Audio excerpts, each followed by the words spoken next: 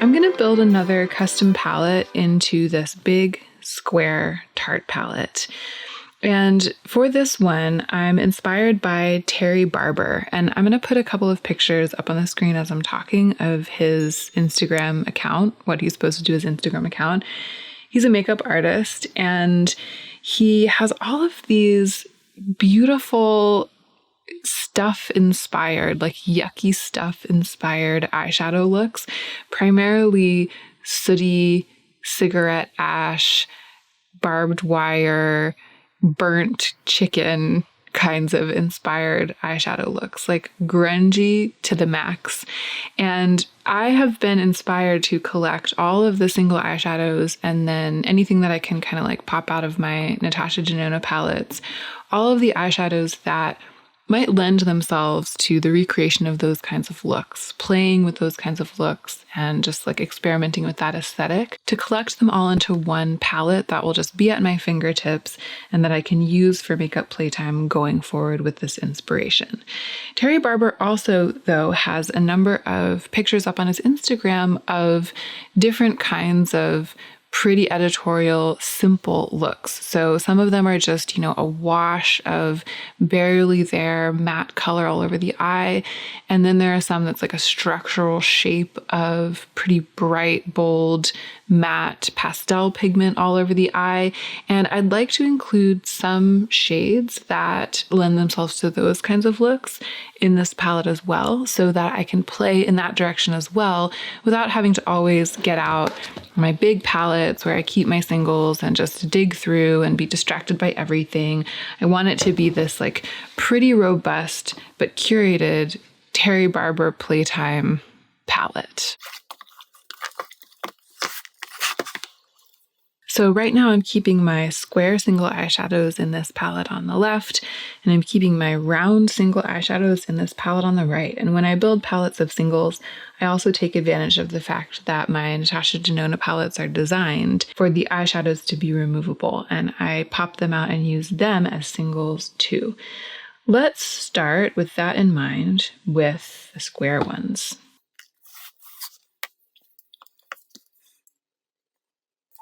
Actually, I'm going to keep this on the side so that I have like space to move the shadows around on the table.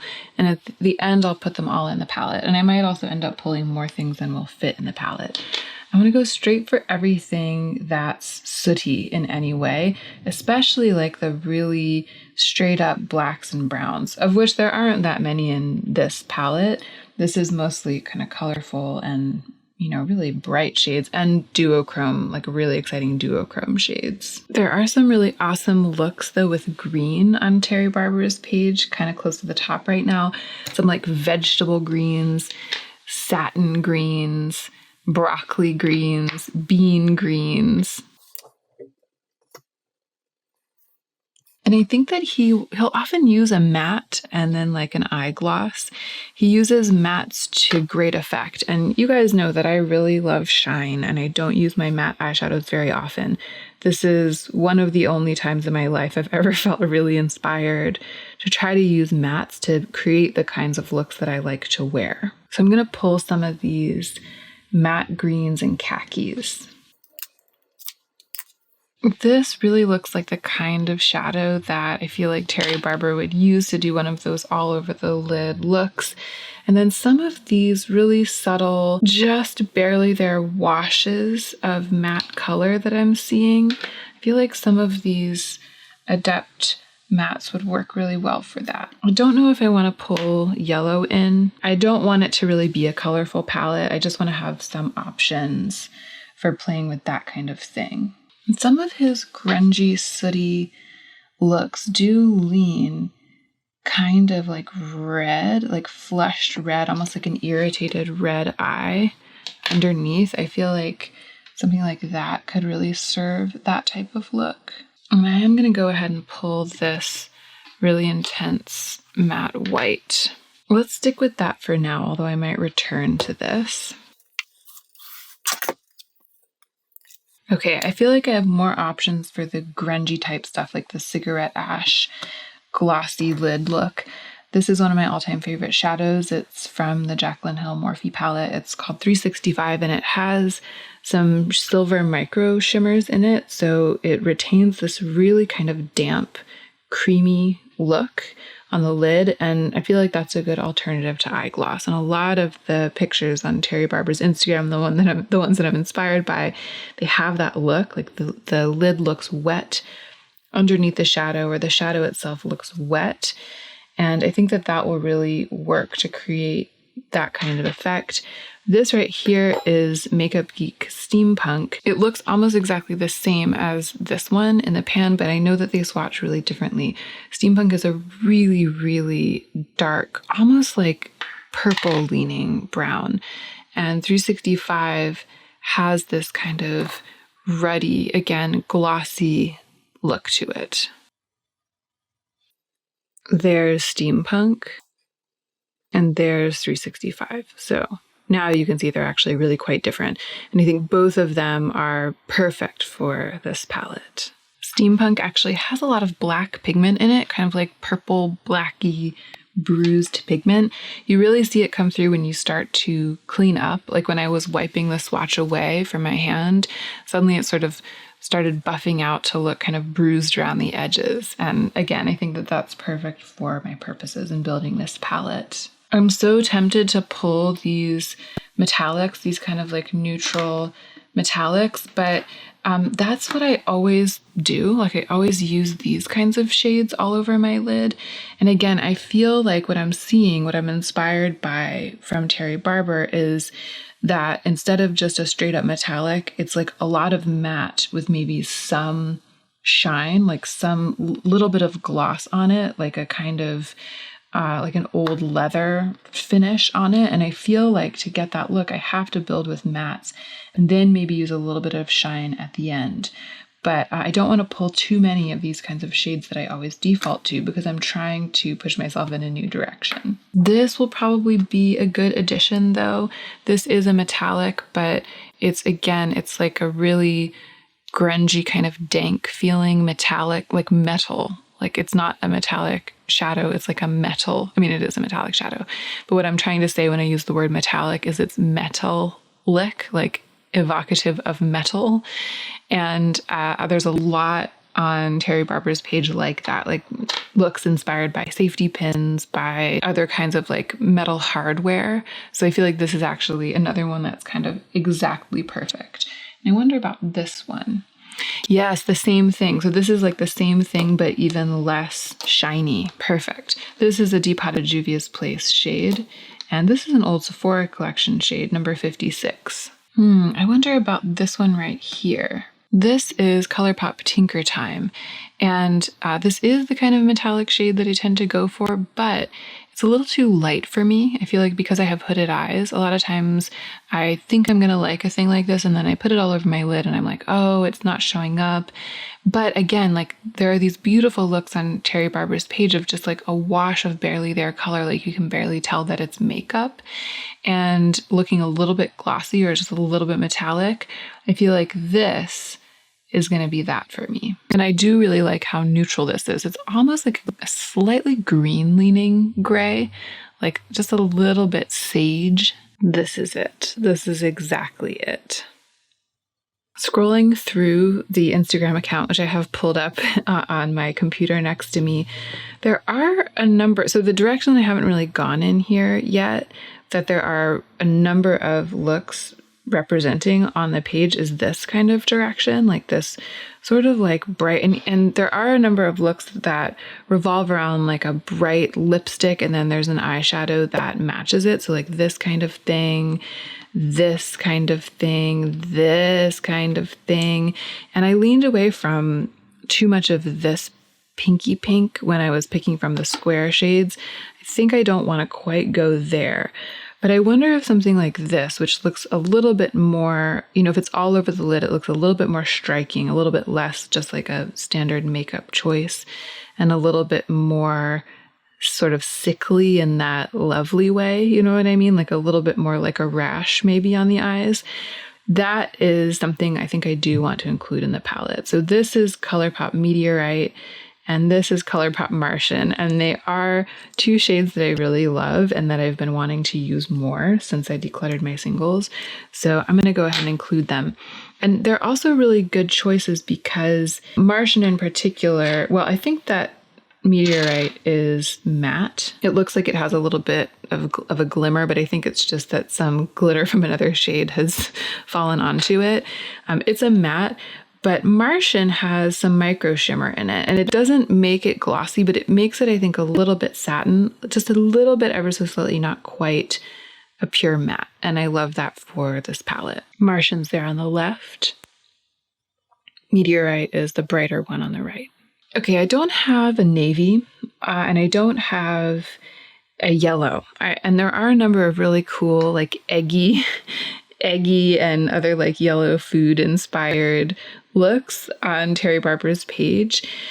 It's hard because if I were to just go on color, like if I were just picking, you know, all the colors that he uses every color. The Instagram account, his aesthetic or his project that he's doing on Instagram, the aesthetic is so specific, like really particular, and everything really hangs together. But in terms of the colors, the range is vast. He like uses everything. He uses every color, and I don't want to just end up with a rainbow palette. So part of the way that I'm making sure that I kind of keep it focused and make sure that the palette is truly inspired by him and by his work is with finish, right? I'm just keeping it to these like satin mattes and like satiny shades. But I also think that for it to really inspire me particularly, I want it to kind of align with my memory of his work. Like when I think about his work, I really think about these blacks and browns and like metal-ic, metal-inspired shades. And I think about these kind of like flat, satiny mattes in these kinds of colors, especially like this kind of color. And I do think about these flushed, like lipstick-inspired eye looks.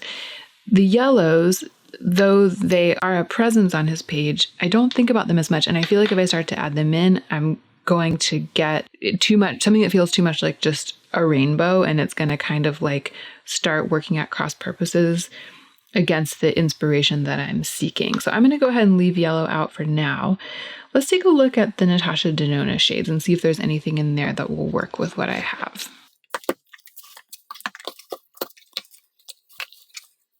Okay, here in the Lila palette, this is a very Terry Barber shadow to me. And you know, I don't see, I really like these two mattes.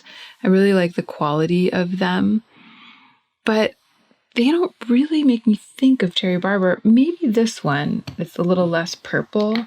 And actually maybe these mattes here, maybe like this one. And maybe even this one, although even though there are some beautiful looks in this color family that I've seen on the page, kind of like yellow, I don't think I want to go there for this particular palette. I want to like make it approachable to me. Yeah, scrolling through, I see a lot of reds that are like the red of meat or the red of sauce of some kind, or like the brown of sauce, or the red, like the red of a sunburn, or the pink of some kind of like commercial rubber product, you know what I mean? And I do feel like I have a lot of that represented here. I don't really see, even though there's a lot of like cigarette ash, I don't really see a lot of anything that leans mauve. It's like there's not much purple represented, at least not in what I'm looking at. And I don't think I want to include anything like that in here, but it's making me wonder if I want to build this out with some of those like reds of meat or red, like reds of sauce, like ketchupy reds a little bit more than this. Though I guess I do have this. And I think this is more like it than something like this, which is more like a metallic cranberry.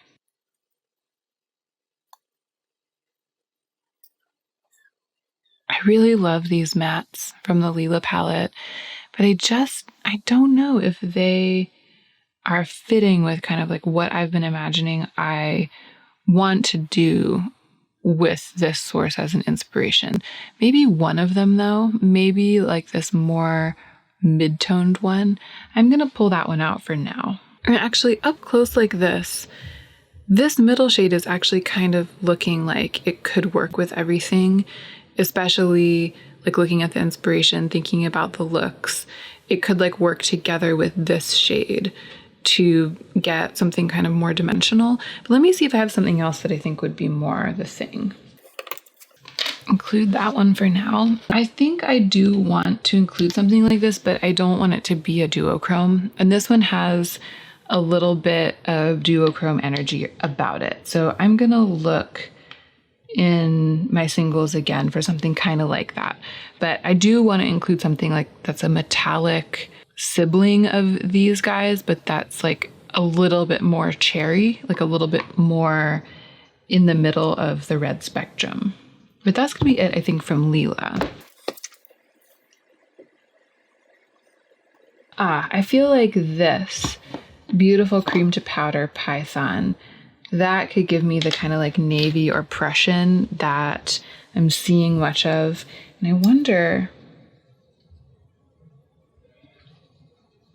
I feel like this is too pretty.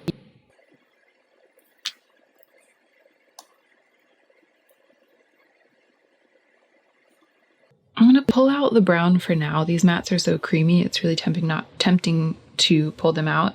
And I think I'm actually gonna also take this one that is like it's like a pale camel on me, again in the interest of having that like barely there wash all over the lids, like the color that almost doesn't look like makeup, like no makeup, and then maybe like a really bright shiny lip with it, or a really bold spiky clumpy lash or something. But we'll see. If these don't fit, if everything doesn't fit, these might be some of the first to go. I feel like they've added possibility, but without really changing the color story too much. And that's kind of like what I want. I really like the vibe right now, but I want to have as many options as possible. So let's look for that kind of like shiny meat ketchup dimension. I don't think I see it here. I think maybe this, and maybe, although that does feel like it's changed the color story, it's added more of the rainbow in. And again, I don't think I want to do that right now. I want it to be like a sibling of this and these. So maybe something like this is kind of like the color that I was looking at before.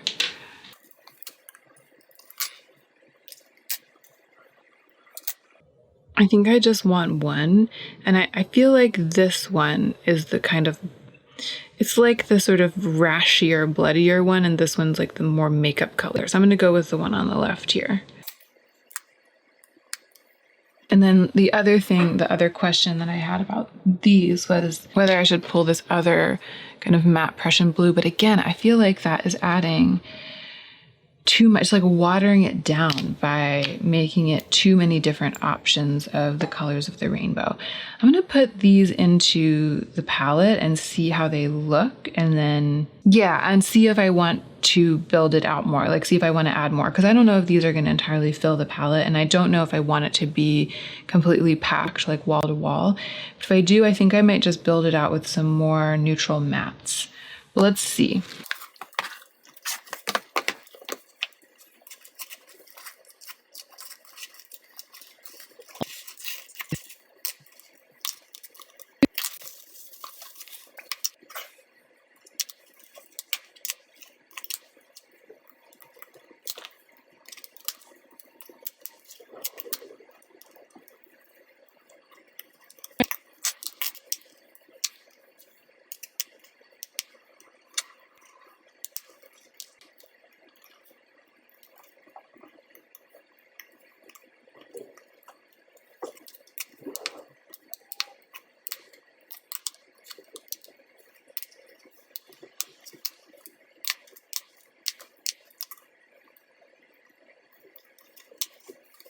Okay, so this is definitely going to work out in terms of space. Like I think just having like a kind of loose 5x5 is perfect for me. But I don't like that they're all now like in rainbow order because it's making it look more aggressively rainbow. And I do want to get 2 more out. So I'm going to get 2 more kind of like basic grungy neutrals. I'm going to try not to expand the color options by very much in terms of like red, orange, yellow, green, blue, purple. Like I'm not going to add in something more blue or more purple or something. I'm going to add 2 more neutrals, and then I'm going to mix them around a little bit so that they're not so rainbow ordery.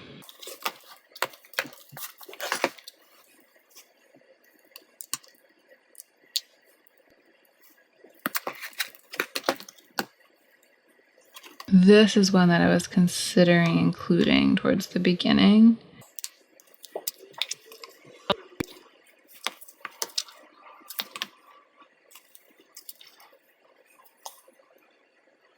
I'm going to grab this too from the gold palette.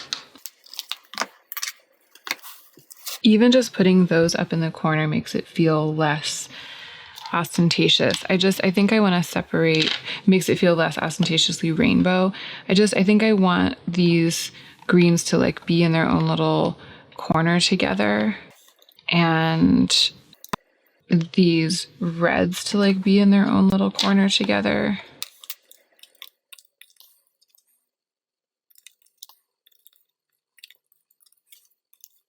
And let's put the blues kind of down here near the more charcoal-y colors. Let's put this white next to the black. So it kind of feels more utilitarian and less like a rainbow.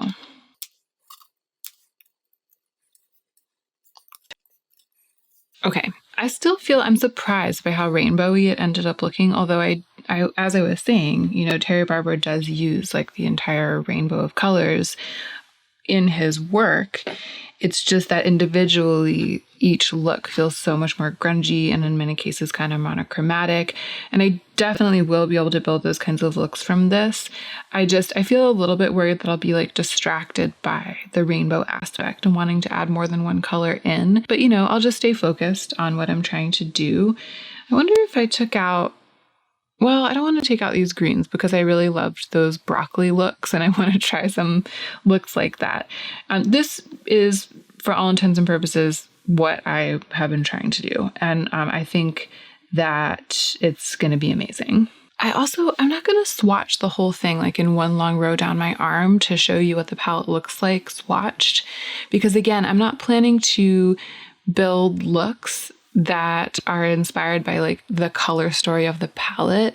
I'm planning to use the palette as a resource to build specific looks that are inspired by this one artist, and these are the kinds of colors that I observe him to use for those kinds of looks, but it's going to be like one little group at a time. So I'll swatch out a couple of little groups for you. So for example, I could see myself making a look with just these shades, right? And I could see myself making an entire look, maybe with this one and this one, and then maybe like a little bit of this brown, like sort of 3 different shades of brown. I'd like to experiment with putting like just this shade all over the lid and just have it be like a matte eye just in that shade, or just this shade all over the lid and have it be like a matte eye with just that shade. And then I could see myself doing like this all over the lid with maybe a little bit of this to kind of like add dimension, but it would like mostly be just this like green look.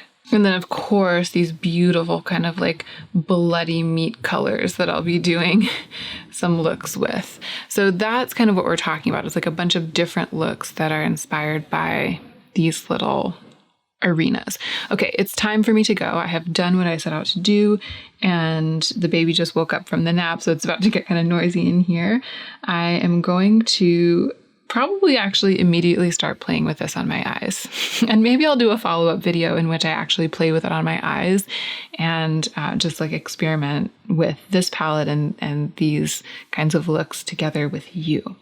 Thank you so much for watching. I hope you enjoyed this video. This was so much fun for me. And you know, this is different. This inspiration is like different, not the grunginess, but the fact that there are all these mattes and not a lot of like duochromes and no glitter, and the metallics are all very kind of like satin and muted.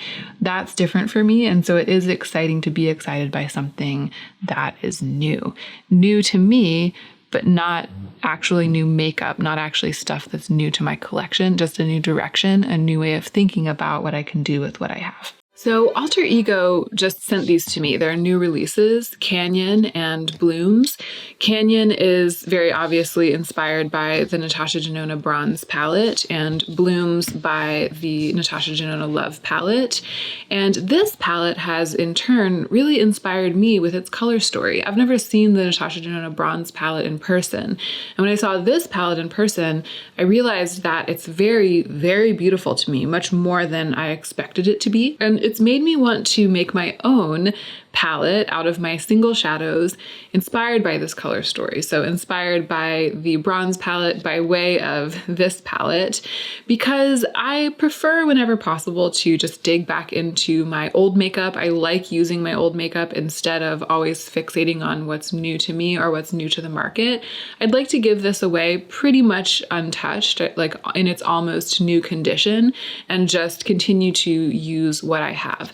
So that's what I'm going to be doing today. I'm going to get out my singles and my Natasha Denona palettes, which have removable shadows, and I'm going to build either a vibe dupe or an actual shadow by shadow dupe. We'll see what I end up doing in the process, inspired by this beautiful color story. Y'all, look what happened right before I sat down to start filming. This little magnetic palette, which I just had these random shadows in, it fell off my desk. It like slid off and landed face down, and all of the innards of JD Glow, Good God, popped out. So they all just, you know, it landed face down and the shadow just shattered, and when I opened it, it was all over. So I shoveled the little bits back in, and now I need to repress it, but I figured I might as well do it on camera. You guys can see me kind of clean up this little palette and repress this shadow. This is a Clionadh shadow Chandelier. It cracked a little bit, but it didn't pop out. See, I think just a little bit of gentle pressing has taken care of that one, but this one needs major surgery. I'm gonna try just pressing it back in, and I'll see if the pigment is creamy enough for it to just hold on to itself. I don't know, it's starting to really flake. I think I might need to put in a little alcohol and sort of reconstitute it.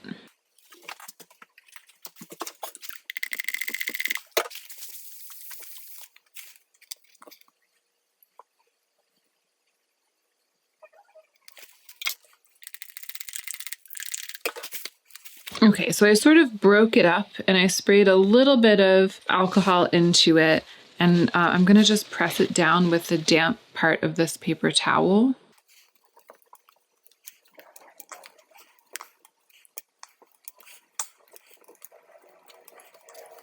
Okay, I think that that's good. I think it's gonna hold together. It's a pretty flaky shadow to begin with, so it's not like, you know, it's not like I need to dump all the stuff out, really mix it together, and like really make it into a cream and press it in and leave it to dry or something like that. I think it's pretty much gonna be back to its old self.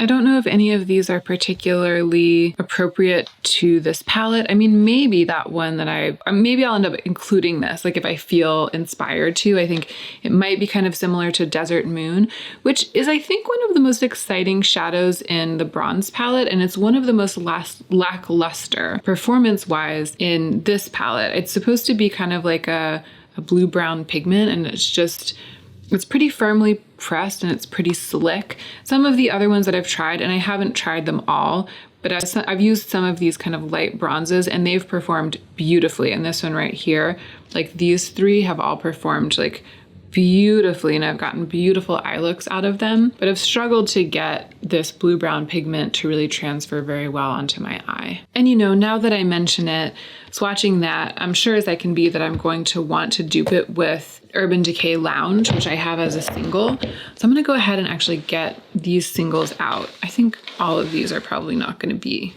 involved. But maybe I can go ahead and put them back in here.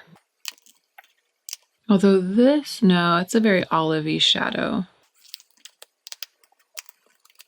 I could potentially see including 365, although it's got a lot of green, and I think of this palette as definitely being more warm. But you know, in building my own dupe or vibe dupe, I might want to tinker with it to give it a little bit more diversity in the undertone, include some more kind of greeny ones. So let's go ahead and keep that one out. This could be a candidate. This could maybe be a candidate, although again, we'd be adding some red that this palette doesn't have. Let's rein it in. Let's not put that one out. This could be a candidate for me because even though there's not like a pale beige or cream in this palette, it's something that I find useful. And that's one of the benefits of building your own. You can add things that you yourself find useful that aren't there. And let's pull Mr. Sandman from ColourPop.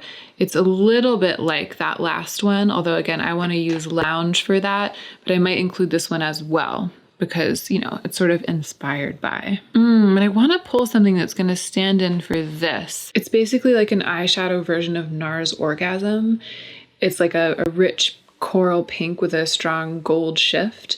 And I've loved the dimension that this has added to the eye looks that I have done when I've been playing around with that palette. So I want to find something as similar to this as possible to include in mine. These don't quite have the duochrome quality that I'm looking for. I might have to look elsewhere. Although one of them might be similar to this shade right there. Yeah, let's pull that. And let's actually pull this. This is a really good kind of mid-toned peachy bronze. Yeah, let's stick with those guys.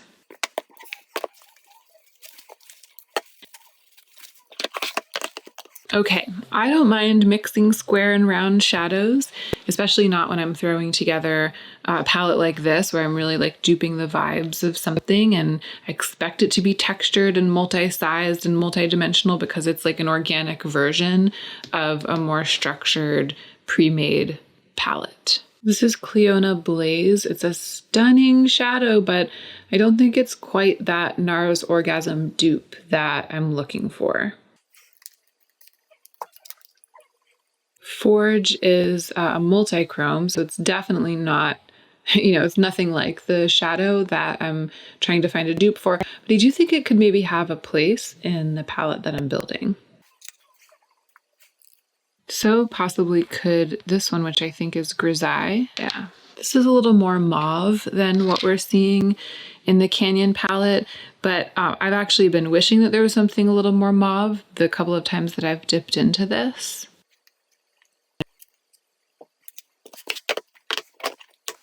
Here are some Cleona swatches just for fun. There's Blaze, Forge, and Grisaille. Okay, even though I love it, I think I'm gonna have to take apart my Terry Barber inspired palette to complete this new project because yeah, there are a bunch of shades in here, especially these mattes. They are the droids I'm looking for. This is definitely a cooler toned shade than this one down here, but again, that is a tweak that I welcome. And this is one that might work. This is ACD1. It's obviously not the exact same. It doesn't have that same coral pink undertone to the Gold Reflect as the one that I was looking for a dupe for, but it could serve a similar purpose. It could be a stand-in. This is, I believe, from the Lila palette. It's like something that I pulled from the Lila palette, and I wonder if it could work as this dark. Yeah, definitely. This like deepening shade. One of the things I really like about the bronze palette is that its deepening shade is this kind of like purpley, this like blackened purple. They're not exactly the same. My shade from the Lila palette is a little bit less purple, but it'll definitely work. And this is an eyeshadow that really intrigues me. I always love including it in the palettes that I build. This is a more yellow shade again than any of the ones that are actually in here, but it might have a place. Here's Urban Decay Lounge. This is where it's been hiding. And I could see maybe even including this one too. This is a NATASHA Denona duochrome called Sienna. Again, it's not an exact dupe for anything in here, but I feel like it fits the vibe. Let's go ahead and put this dirty, greeny, mustardy shade on the table too.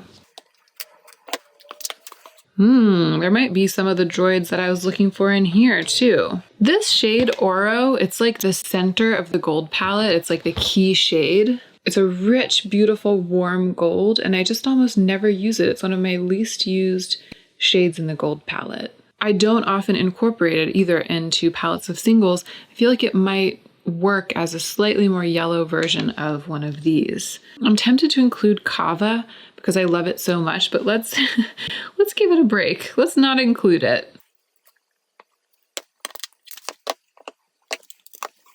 Here is where we might find something the closest to that kind of coral. Azalea from the Sunrise palette doesn't have that same intense gold shift, but it does provide the same kind of rich coral color. So I feel like it might be a good addition.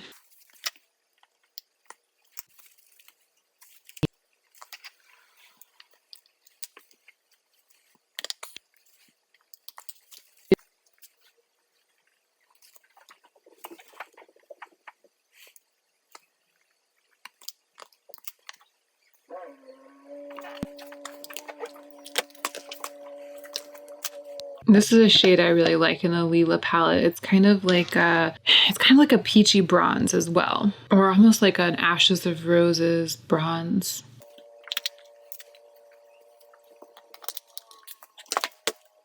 Okay, so here's what we're working with to begin with. I could always go back and pull more shadows, but you know, this is more than enough. I am also okay with having more than the number that's in here in mine. I like having that variety.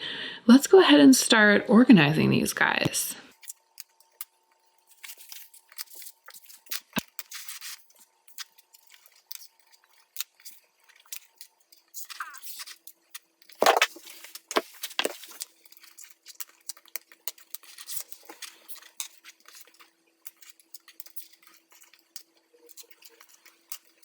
So we have some deep kind of rusty cranberry type mattes. We have some more mustardy mattes, which is kind of a departure from what's here. Maybe, you know, it's like if this bottom corner shade here was leaning a little more yellow instead of so orange, but I'm actually okay with that. I'm excited about diversifying the offerings in my palette. We've got some shiny, again, more yellow leaning bronzes, which is again a bit of a departure. We've got some pretty neutral basic mattes here. Again, some that work better for me than what are in here. We've got some kind of like ruddy, bronzy, reddy metallics.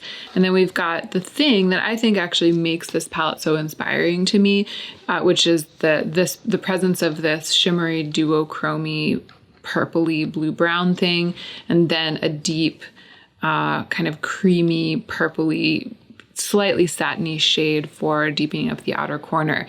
If it weren't for those two shades, this palette would be snooze town to me. But I really like the intense, really intense presence of these kind of, deserty shades, like red rock shades.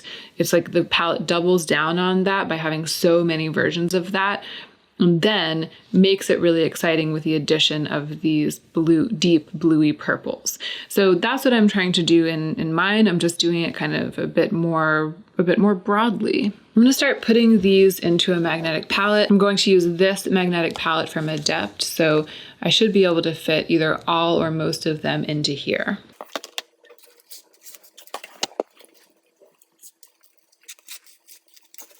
Simply because it is my point of reference, I'm going to try to put them into my magnetic palette in a similar order, like in similar spots. But I have little groups, right? I want to include Urban Decay Lounge. And I think I'm just gonna go ahead and put all of these in. We have Cleona Grisaille, we have Mr. Sandman, which is a ColourPop shade, and we have this shade from the Lila palette. So I'm putting them all in the corner to kind of stand in for just this one shade that's in the corner of the Canyon palette. And then I'm putting this shade from the Lila palette up in the upper right-hand corner to stand in for this one shade that is in the upper right-hand corner. And then in between them in this palette, we've got this sort of mid-tone bronzy shade. Gosh, on swatching it, it's a little bit more, it's actually pretty red. It's actually a pretty coppery shadow, more than it looks in the pan. I think this is more like the one that I see right here. And this kind of peachy one is kind of more like what's there.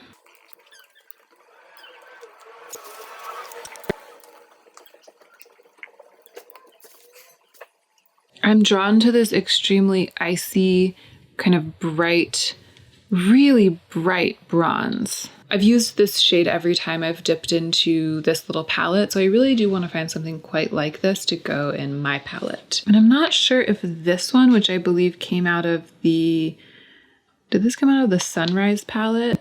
That's a similar lightness, but it's definitely more peachy. Let's put it in for now, and we'll see how we feel as we progress. This shade right here is another one that I really like, that I am often finding myself wanting to use. It's got more of a, it's not quite cool toned, but it's just got a little bit more of a grungy feel. This is a shade I've been using a lot lately. It's a ColourPop shade called Tinker Time. Unfortunately, I think it's been discontinued. And you can see they're definitely not the same. Tinker Time's more taupe, but I want to include it anyway. So these two shades right here are from the Canyon palette, and then these are two of mine.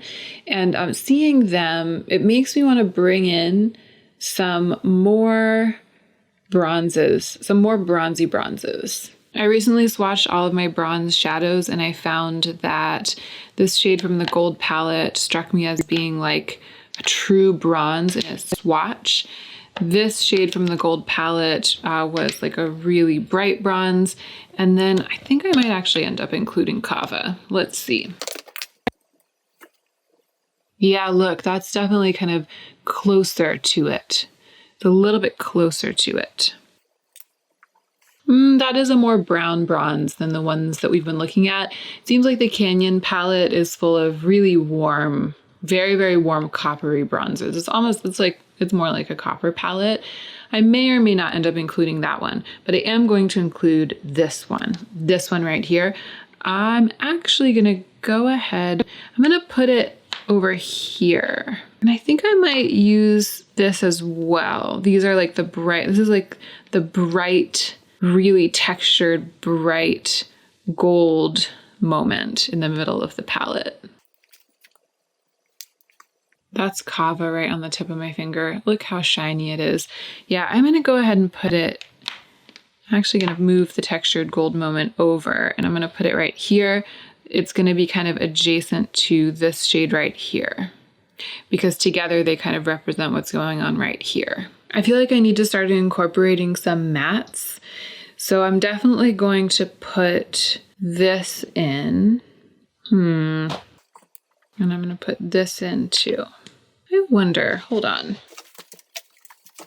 This is the Daydream palette. This is a different alter ego palette. I think that Daybreak here in the corner might actually serve better. And the Daydream palette actually has removable pans. Canyon and Blooms, these new palettes from Alter Ego, the pans in them are not magnetic. They're not removable like they were in some of the palettes that they released last year. But this one is. Let me see how different it actually is. I mean, it is actually a bit more rusty. It is the rustiest of the three. Yeah, this one is the most berry toned of the three, so maybe I'll include that one instead. So I just swatched Pluck from the Alter Ego Artemis palette next to Rust from the Canyon palette, and they're pretty similar. Rust is still a bit brighter and more silver in its reflect, but they're both quite bright and light, kind of bronzy shades. So I'm actually going to go ahead and include Pluck.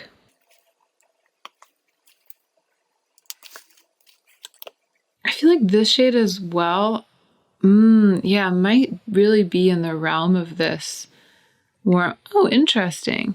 So this shade in the middle, even though it looks so warm and gold, it's actually swatching as this kind of sheer wash. Gosh, but I prefer the way it looks to the way that it swatches. Maybe this one right here would be more of a match. This one on my pinky here is the Natasha Denona shade from the gold palette that I ended up using. I feel like it's much more in the spirit. But I really like the warmth that this shade adds. Maybe I should take out this kind of green leaning feel and push more into this warmth.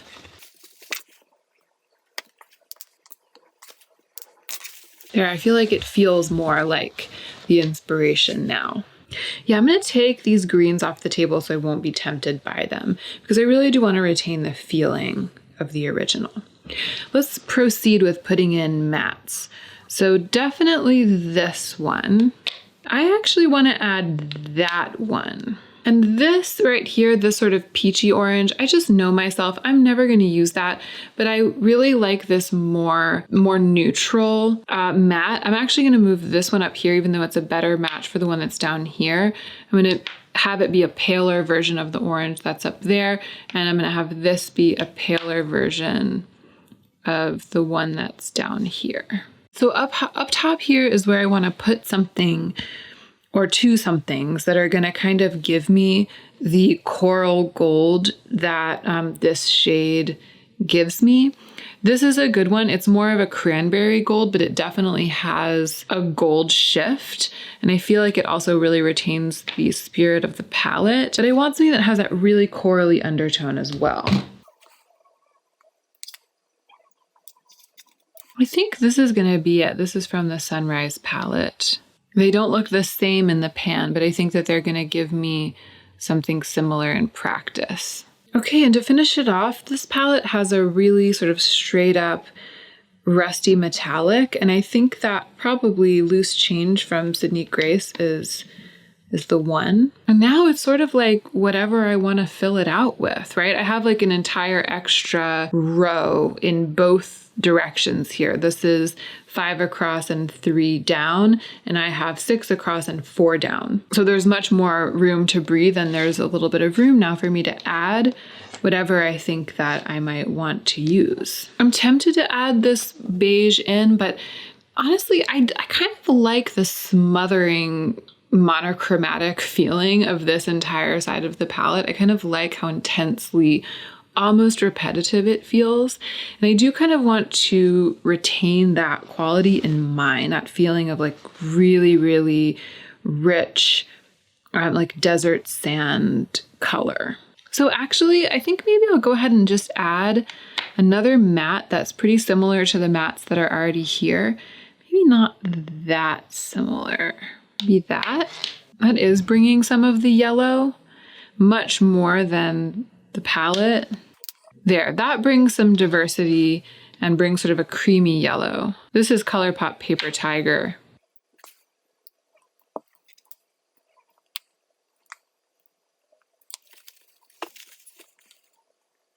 I could just like add this matte and give myself more of that matte moment. I feel like that does bring my palette more similarity with this in its overall feeling.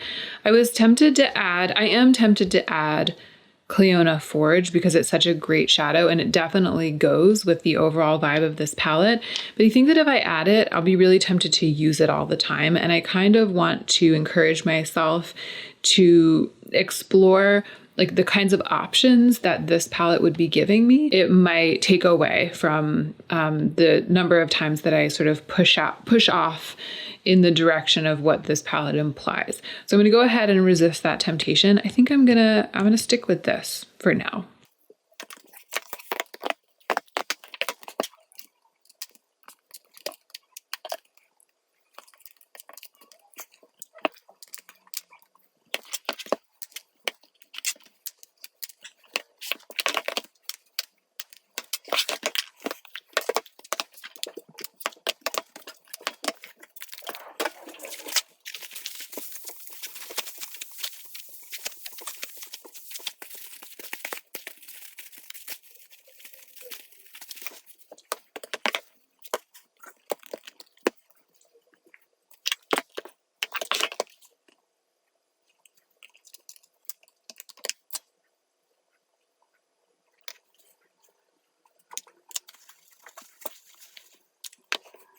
So at a glance, like, putting everything away and then kind of like opening them back up again and refreshing my way of seeing them, this shade right here in the upper left-hand corner of the Canyon palette, this like brown, wow, it's actually swatching so brown. I've been thinking of it as kind of a version of a rust, but it's actually swatching like a really warm brown. I wonder if maybe I could actually find something like that.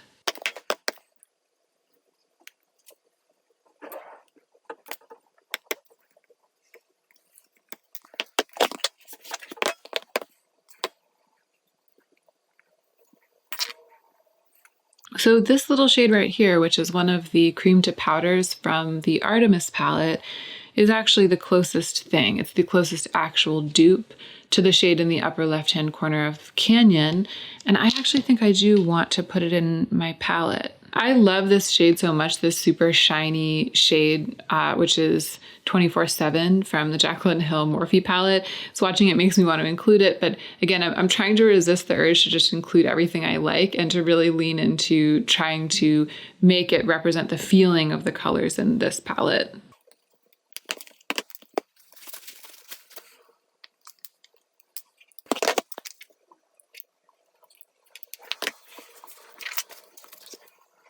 So there is my palette.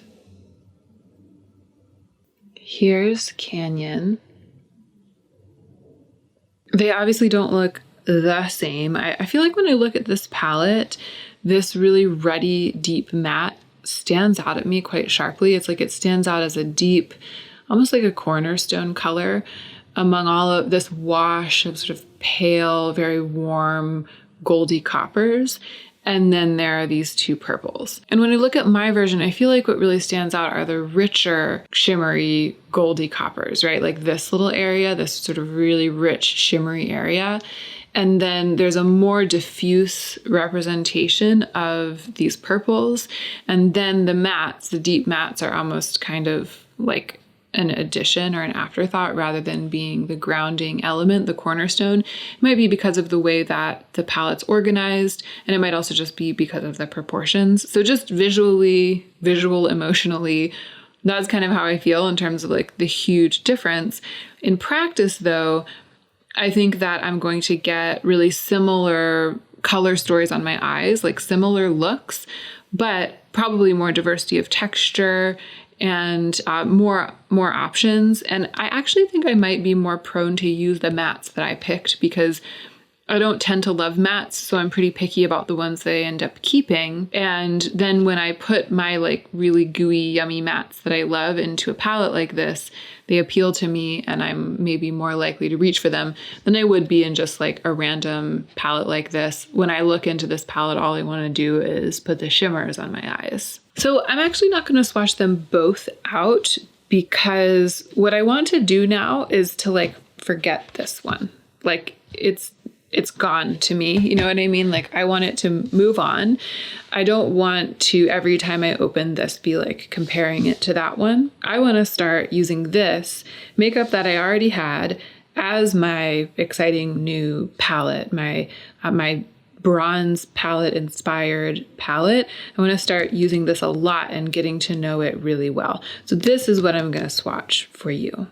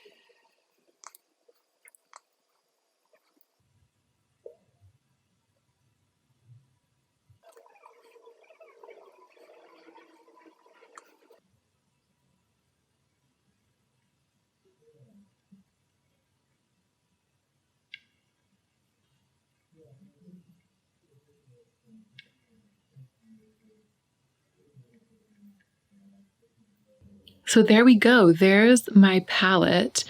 And I'm really excited to start. I'm really excited to start using it. I'm really excited to work with it. It was super fun to swatch it out. I've got to say, swatching it out makes me feel like it's its own thing. Curiously, I don't feel like this looks like a dupe palette or maybe even like a vibe dupe for the bronze palette or for the Canyon palette. But again, the point of doing this is not to make myself feel like I've purchased the bronze palette or to replace feelings of really wanting to purchase the bronze palette. If I were super fixated on that exact color story with that exact number of shades, this exact organization, or the Natasha Denona version of this, if I really strongly wanted it and I really felt like nothing else would do, and I waited and waited and I kept thinking about it and kept returning back to it and kept imagining what I would do with it.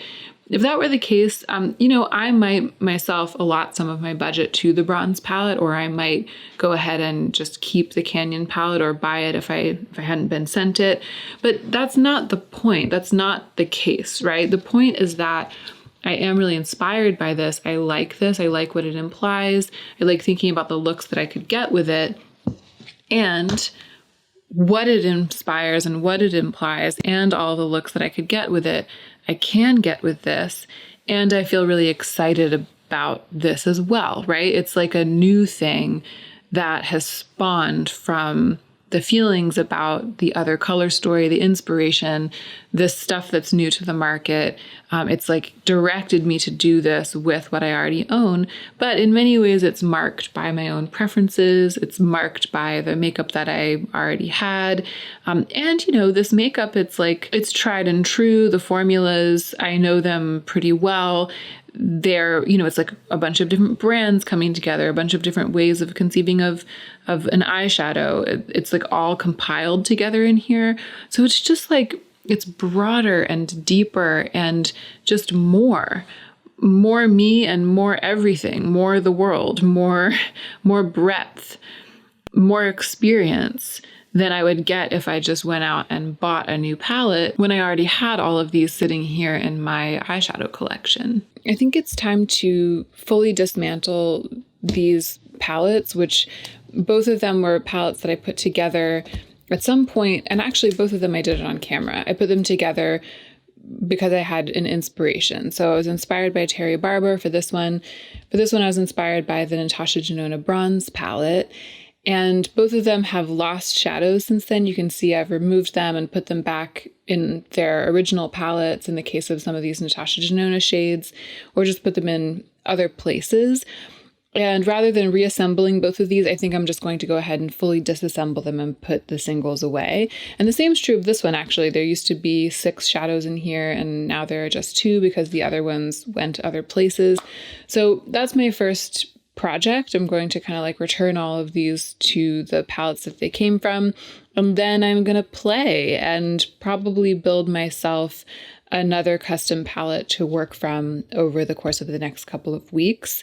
But I don't really have an agenda. I'm just going to be inspired and see where it leads me.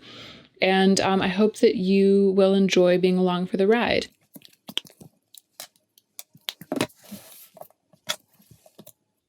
Oh no. Basically, the first eyeshadow I touched came unstuck from its magnet. I feel like maybe it's going to be one of those days.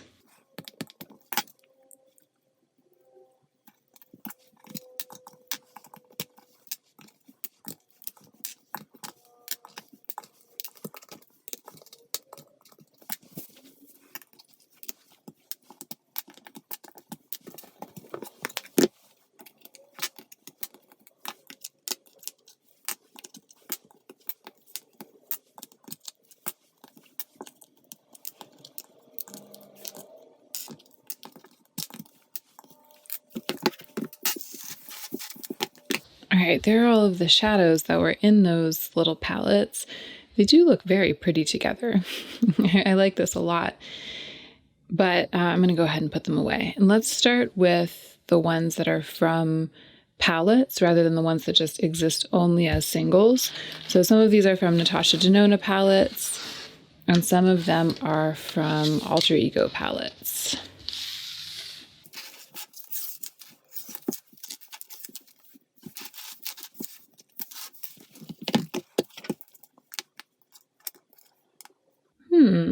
Oh, here it is.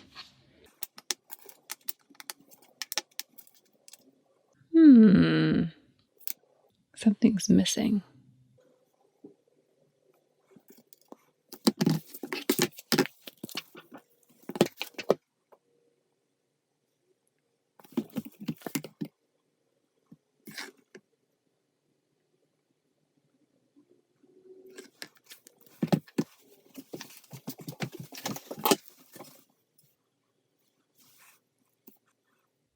No, I think that this is just in the wrong place. This is supposed to be here. And in fact, these are both matte shadows, so nothing is missing. Gosh, the gold palette is just very repetitive with these three mattes, I feel. But at least I didn't lose something or put something in the wrong place. Okay, crisis averted.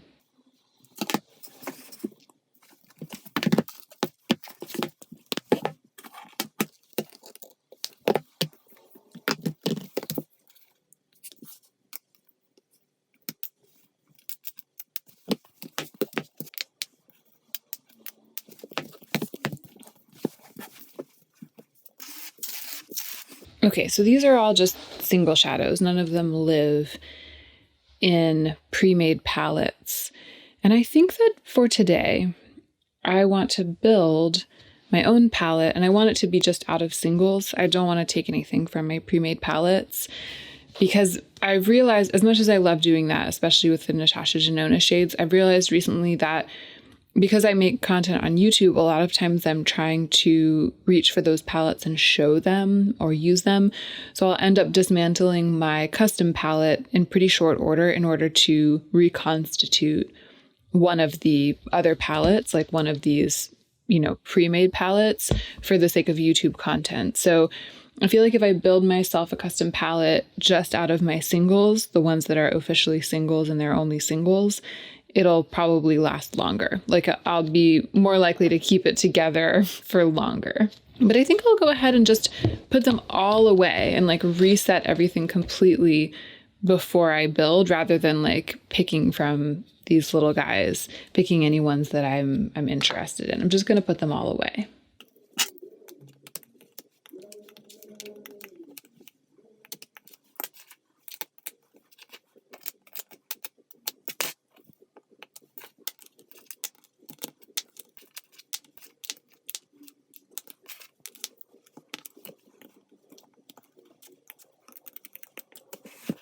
So there are all the square shadows. Here's where I keep the round ones.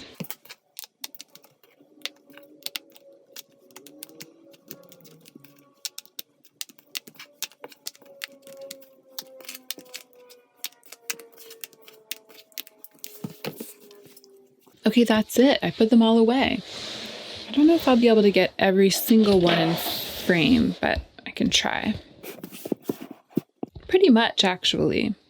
Even though some of them you're just seeing part of it, you're at least seeing part of every single every single eyeshadow that I have right now. So from here, let's just pick a couple to start with. Let's pick some inspo. I've actually been, surprise, surprise, I've been feeling really inspired by the super shiny ones as I've been moving them around. It's been a long time since I really dug into some of these ColourPop glitters. I actually haven't been dipping into my Cliona shadows lately, so I'm tempted to pick a couple of them, but maybe not the ones that I tend to initially think of when I think of my Cliona shadows. Maybe I should not choose the ones that are my first instinct to choose. Lately, when I've been putting eyeshadow on, I've really just been wanting a grungy bronze, grungy, pretty neutral. I don't feel very inclined right now to pick much that's going to push me into kind of the blue or green territory. I kind of want to stick with those grungy neutral tones, maybe some warmth, maybe some red. And actually that stipulation to not include green does move most of the Clionadh shades off the map, or green and blue, because a lot of them, even if they seem pretty neutral, they have like a pretty blue reflect like that one. But maybe what I want is not necessarily to exclude green, but to exclude like brighter greens, more greeny greens like these ones, but not necessarily to exclude these like chartreusey greens, because I'm really kind of feeling into this one right now. I think I want to include that one in my little palette. I think what I'm kind of feeling is easy stuff. Like I really want it to all be easy stuff, the shadows that I pick. And I want it to be some grungy stuff and some very shiny stuff. Easy, shiny, grungy stuff is what I want. And maybe leaning neutral. Easy, shiny, grungy, neutral stuff is what I want, because I want it to be approachable. I want it to be a palette that I feel like I can just grab and like do stuff with. I want it to make me want to apply eyeshadow, and then I don't want to feel like I've got too much going on once that eyeshadow is applied. This is always a good one for that. This is Natasha Denona Sienna. I feel like I can't build a palette without including Sydney Grace Defiance. It's just, it looks so juicy in the pan. I mean, honestly, look at that. So here are the shadows that I've picked so far, just sort of going on instinct. I am, it appears, interested in green right now, just really, really grungy, bronzy greens. You know what I mean? Like really, really mucky, super mucky greens. And I love this direction for me. This is definitely providing some guidance. And I think I do want to include all four of these. So I look at them and I ask myself, if I were building a look with these shades, like if I went into a palette and I grabbed like this all over the lid, and then I was darkening the outer corner and providing some dimension for myself with this one, what else might I want? Like what might I feel like I was lacking, especially when it comes to utilitarian stuff? Like, are there any matte shadows that I feel like I might want to pair with these? I actually really liked having this matte cream in my Terry Barber inspired palette. I found it really useful for cleaning up the edges, for keeping a grungy look from getting too messy, or at least kind of controlling how messy it ever ended up being. So I might include that.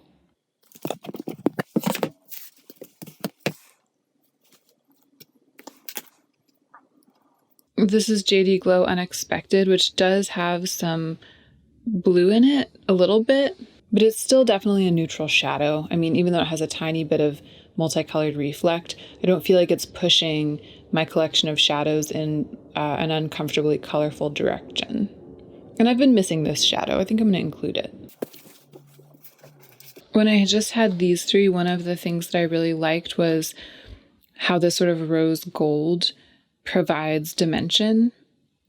And so I wonder if I should bring in an eyeshadow that has something kind of like that, like a bronzy with a little bit of a rose feel about it, to like expand that element.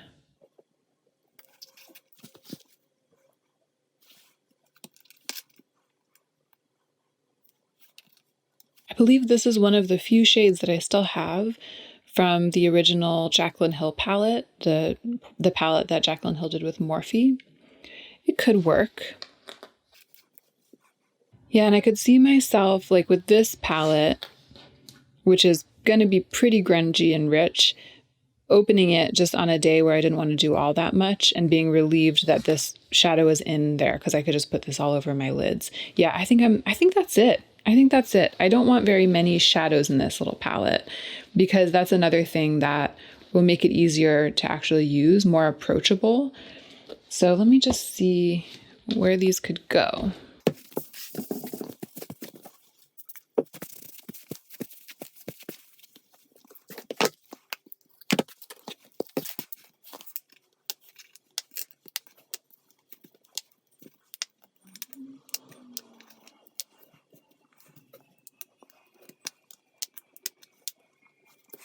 Okay, I put them like this because I really liked this original quad, the first 4 that I picked. I feel really inspired by the way that these kind of interact with each other and speak to each other. So I decided to group them together in half of my palette. And then these 4 are kind of like the best supporting actresses. You know what I mean? Like they're the ones that I brought in to augment the initial quad. So that's kind of how I'm going to think of it going forward.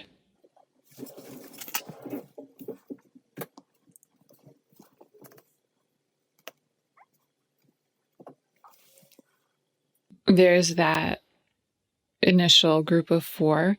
Ooh, I love this so much. I feel like this is an amazing quad. I'm really pleased with this. I can't wait to put this on my eyes. This is Weathered, the Cleona shade. This is a Natasha Denona single called Sienna. This right here is Sydney Grace Defiance. So pretty. And then this is a ColourPop glitter. I can't remember what it's called. Hold on. Renegade. The ColourPop shade is called Renegade. Yeah, really into that. 100% here for that.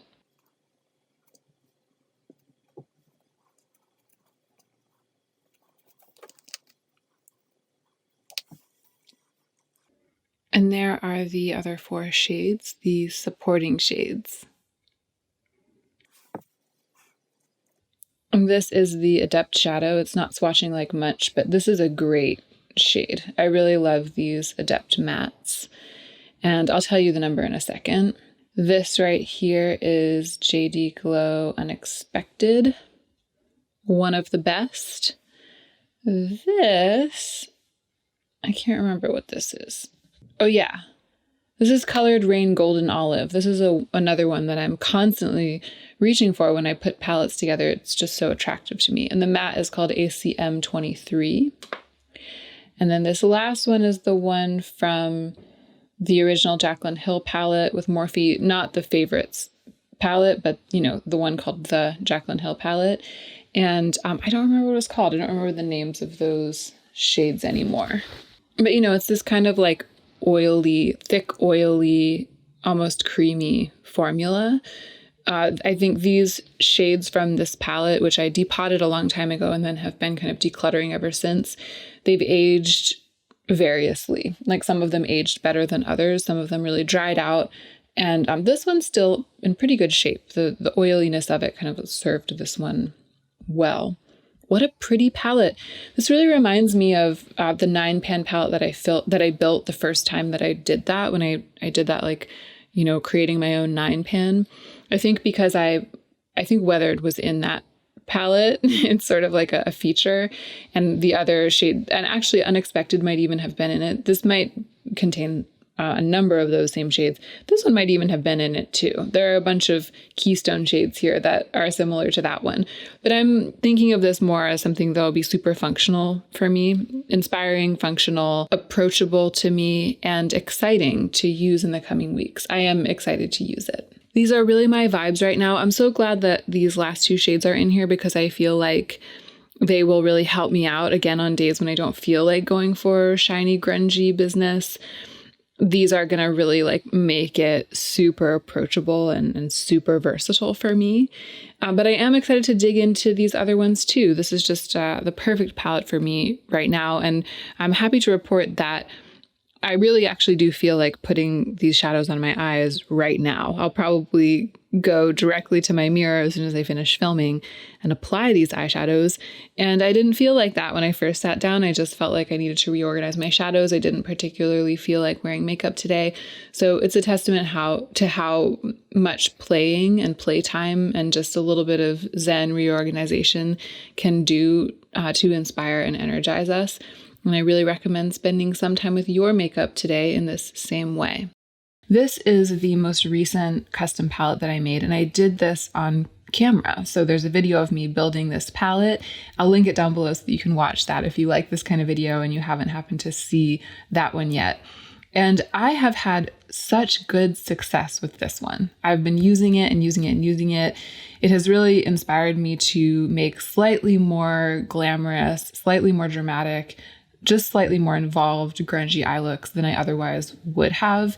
And it's also inspired me to wear eyeshadow more since I built it. So I feel like I have gotten my best use out of this and I'm ready to build a new one. Maybe not exactly similar to this in color, but similar in like the balance of wearability and excitement, and hopefully something that will similarly inspire me to keep playing with my makeup on an almost daily basis. So that's what the video is going to be. The first thing I'm going to do is to put these away in my palettes and kind of make sure that my storage is on point. This is where I store all of my square-shaped single eyeshadows.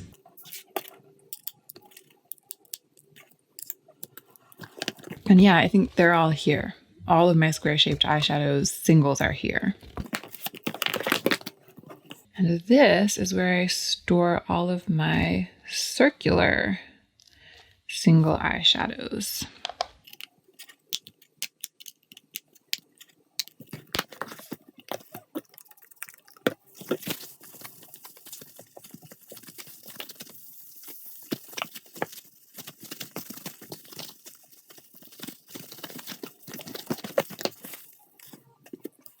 All right, we're ready to roll. And I do have a pretty specific inspiration today. I have been really enjoying playing with this palette that Odin's Eye sent to me. It's the Alva 2. And I've been playing with these matte blues and greens a bit. I actually did a whole eye look on camera using this kind of matte pale teal. And it was really different for me, but I really enjoyed it. So I've been inspired by the idea of single bright colors all over the lid.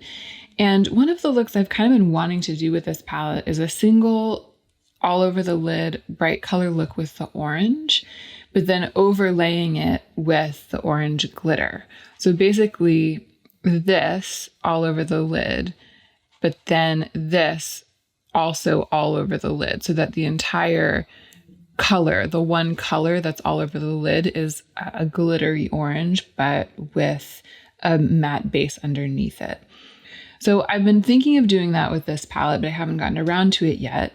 And today, when I was imagining that I would sit down and do this video, I thought, why don't I use my singles to build a palette from which I can make kind of variations on this theme. And then I can put some other singles in the palette that will allow me to make this look more grungy, maybe than this palette would allow me to do. So that's what I'm going to do. I'm going to find an orange or a couple of oranges that are kind of like this. I'm going to get my single that works in the same way that this glitter works, and then I'm going to go from there.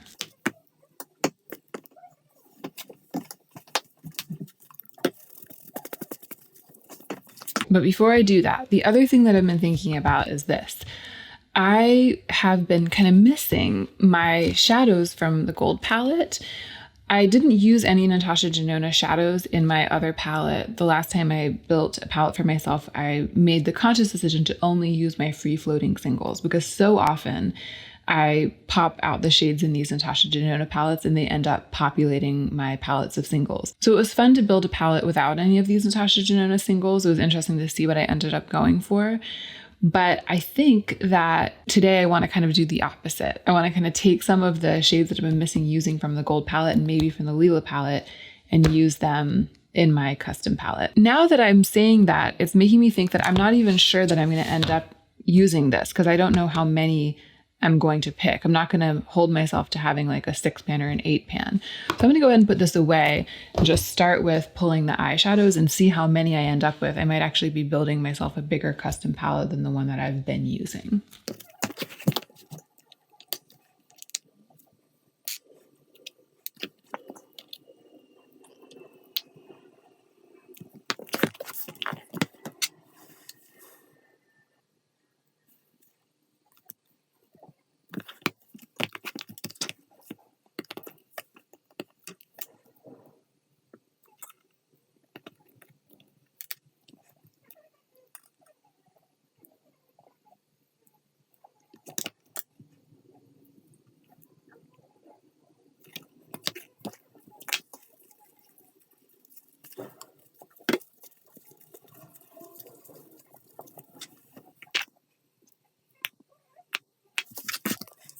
Here's another thing that I think I want to do.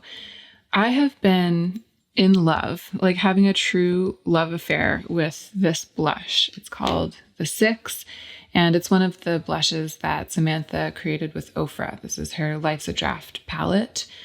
I have been reaching for this almost every day. I was thinking that if I put it in my custom eyeshadow palette, then I'll open the custom palette every day in order to get at it, and I'll be more likely to then see the eyeshadows and want to apply them.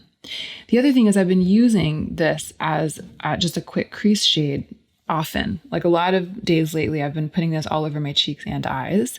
So I feel like if I open the palette to put this on my cheeks and I end up also putting it on my eyes, that might kind of lead me to add one of these more exciting shades also onto my eyes, and it'll just help me get better use out of my collection. And I want to be doing that. That's like part of why I'm building a new and exciting custom palette for myself. I'm going to go ahead and add that in. And then I wonder if I want to put any of these eyeshadows in as well.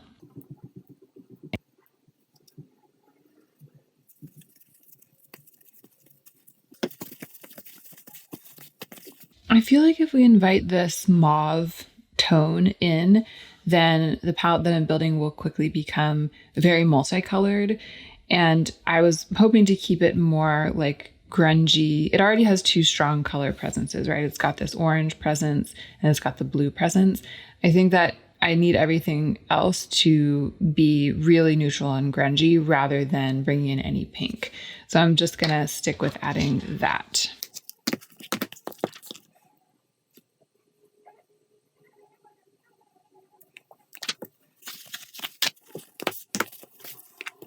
Honestly, I really like the way that this is looking already. Like, I think it's come together beautifully and very quickly. My concern is its practicality. Like, when I open this, I want to feel unintimidated and like gently led by the hand to do more exciting things, which is how it was with the palette before. I had that really great, just kind of creamy, it was a color kind of like this, like a creamy, slightly metallic, deep peach. And so I was always opening it and being like, well, I can just put this all over my eyes. This is super easy. And then I would be like, oh, I could add this super shiny, sparkly one too. And then I would end up with something just a little bit more exciting. So I feel like these 2 are the ones that are going to draw me in. They're going to be the ones that make me say, oh, I have time to just swipe one of these all over my eyes. And then the orange is going to be like the look that I've been thinking of doing. This blue, I don't know. I grabbed them because I haven't been reaching for blue. I grabbed them because I've been into Prussian blue lately. And I feel like I haven't taken advantage of the presence of that shade in the gold palette. And then this I just grabbed because it was calling to me. So it's actually pretty well balanced in terms of what's exciting, looks like predetermined looks, what's easy. It's pretty well balanced. Just seeing if there's anything else that kind of wants to go in. I wonder if some blending mattes might be useful. They were useful last time. The palette that I built before, I actually got a lot of use out of this matte cream color.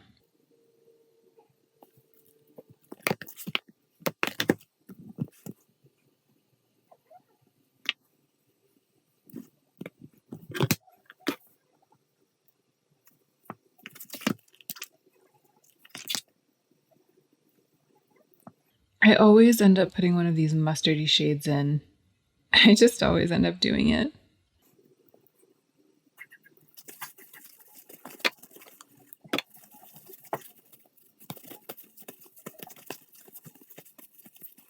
But actually, I'm not going to put a mustardy shade in. You know what I want to do?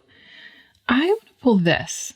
This is from a Depotted Juvia's Place palette.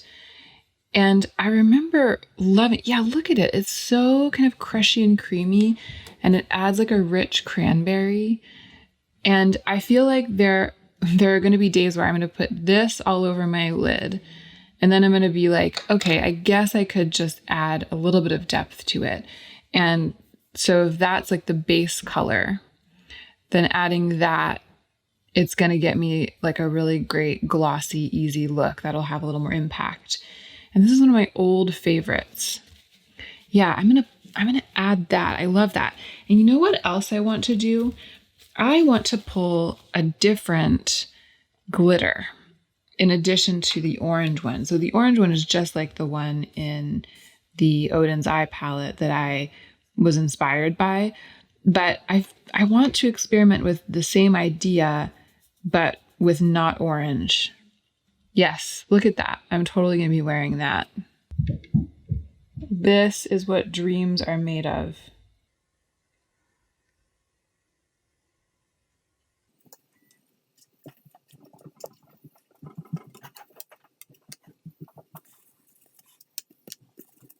Okay, so now we have a pretty cool 10-pan palette, but I don't know if it's going to fit very well into any of my magnetic palettes. I'm kind of tempted to make it into a 12-pan or something, like make it more square or even, yeah. And if I do that, I think I'll be able to add more neutrality, like a little bit, some shades that'll be easy, that'll make it easier for me to do eye looks, like blending shades, mattes, deepening shades, things like that. But I do really like how this looks, just these 10. So I might stick at this. I'm going to kind of play around with thinking of adding some other ones in and see where I end up.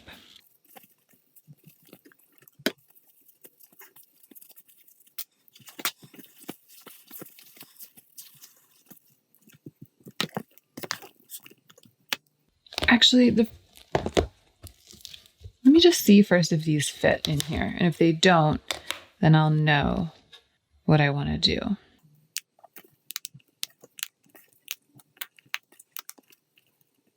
Okay, actually they fit and I just love it. I can't bring myself to sully how perfectly balanced I feel this is by adding more shades. This is going to be my palette, but let me just play with it. I'm going to rearrange. I think I might rearrange it a little bit. I don't know if this is exactly how I want it to be. And I'm also going to give you some good juicy swatches and tell you exactly what each one of these is, because I can't remember if I told you the names of every shade as I was going through.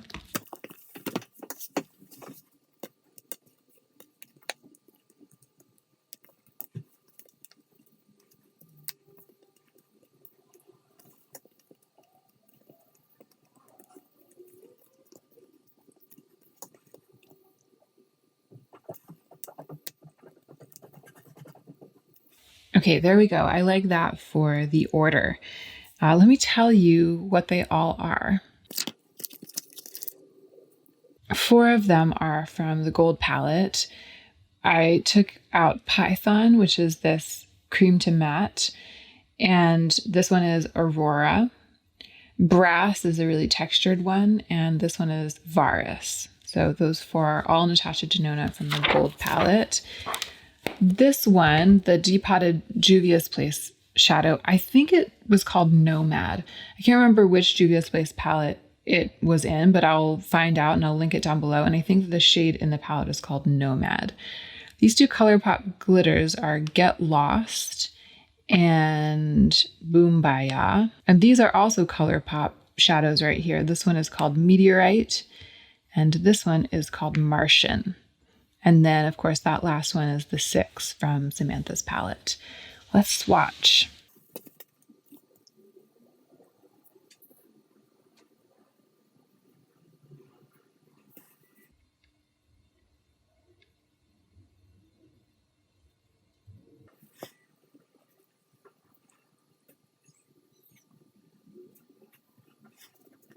This Natasha Denona shadow is a topper, and it's got this kind of, I don't know, it's like a sheer grungy black base, like a deep base, but it's sheer. So it doesn't swatch very well. And I think that's one of the reasons that I haven't used it as much as I've used many of the other ones, because it's kind of subtle in its effect and what it's for. And that's why I included these 2 shades in the palette here. I want to get to know them better, even after all these years.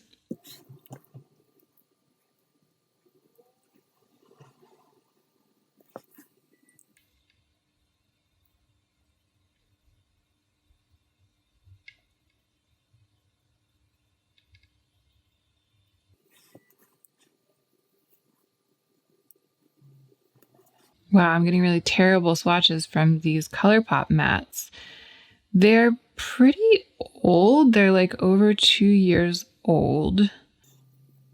But I don't remember them swatching so terribly. I remember them performing beautifully. And it could be a thing where they perform much better on the eyes than they swatch. And it could also be that they've gotten old. I guess we'll find out over the next month or so. They're very easy to build still.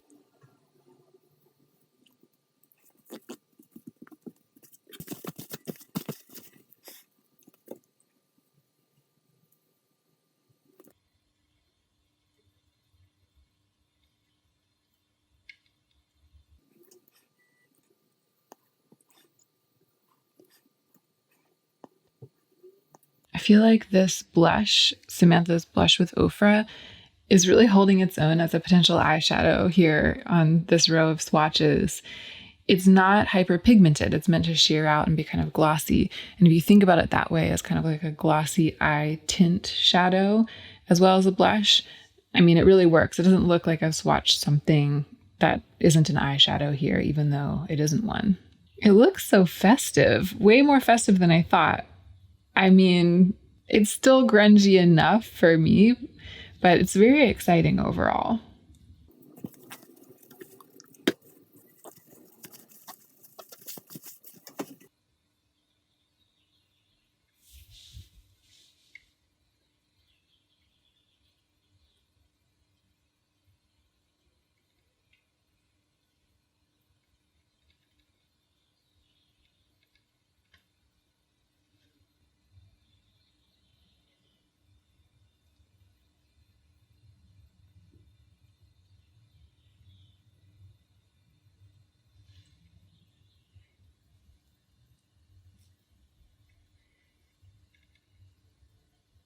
As I was filming those close-ups on the swatches, I was reflecting on the fact that when I sit down to make a palette like this, my goal is always to make something that's practical for me.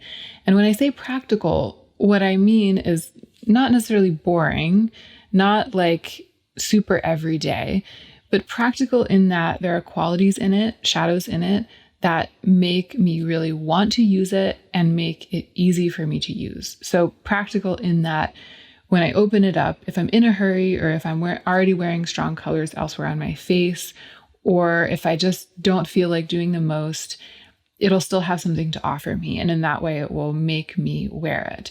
I'm always trying to do that, but I'm not trying to make something boring. In fact, I feel like I'm patently trying to make something not boring, something that feels like it will refresh my makeup, like it will lead me down a path that I haven't trodden in a long time. And I think that in doing this exercise over and over again, like building the palette that I think I'm going to get the best use out of and want to use the most of anything in my collection in the coming month, doing it over and over again makes me realize that those two things can kind of be hard to find together in the same palette.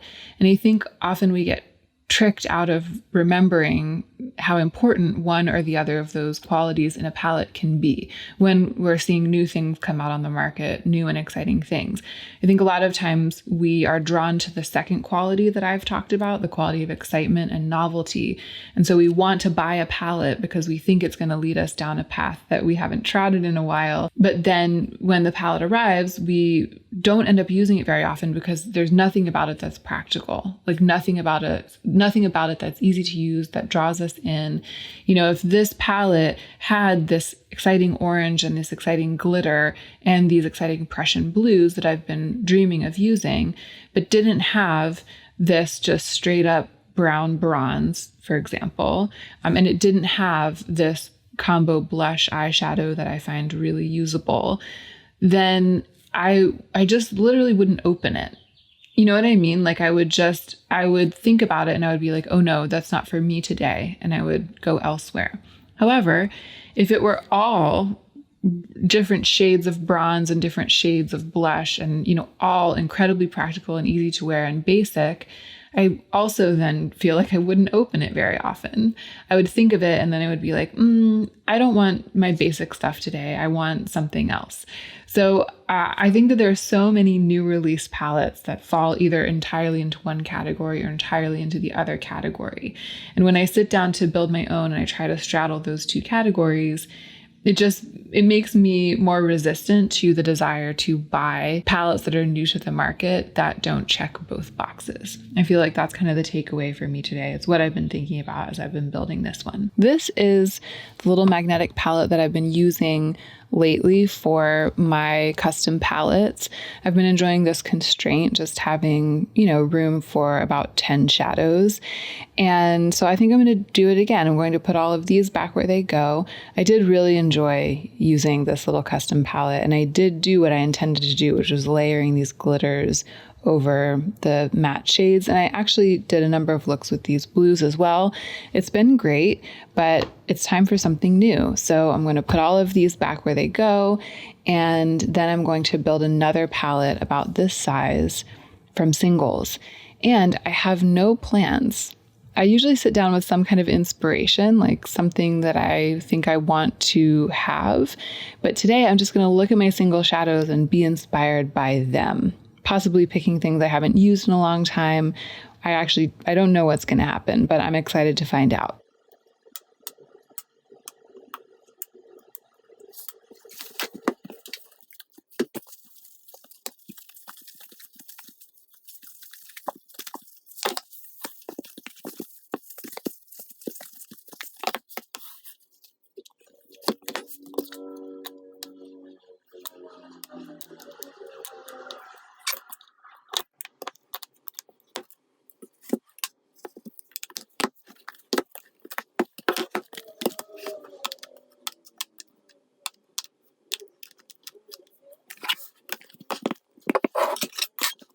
Okay, this is my entire collection of single shadows. And for this palette, I'm not going to dip into my Natasha Denona shades. I really like including those in palettes like this. And as you saw, I had 4 shades from the gold palette in my custom palette. But this time I'm just going to use my singles. I brought these 2 pieces of makeup over here to show you what I've been doing, because I actually have been wearing eyeshadow almost every day for the past week or so. Often when I'm building a custom palette out of my singles, I have it in my mind to motivate myself to wear eyeshadow more often because I enjoy it so much, but I sometimes skip it. But I actually have been wearing this exact look on my eyes, just these 2 things, and I'm wearing it today. And I'm going to tell you what it is right now because I think I'm going to be taking into consideration the fact that this is what I've been wearing and what I've been enjoying as I build this palette. This is the e.l.f. Putty Eye Primer in the shade Rose. I demonstrated the use of this in a trying new makeup video recently, so if you'd like to see what it looks like all over my lids, then you can go and watch that video. I'll try to remember to link it down below. It looks pretty pale and neutral, almost like a concealer in the pot, but on my lids, it actually does create a little bit of shadowing, kind of like a dark rosy putty color, and it looks beautiful on its own. But I find that it looks even more beautiful when it has this all over it.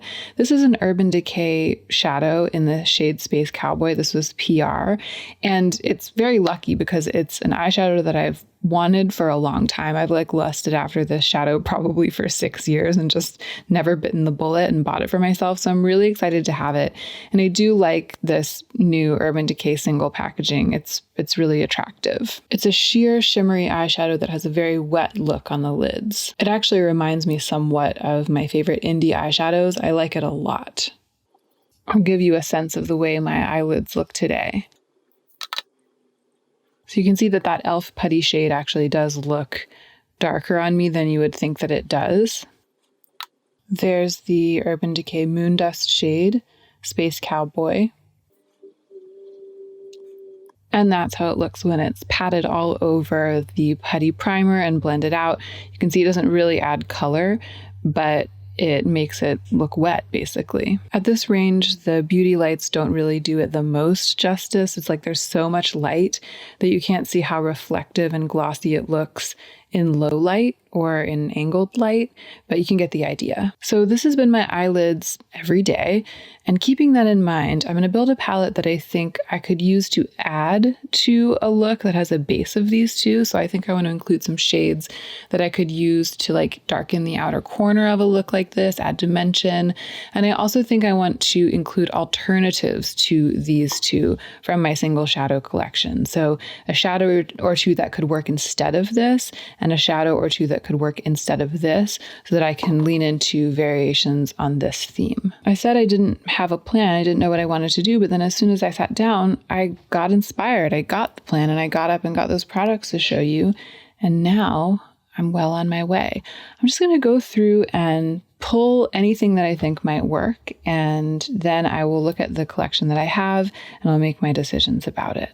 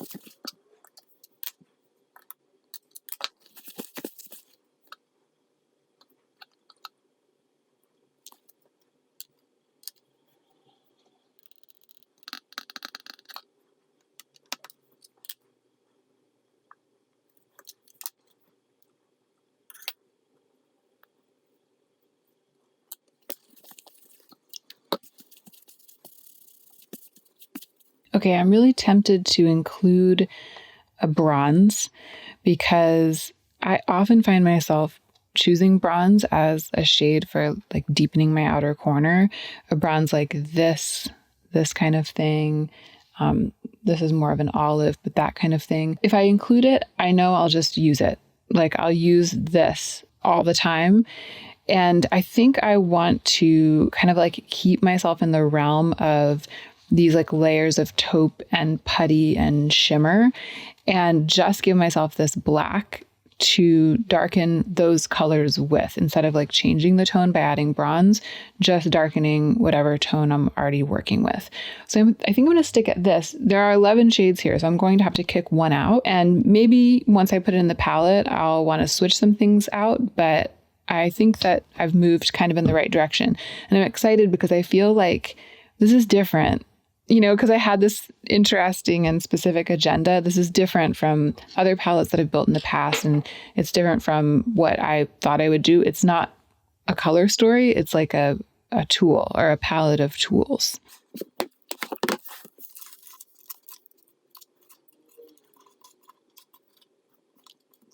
There are also a lot of shimmers in here that it's going to be hard to get a sense of until I swatch them out. So I'll be doing that. I'll swatch a bunch of them for you. Let's talk through it.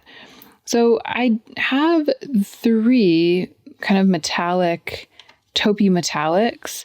This is Snake Eyes and this is Tinker Time. They're both ColourPop shades. I think Tinker Time is discontinued. This is an Adept shade. Let's look at the 3 of these. So I feel like maybe one of these could go.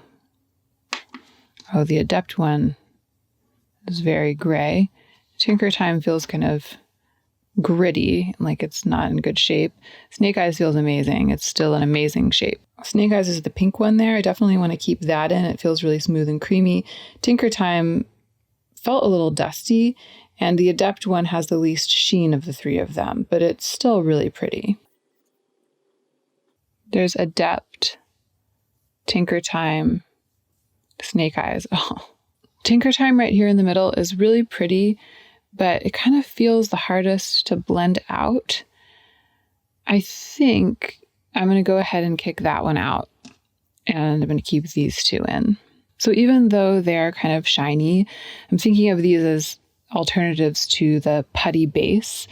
They're not matte shades, but they do provide that kind of like creamy and slightly pigmented base for something else to stick to layer on top of. And this white, it's not really that because it's so bright, But I have been noticing with the eye look that I've been doing with these two products that sometimes the putty color gets like too far up, like too close to my brows, and it kind of like darkens under my brows. Once in a while when I'm doing this eye look that I've been doing lately, I've been reaching for like a matte cream like this just to tone down the reflect that's directly underneath my brows. So I definitely want that in the palette as like a utilitarian tool. And then, you know, by the same token, having a black in the palette as a utilitarian tool to just darken the outer corner. This is a really pretty, sheeny, soft black. It's like a grayish ash black. It performs well. I like that it's not powdery, but it's not the deepest and darkest. And I actually think I'm going to like that for this palette. Actually, I think I want to put these like in order of what I was talking about. So we've got the utilitarian light and dark. We've got the utilitarian kind of like shimmery putty shades. And then this is actually this is sort of a surprise to me that I wanted to include this. It just really called to me. I wanted to put some kind of color in there. And this is kind of like a one and done version of the eye look that I've been doing because it's got the base of color, but then it has that reflect to it. So it kind of looks like you put down a base of red or pink and then you put gold on it. I always really like an eye look that has this just all over the lids by itself. And I feel like it could be an interesting one to layer with some of these more dynamic, shiny shades. Like that. Oh my gosh, that is stunning. I want my eyes to look like that. Yeah, that's going to be really exciting. So let's put these as the next two. This one is an Adept shade as well, ACD1. And this is a Cleona shade. This is Abrasion. And I picked it instead of Grisaille because it's more sheer than Grisaille. Grisaille has that like grungy base pigment, which I usually prefer. But I was really looking for sheer and super glossy wet look toppers for this palette. These last four are really different from each other, but it's hard to tell without swatching. So this is also a Cleona shade. It's Glimmer. I really like this. It's very chunky. It's got these like flaky, chunky micas, but then when you swatch it or when you apply it, they lay down super flat and they become very creamy. And there's an intense blue reflect, almost like a black light looking thing. This is a ColourPop glitter. It's island hopping. And it's going to be the most textured of everything I have, but it's also the most kind of like neutral white of the glitters that I have from ColourPop. This is JD Glow Opal. It looks pink, but it actually has quite a lot of blue in it. Very, very bright reflect, also works as a highlighter. And this is Chandelier from Cleona. It has a good bit of pale green in it. And also a little bit, just a little bit of like pale grunge. A little bit more grounded maybe than the other three. So all four of these are going to be more textured and or colorful and probably less sheer ultimately than the Urban Decay Moondust shadow that I've been using, Space Cowboy. But I think I'll be able to use them in the same capacity or in a similar capacity and shear them out over top of something else and get that kind of gloss all over the eye. I just might have to work with them a little bit more and be a little more delicate in how I apply them. I'll be using Abrasion in the same capacity. I hope that was clear before. It's also one of the shades that I'll be able to like shear out and wear all over my lid and get a really pretty wet look from. So in this palette, I've got 5, so half of them, these 4, and then Abrasion performing that function. So I have 5 options for a wet look lid, and then the other 5 are kind of like grounding and practical shades in the palette.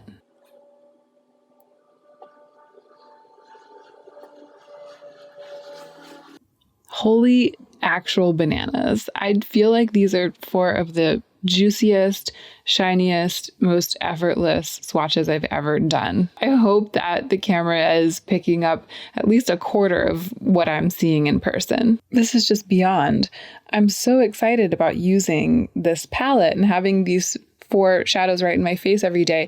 I feel like this is really going to encourage me to enhance the eye look that I've been doing every day to switch it up. And look how pretty my fingers look after swatching, when the color and the pigment is sort of like sheared out on the fingertips.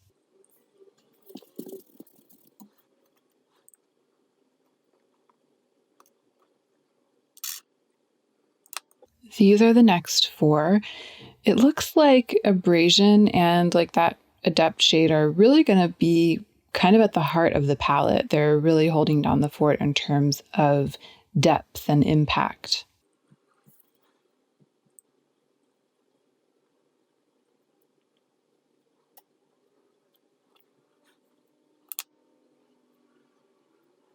So you can really see that these 3 are the shades that I'm intending to buff out all over my lid, right? It's like these are a little bit more sheer, a little bit kind of like watery in terms of color, much easier to wear, more foolproof. And these are the super high impact toppers that I'm going to play with. There's that beautiful post swatch fingertip. Wow.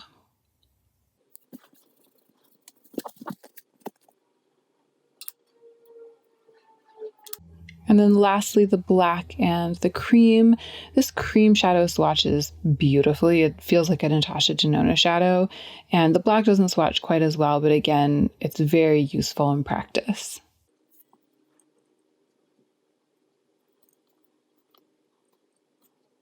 So there we go. It's probably the least exciting looking collection of swatches when it comes to the color story. Like it isn't creating like a statement with color, because for me today, this palette isn't about the way that the shadows speak to each other or relate to each other.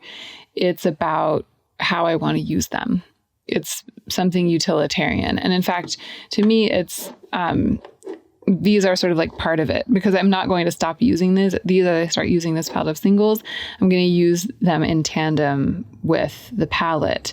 And it does kind of give me some empathy for brands and influencers who put collab palettes or new palettes out into the market. And then I look at them and I'm like, there's nothing exciting about this. Like the palette isn't making me want to use it. I think sometimes when people are I feel like creating a utilitarian palette like this with shadows that I know what I want to use them for, and I have a plan and it's vibing with what I've been doing lately, it makes sense then for it to end up being a little bit lackluster. It's like you can't really see, the palette is basically more than the sum of its parts for me in practice. And I can totally see someone who's creating a palette, like an influencer creating a palette for a collab, or someone at a brand creating a palette, building it with this theory in mind, like thinking about what's going to be useful, what the sum of its parts might be, and forgetting that when you're marketing something, it's almost like it has to be obvious what you're going to do with it. I think this looks very exciting in terms of finish, but if a third party were to just come look at it without having had me talk through the kinds of eye looks I've been doing, it wouldn't be obvious just from looking at it what my eyes are going to look like for the next 2 weeks or the next month. You can't really tell that until you start applying it. Not even the swatches really tell the tale. And I hope that you guys understand what I'm talking about, because I've kind of talked you through it. It's really going to be about layering. For example, here is Chandelier, and I'm layering it over that kind of like grayish taupe shade. Here's Island Topping layered over the reddish pink, bringing out all sorts of multicolored reflex in the glitters.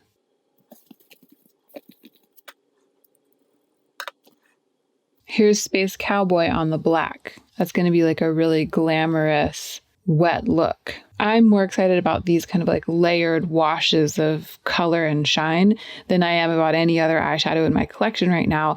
But I would never put a palette like this on the market. If I were doing a collab or if I were releasing a palette, I feel like it just doesn't speak. It doesn't speak its intentions. It's just a collection of shades that I've picked and chosen by myself. But I do think that a lot of bad palettes, or a lot of palettes that don't telegraph their intentions, get released to the market because the people creating the palettes are thinking about it almost like in too practical a way and not thinking enough about the impact of the way that the shades look together, basically not thinking enough about marketing. So that's kind of an interesting little discovery that I've made putting this together, just a new way of thinking about makeup on the market, kind of a little bit of perspective. I love messing around with my shades, building my own palette, and thinking about the makeup market and makeup advertising through the lens of that experience. I'm going to go ahead though and put these shades into my magnetic palette.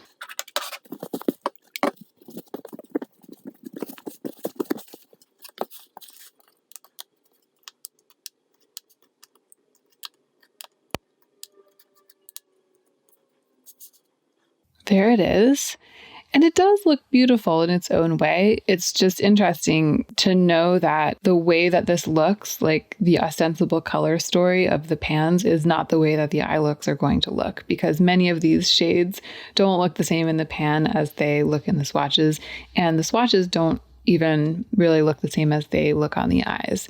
So it's hard to capture, but I hope that this has been fun to watch. I'm really, really excited about using this. In fact, I'm sort of tempted to go in with it right away on my eyes. Like, I'm already wearing these two. I'm kind of tempted to go in with one or two of these shades right now on top of it. It's really making me want to wear it, which is, to me, the mark of success when I'm building my own palette. This is the last palette that I built, but some drama has happened. I think that it fell on the floor at some point.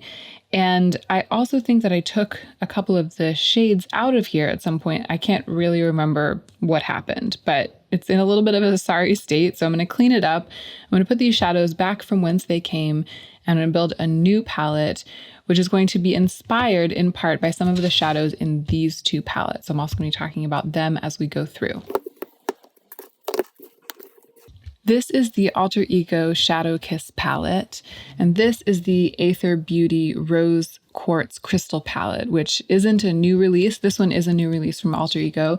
This isn't a new release, but they've re-released it in even more sustainable packaging. So this packaging doesn't have magnets or a mirror, which I think is really cool. They've managed to make it feel really lovely, sturdy, almost luxurious, even without the magnets and the mirror. And both of these were given to me by the brands, sent to me in the mail recently, and I've been enjoying using both of them in particular because of basically one eyeshadow look that I've been doing using one shade from this palette or one shade from this palette. Basically, every time I've sat down to do my eyeshadow over the past couple of weeks, I've put one of these two shadows all over my lid. So this one is from the Alter Ego palette, and this one is from the Aether Beauty palette. Again, Alter Ego is on the right, and the Aether Beauty shadow is on the left there. They're not exactly the same, but you can see it's like a vibe, right? It's like a mauvey, grayish, purplish, pale bronze kind of thing, like kind of a cool toned taupe, slightly mauvey taupe with, I think in both of these, multicolored reflects. I think that there's some kind of like multicolored micro glitter going on here. Because I have so much lovely eyeshadow already, usually when a brand sends me an eyeshadow palette, I give it away. I might swatch it on camera. I might even use it on camera and review it, but I usually end up giving it away. Both of these, though, I've loved using so much that I keep thinking to myself, maybe I should keep this. I keep thinking that about this. I think I might even have said that on camera the first time I used this on camera. And then this one is a more recent acquisition. And every time I've used it, I've thought the same thing. I've been like, wow, I really love the look that I'm getting. Maybe I should keep this. But what I've realized is that I'm doing the same look over and over again. So with the Shadow Kiss palette, I'm just putting this all over my lids. And then I'm using one of these like browns to buff it out, buff out the crease, soften the crease. And then I'm using this dark shade right here, Umbra, to smoke out the outer corner. When I use this one, I'm putting this all over my lid. I'm invariably using either this shade or this shade to soften it and to deepen up the crease. And then there isn't a shade in this palette dark enough for me to smoke out my outer corner. So what I'm usually doing is I'm going over to this palette and getting Umbra and smoking out the outer corner. And the look ends up looking pretty much the same no matter which palette I use, no matter how I do it. And I'm starting to suspect that I might be able to do exactly the same thing, get just as much gratification and love the look just as much from my single eyeshadows. So I'm hoping today that I can build a palette out of singles that will give me everything that these two palettes have been giving me, and then I can happily give both of them away.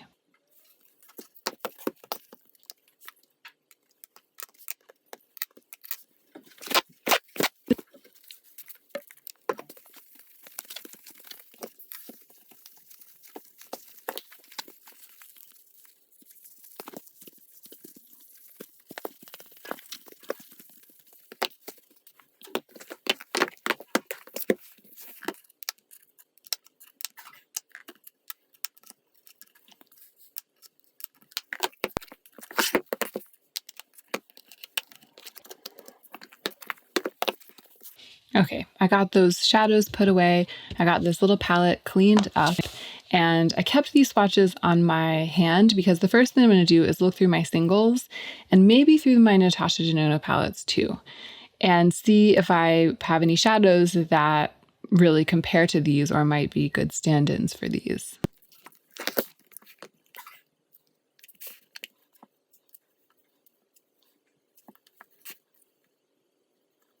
I think that this is ColourPop Tinker Time.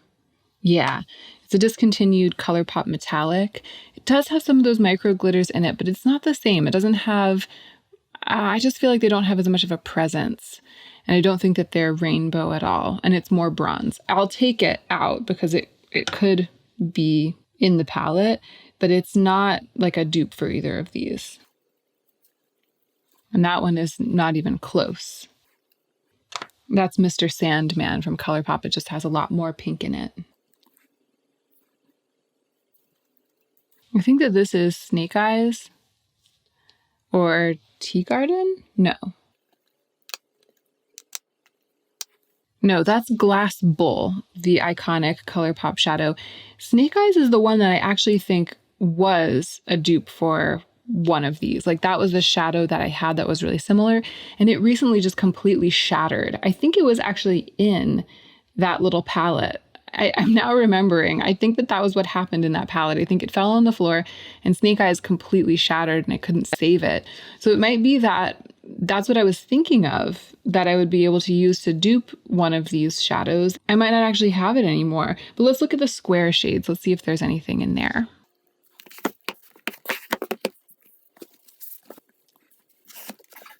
This looks more promising in terms of tone, but I don't think there's anything that's going to have that multicolored glitter, but I might be able to create it. This is coming a little closer. I really like that, and I actually like how dark it is. That's kind of like, that's definitely too purple and too pale. This is more of a raisin color, not quite the thing. That's actually closer, although it's more purple than either of them, not quite a taupe. Yeah, I think this is the only one of these square shades that even comes close. It's this one right here, and it comes the closest, and it's closer to this one than this one. And if I were picking between them, this is the one that I like slightly better. I remember that for a long time, I loved layering this shade, this sort of blue-brown topper, over top of that taupe shade that I just pulled. That's that. I just did a little soft swatch of it. So that's with like the blue layered over it. And, you know, it actually departs a bit from the effect of these, but it adds some interest, you know. So I pulled that one as well because I think I might end up including it in the palette. What about this? That's Natasha Denona Sienna. It definitely has like a ruddy undertone rather than this like taupe. And this Cleona shade, it's going to be much more dynamic, but I might not be sorry to have that out. Let's look in the Natasha Denona. Let's look in the Lila palette, and maybe I'll come back here if I don't feel like I've found enough. So again, these are the original two shades in here, and I actually don't think anything here is as neutral as they are, although some of these might be really good for the matte shades, because some of these matte shades are kind of similar to the ones that I keep reaching for. Like I keep using this one in the Aether Beauty palette, but I do wish that it were a little more neutral. So like a little bit more like this or even this. Not that this is more neutral, but it's more exciting to me. And in this palette, I'm reaching for these browns, which are cooler toned than this. And, you know, darker than this, but I feel like I want to pull this one. I can't find my depotting tool and I'm really struggling. I'm going to look for it again really quickly. Man, I feel like that depotting tool is just everywhere, all up in my business until the moment that I need it, and then it's gone. But I found this pair of tweezers, so I'm going to use it.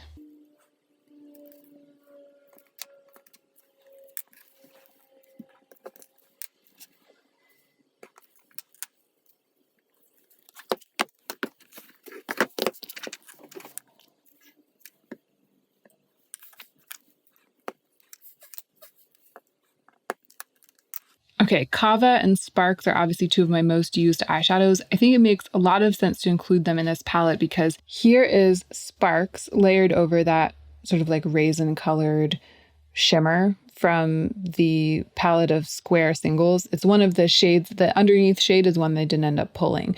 But you can see how putting that sheer sparkly shadow on top of it, it kind of mimics the sparkle of this and even of this, but especially the way that the silver sparkle is dispersed here, it kind of mimics that.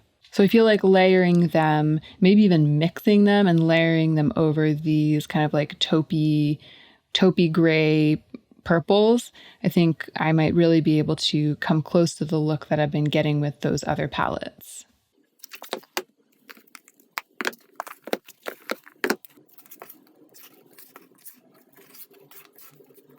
All right, these are all looking good, and there's room for one more. And in deciding what's going to go there, let's break down what we have here. So we have 4 shades here, which I feel like are the kinds of shades that I'll put all over my lid. When I'm building an eye look, a lot of times what I do is I open a palette, I pick one shade that I want to be the base of the look all over my eyes, and I put it all over my lids and blend it out. And then I go in with some other shades and I build some infrastructure around. So I like blend the crease a little bit, soften it, and then I layer stuff on top of it if I want it to be more shiny or more textured. So I have 4 base shadow shades, like the ones that I'll go in with first. And then I have 5 infrastructure shades. So ones that could go in the crease, ones that could layer on top. Although actually this right here, even though it doesn't look like it in the pan, is kind of a topper itself. It can be the basic shade all over a lid, but I actually use it more as a topper because it's pretty sheer. I do love that wet look shine. I bet it would be really, really pretty by itself all over the lids, and I'm sure that I'll try that in the coming days. But because it's got this sheer quality, this kind of like glossy quality, I don't think of it as like a base pigment for a look, like one that I just want to dig into and slap all over my lids and then like build stuff around. I think of it more as one that adds texture. I think of it more as a topper. So what I definitely want to do is find another base shade, another one that'll be like the fundamental underlying shadow in a look, because all these 6 are infrastructure. And I think that I might want it to be more bronze, like a little bit more bronze than either of the 2 original inspo shades.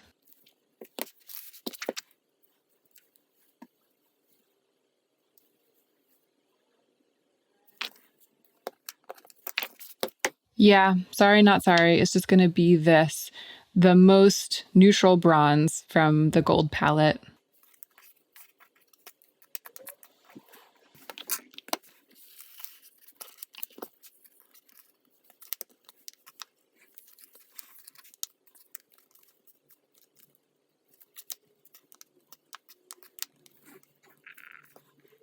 Ooh, I like this. I know that it's very neutral and very, I don't know, it may be one of those ones that looks kind of boring when you look at it, even though the looks themselves won't be boring.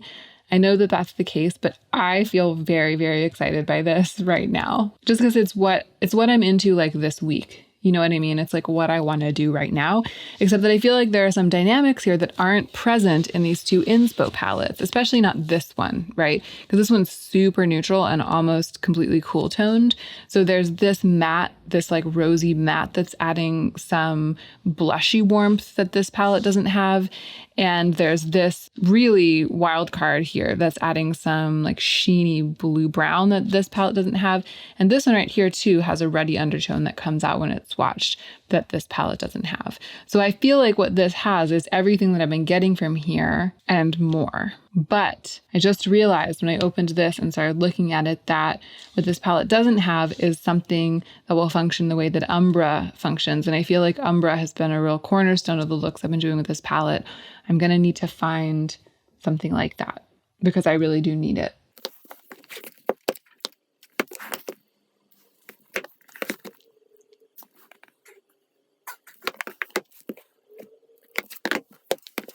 All right, the thing that kind of comes closest, although it's more purple, is this shade here in the Lila palette, but it's starting to go, this palette, especially some of these shades, they're just starting to not perform as well as they used to. It's several years old, and I just don't feel like wrestling with this shade today or this week right now. I don't want that to be my only option. I think I'm going to get the dark brown out of the gold palette, but it's much more of a warm toned brown than Umbra. I don't actually really have anything like Umbra in my collection of singles, which is something that I'm learning today.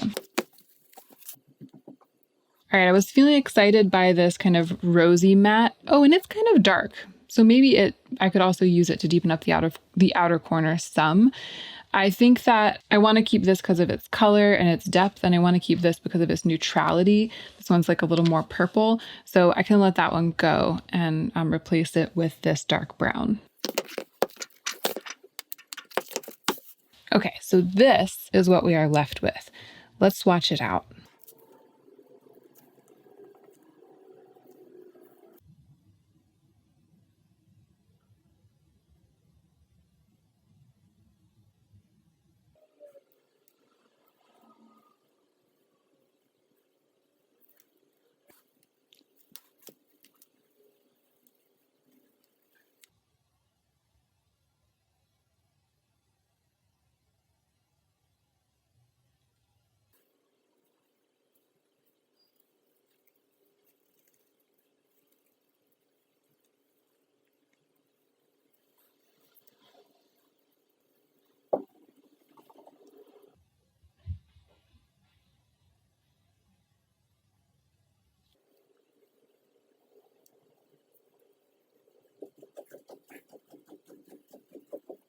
Okay, so I feel like this brown shade from the gold palette is actually looking less warm and a little bit darker than I was expecting it to in the swatch. I think it will probably function as something much more similar to Umbra from the Shadow Kiss palette than I thought that it would. Natasha Denona mattes do tend to run darker in application and swatch than they look in the pan. I had forgotten that for a moment. Ooh, I like it. I feel like it's kind of rainbowy in its own way. There's like a reddish color. There's some, I mean, you know, these bronzes aren't even close to being orange, but you know what I mean? There's something like gold.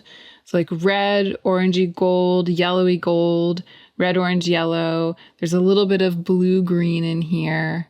And there's blue in here, and there's definitely some purple. So there's sort of this like quirky, pastel-y, slightly grungy rainbow. But you know, it's not a rainbow palette. You would never say that. I just feel like there's more color in it than I was expecting there to be. It's reading to me as something that in its own way is colorful rather than being totally neutral. Even though the looks that I've been doing have felt more like straight up cool toned neutral looks. And that's what inspired this.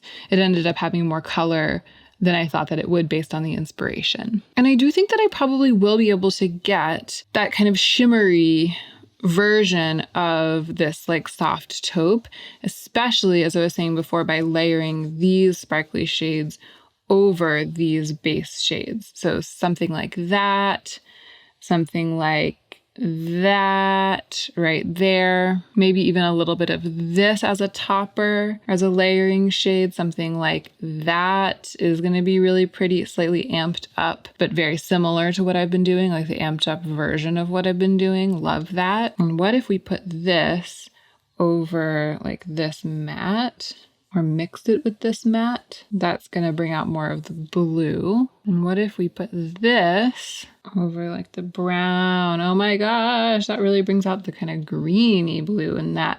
Like I wasn't expecting to be able to get a color like this from this palette, but there it is. I realized when I was trying to build this palette that I don't actually have like a straight up dupe for Shroud from this Alter Ego palette, which is what I was hoping to find. I was hoping to find a shade that looks pretty much exactly like this in among my singles. And I do think I used to have one. I think that I used to have a ColourPop shade, as I was saying. And I feel like I might have even had like an old Urban Decay shade that was kind of like this that I decluttered. Anyway, there's nothing here now that's exactly like this, but I think that what I've learned in doing this and like building this little palette is that I don't have to have an exact dupe to this in order to get looks that are really the same look that I've been getting, right? In order to get like, I feel like this all over the lid or that all over the lid is going to pretty much be just like that all over the lid. And I can do that using what I already own. So it was interesting to go through the process of being like, wait a second, this actually is unique to my collection. Maybe I should keep it. But then kind of like coming full circle to the place of being like, well, it might be unique to my collection, but it doesn't mean that the looks that I would do with it are exclusive to, keeping this palette. This is the palette that I built last time, and good news, I've found my depotting tool since then, so I'll be able to use this for the duration this time. I really loved using this palette, and I loved the structure that I used when I filmed the video in which I built this palette. In that video, I had two beautiful palettes that I enjoyed using, but that I didn't want to keep. So I built this palette specifically to use instead of those two palettes. I'm going to be doing the same thing this time, except today I don't own the two palettes that are inspiring me. I'm just going to be looking at pictures of two palettes that are new to the makeup market and building my own palette to use instead of them so that I don't feel tempted to buy them.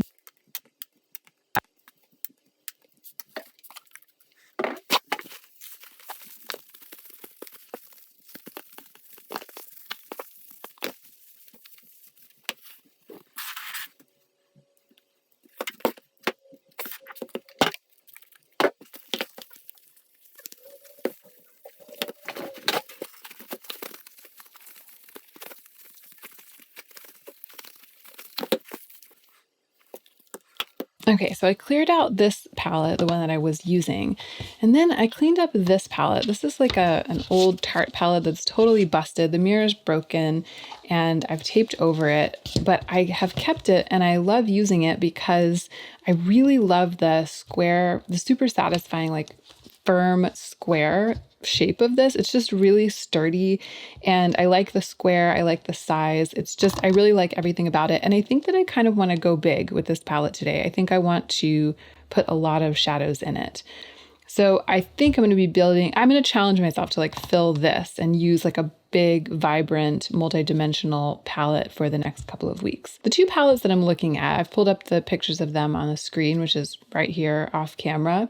One is the Pat McGrath Utopian Dreams palette, which I feel like everyone except me has purchased it. It's just like everywhere I look on YouTube, there's a review of that palette. That's part of what's making it tempting to me. It just feels like everybody knows a secret that I don't know about this being the best palette ever released, and that's why they've all bought it. And it's making me want it, frankly. It's making me really interested in the color story. It's making me want to examine it. So that's what I'm going to be doing in this video today. The other one is much less compelling for absolutely every reason. It's the Urban Decay Naked Cyber palette, or the Naked Oyster Bar palette, as I like to call it. Now, I didn't choose this to dupe the vibes of or to be inspired by because I particularly want it, because I'm super compelled by it, but just because it's almost like the washed out version of Utopian Dreams. I just find it interesting that both of these have like a kind of like a deep matte coral in them, balancing out all of the washes of iridescence. And I might want to incorporate some more of those like mother of pearl shell colored oyster bar iridescent shadows in my palette. So Utopian Dreams is my main inspiration, but I've pulled up Urban Decay Naked Cyber just to see if it gives me any ideas. And I'm expecting that I might end up with a palette that feels a little bit like a combination of the two, but with Utopian Dreams as the dominant influence.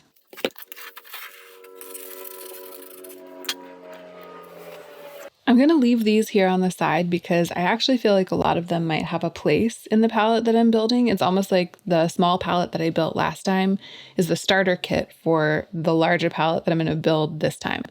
But what we need to get right into doing is going through all of my singles and palettes with removable pans and pulling as many shades as we can, because if I'm hoping to fill this, I'm going to need a lot of eyeshadows that fit the theme.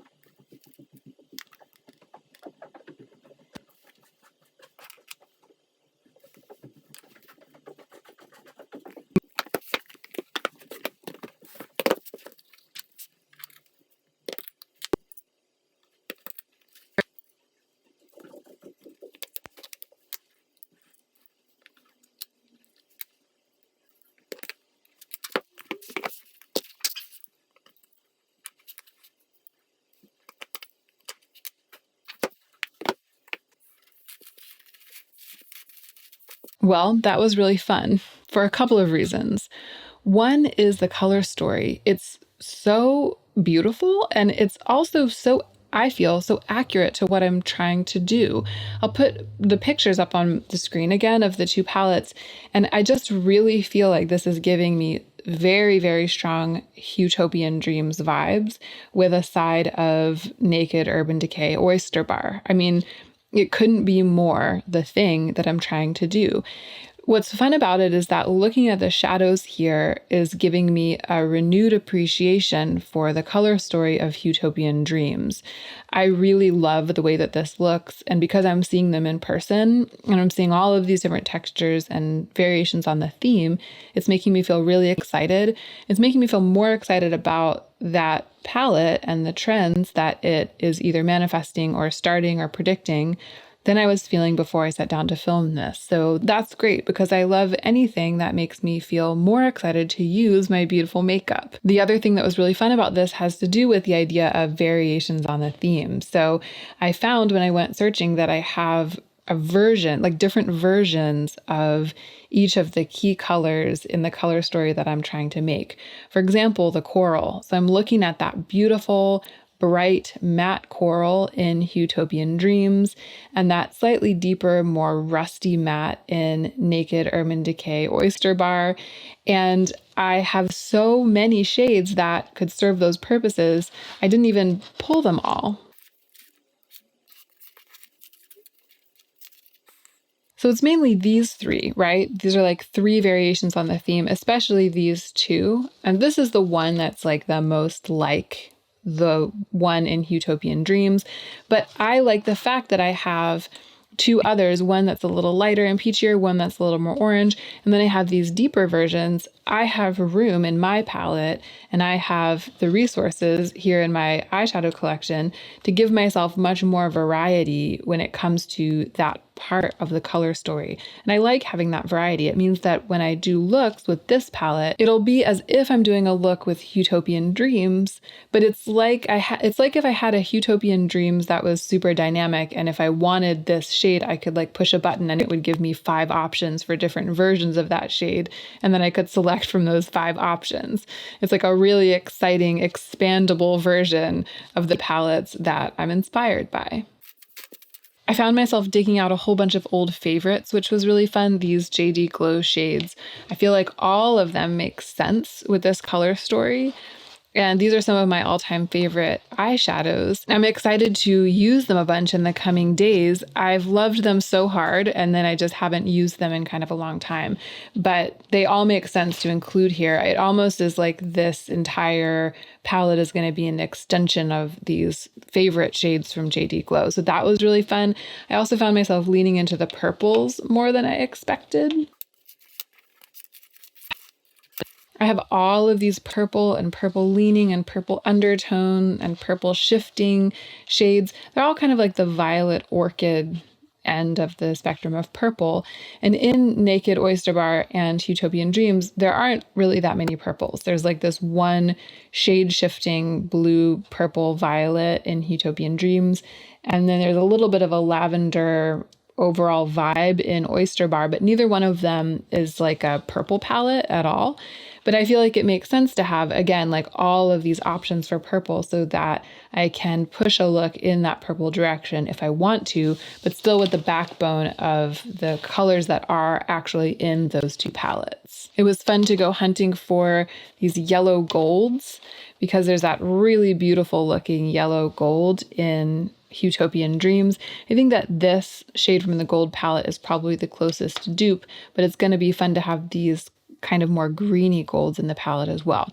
This is assuming that I can fit everything in. So I'm going to go ahead and try to fit everything in. It might not all fit, and then we might have to do some curation. Yeah, I feel like it's definitely not all going to fit. So what I'm going to do is go through the kind of groups, like the categories, and pick the ones that I feel like are the most true to the inspiration and start with them And then I'll go through and do like the second round, the second string, and include more. So starting with that really bright gold in Utopian Dreams, this one is definitely, I mean, it looks like a spot on dupe. And for the amazing like violet shifting iridescent shade in Utopian Dreams, I feel like I have two options. One is ACD5 from Adept, and the other is Grisaille from Cliona. It's hard to see because of all these lights, but ACD5, the Adept shade that's there in the middle, it has more of a blue reflect. It's like completely disappearing because there's so much light on my hand. But in person, it's got this kind of ultraviolet blue shift that it's giving off pretty brightly. And the Cliona shade is, while it's a little grungier, which I really like, it's also a little bit more dull in that way. So I think I'm going to go with ACD5. It looks like there's a shade in Utopian Dreams that has this really amazing like brown, red, green shift, just like Cliona Forge. I don't know if it really is this much of a multichrome. This is another thing. Well, you can kind of see it there. This is another thing that's kind of hard to capture under these lights. But I feel like this shade definitely has a place in my palette. This is also one of my favorite shadows, and I haven't used it in a long time. We're definitely including ColourPop Meteorite. I feel like this, there's a matte in Utopian Dreams that's got a little more rose in it. I don't know if I actually pulled anything like that. It's basically pink, and yeah, I don't have any pink mattes here.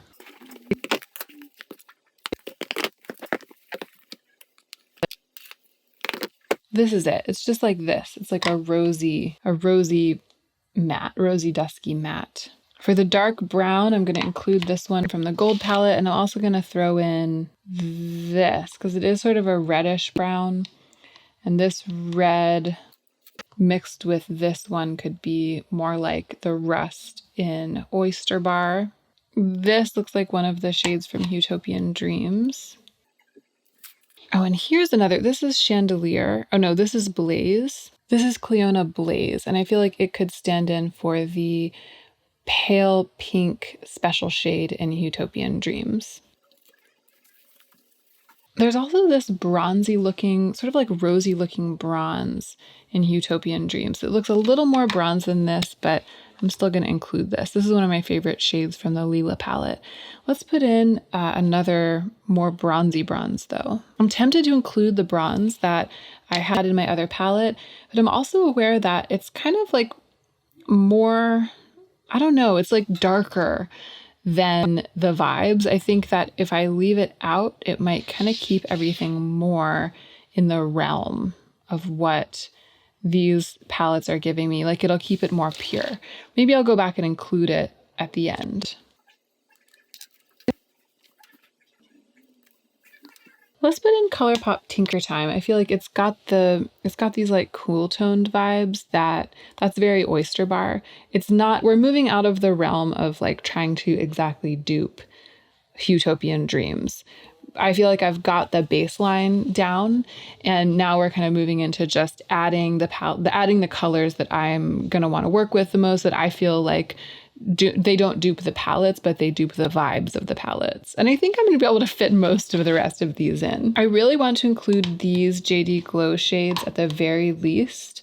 I feel like this is very the vibes. And I also just really want to use them. This is like Oyster Bar on steroids. Like this is what we all wish Urban Decay Naked Cyber palette were being. We wish that it was like this, but it's probably not. It's probably going to be more naked. But this is what I would like to see. And actually, as long as we're at it, let's just put them all in. I just want them all. Look at those shades from JD Glow. This one's Fairy Acid. No, it's not Fairy Acid. This one's Opal. The pink one is Opal. And the more blue toned one is Good God. I actually kind of want to rearrange to group the shadows, the similar shadows together. I really liked the way that I was doing that before when I was just talking through the process of gathering the shadows together. So I'm going to put this yellow gold down here. We're going to have a little like gold corner. We're going to have a little coral corner. And actually, I'm going to include this. I'm going to have Coral Corner kind of evolve into other matte area.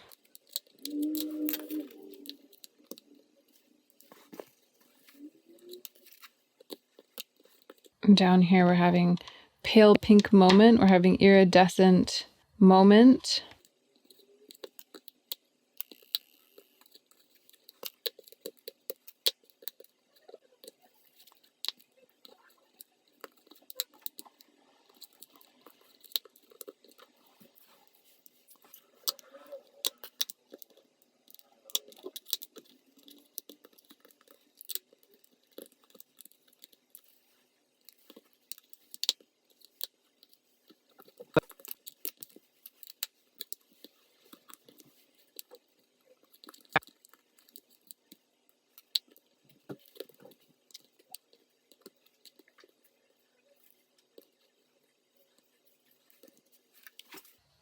All right, I think that apart from this bottom row, I'm going to do 5 across. So we have room for 1, 2, 3, 1, 2, 3, 4, 5.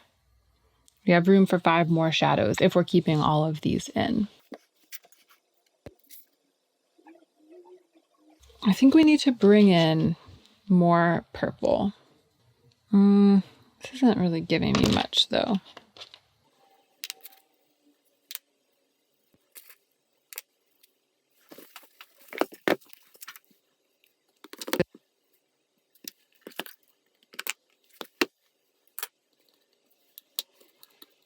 This is a bluer purple than anything that we see in either of my 2 inspiration palettes, but when it's swatched, it does have a little bit of iridescence. It's a little more sheer than it looks in the pan. It's got a little bit of a purple reflect, or almost like an orchid reflect. And I almost never use that shadow, this one right here.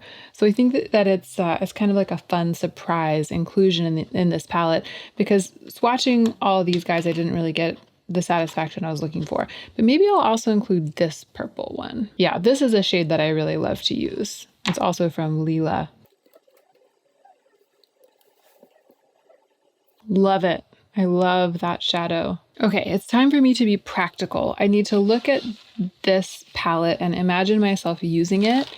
And then I need to use these last 3 spots for the shadows that I'm going to wish that I'd included, the things that I'm going to be like wanting to reach for, wanting to go outside of this palette to find. So I imagine myself opening this palette and putting like that shade or that shade all over the lid, or one of these, any one of these like iridescent, exciting shades all over the lid as a base, and then maybe blending out with some of the corals. I know that I'm going to want to deepen up the outer corner of the look a lot of times, make it smokier, more contrasty. For that, I can use the dark brown. I do think I might end up using this shade for that sometimes. And there's a question, do I want to switch it out for this shade, which is more neutral? No, I'm going to leave this kind of burgundy shade in there just to see what happens. Am I though? No. I'm replacing it. This is being practical. I just know that I'll be happier with looks that lean on this than I will be with looks that lean on this right now.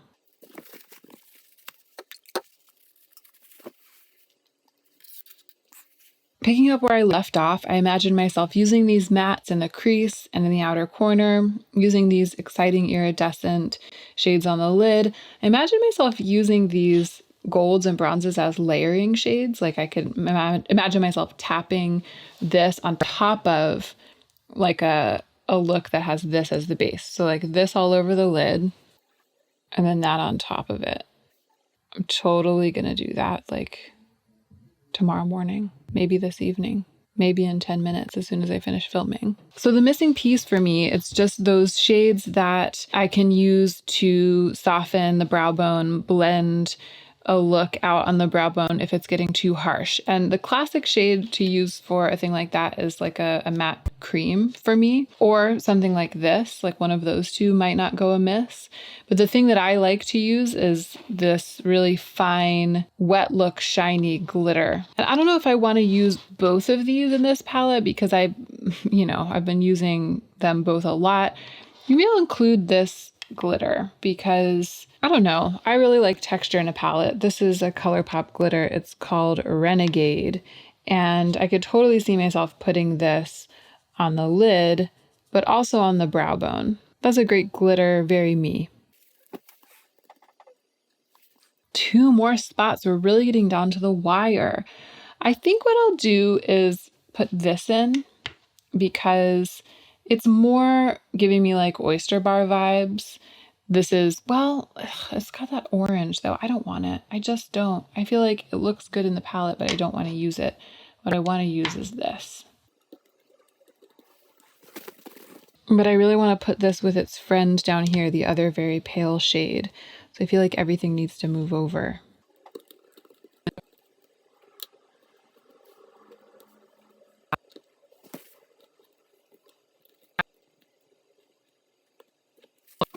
Okay, liking it, really liking it. What else should we include? I think I'm going to be sad if I don't include one of these. I just depend on this kind of thing so much. I think I will feel the absence of it if I don't include one. I feel like if I use Sparks, which is this kind of a gold shifting white one, that'll be more of like an oyster bar situation. If I use this, it'll be more of a Utopian Dreams. But I think I'm going to go with Sparks because there's more of it left. I just feel like Kava is really on its last legs.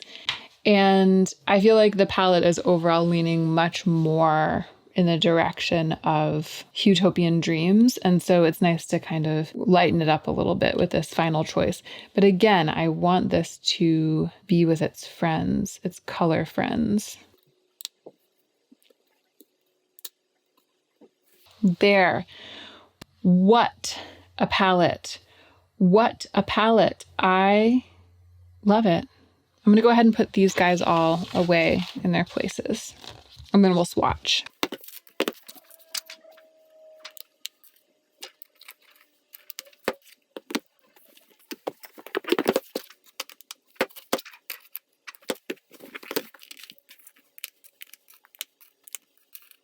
Oh, this. Do I want to find a way to include this?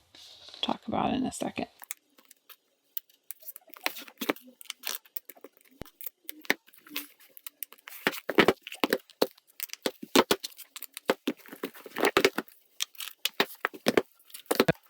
I feel like there's a shade kind of like this in the Urban Decay palette. I feel like the Urban Decay palette has the presence of this kind of blue. And the question is, do I want to involve that in my palette? I don't think I do.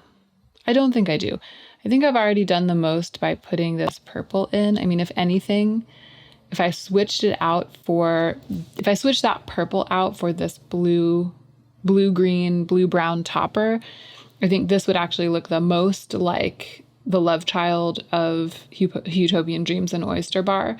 I have really like this purple is the choice that I've made that's taken me the furthest off the rails from the brief. But I think that that's what I want to stick with. And I feel like if I add this, if I replace something else with this, it'll make it like very rainbow. So I'm going to keep the blue presence out of the palette.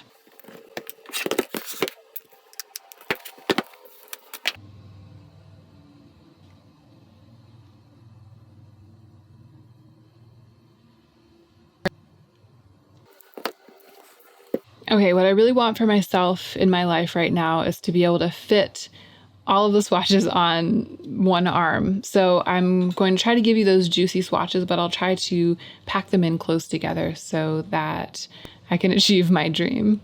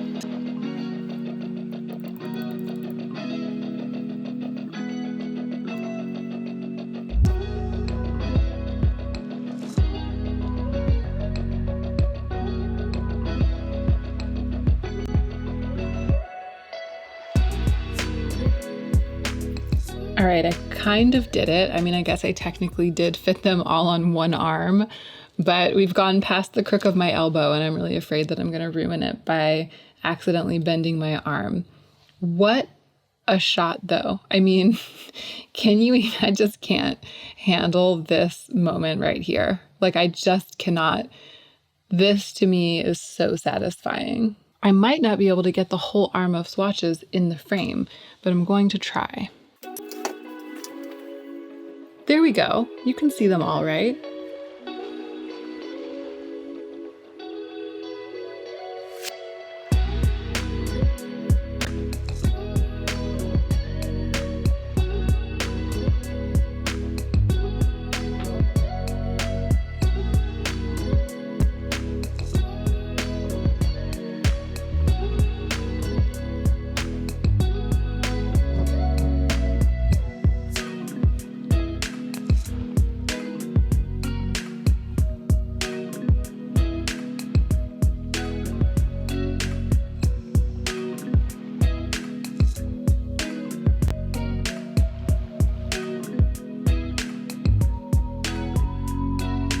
All right, we're done here. I feel like this was another rip-roaring success.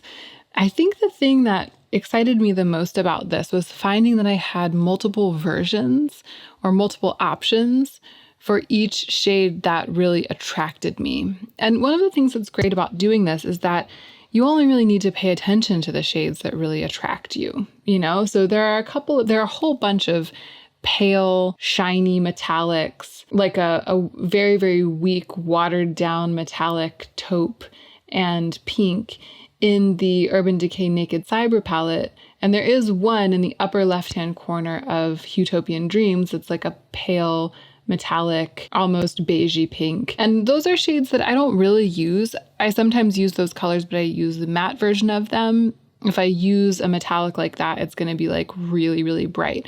So I just didn't worry about those shades in either palette. I didn't worry about getting versions of them or dupes for them because I just know that I'm not going to use them. But the shades that really do attract me, the shades that are the reason that I'm interested in these palettes, like that matte coral, the really shiny iridescent color shifting shades, that rusty color in the Cyber palette, those are the ones that I really went hard on. And I went hard in some cases to the tune of like 3 or 4 versions of that. And having multiple versions of the shadows that I love in a palette, it turns out something that's really exciting to me. Like, the thing I'm kind of the most excited about right now is these 3 versions of gold that I have to choose between. And Utopian Dreams, as beautiful as it is, and as amazing as I'm sure it is, like I'm sure it's a really lovely palette to have and use, as lovely as it is, it wouldn't have given me that. It would have just given me the one. So that's what I'm reflecting on as I close this video.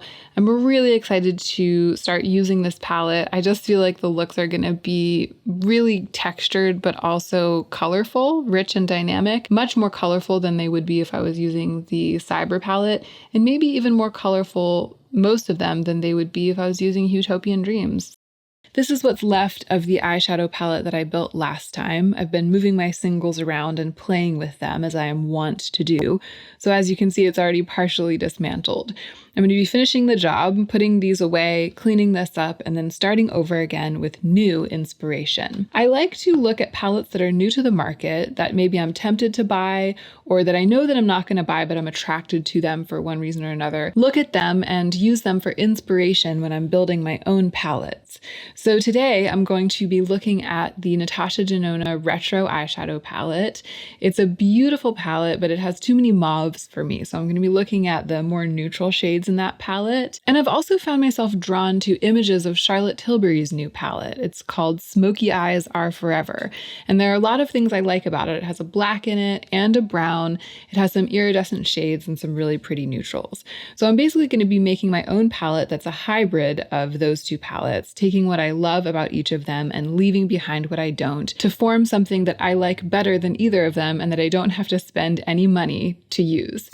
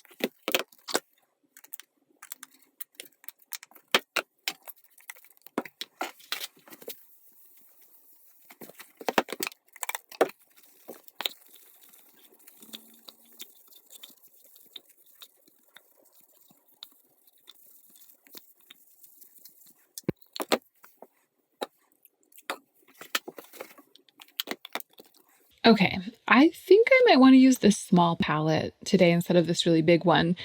I loved the palette that I had here, and I made so many looks from it, and they were really different from each other, many of them. Like one was very smoky purple, some of them were more neutral bronze, some were more yellow gold, some were super iridescent and wet look. It was just amazing.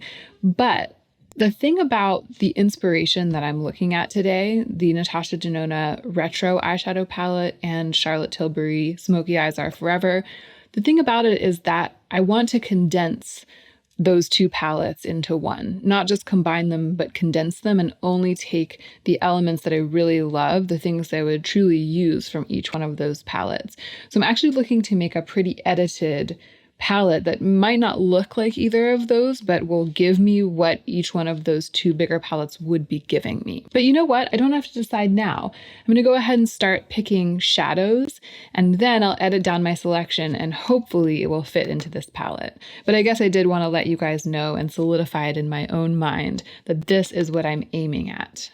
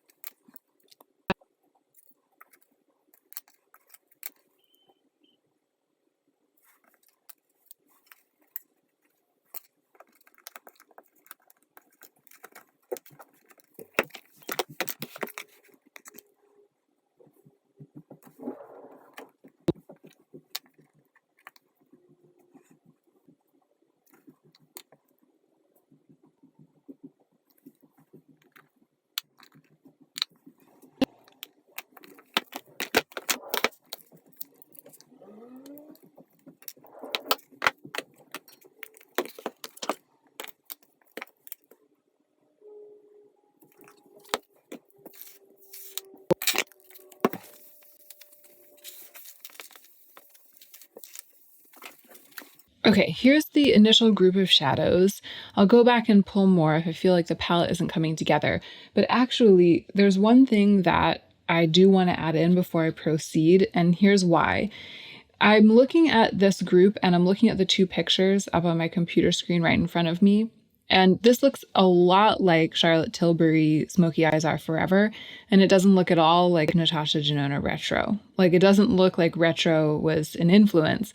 I know that it's an influence in terms of like these sort of like plummy taupes, smoky plummy taupes, which is what I like the most in the Retro palette. So if I'm really sticking to my brief of just pulling the shades that I think I'd get the most use out of in the Retro palette, then yeah, I have completed the brief.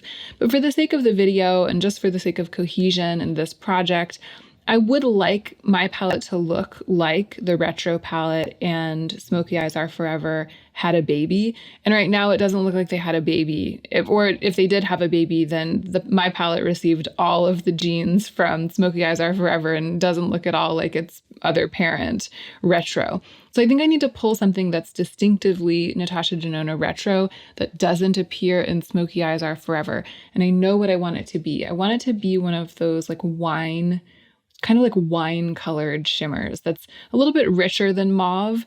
I just don't want it to lean too mauve overall. So I'm going to try to pull at least a shimmer and maybe a matte in that rich wine color.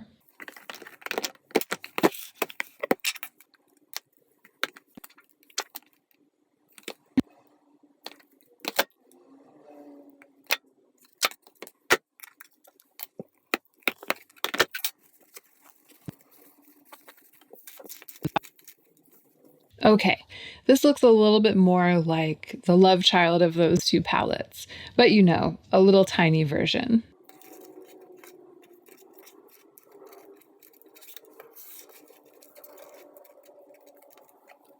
It looks like I'd be able to fit the whole thing into this, but I don't think I actually can. I don't think that the shades will all fit, but let's see how it goes. Maybe though, maybe.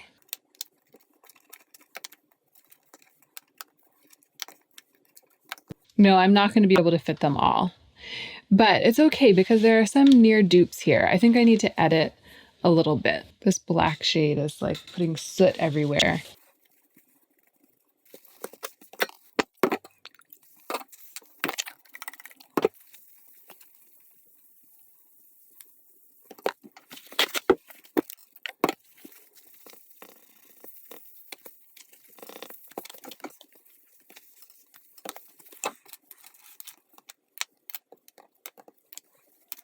Okay, these are the two that are popping out at me. Well, let's group them all together. So there are a bunch of this, a bunch of this. There's a bunch of this kind of thing. There are two of this kind of thing. In theory, there's sort of multiples of this kind of thing. And this is kind of that kind of thing. So we probably don't need all of this. This shade is from a Depotted Juvia's Place palette. And this is a ColourPop single named Millie. They look so similar in the pan, but they are actually not the same in some key ways. Looks like the Juvia's Place one is much shinier, and Millie is darker. I think I like Millie. I like that more red, even like a salmony undertone coming through, whereas the Juvia's Place one's more of a straight copper. The inspiration for this comes from one of the shades in Smoky Eyes Are Forever. There's a really pretty rich kind of a ruddy copper in that palette. That's one of the things that I'm drawn to. So I wanted to have something like that in there. And then these are basically the thing, they represent the thing that I love the most about the Natasha Denona Retro palette. This shade is from the Lila palette, and these two are singles from Adept. I like the darkness and sootiness of the one from the Lila palette, but I think that I'll find one of the other two more useful. I think it's got to be that center shade. I just love that taupey. It's like it would be mauve-ish if you weren't looking at it next to a more mauve shade. This is a maybe. This is a yes. And this I think we can say is a no. Because anything that I would use this for, I'm just going to use the black or the brown.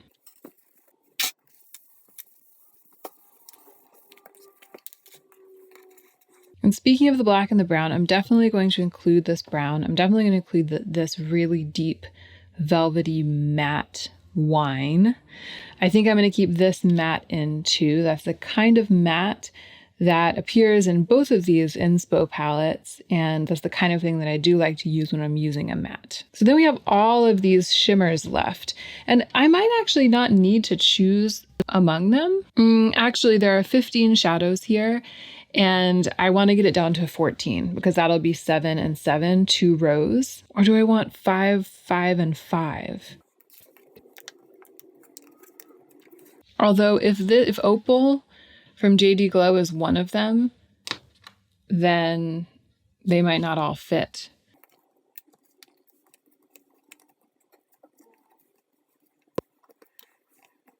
Is that going to be okay with me? I mean, it's still a very beautiful palette. It will still end up being a very beautiful palette.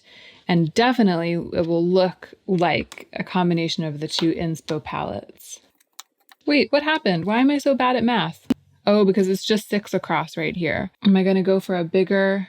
No, I'm going to edit. I'm going to edit. And I can edit myself from here because there are so many green shadows in here. And I don't think of Charlotte Tilbury Smoky Eyes Are Forever as being a particularly green palette. In fact, there is just one shade that looks like it's sort of a sage green. And then there's one that looks like it might have kind of a green flip. So I definitely don't need 4 shades. Actually, I'm not. Yeah, I think this one does too. 4 shades that have some kind of green, especially if I'm just taking it down from 4 to 2. So the question is now which 2 of these 4 belong. This is Lime Chrome from the Gold palette. I was just besmirching this shade recently in my video about why you don't need the Gold palette and why you don't have to be sad that it's been discontinued. And then that made me think that I should, try to use it more, even though I don't love it the most. As long as I have it, it is very pretty. It's just been on my mind lately. This is Cleona Chandelier. It's just bananas. It's Wild. It's one of their really, really beautiful glitter multi-chromes. This is Cleona Ambient, which is, it's more of a sheer shade, as you can see, more of that kind of like iridescent thing. And I just don't get as much use out of it. I really like the super flaky ones. So this might actually be a good chance to put it in this palette and get to know it a little bit better.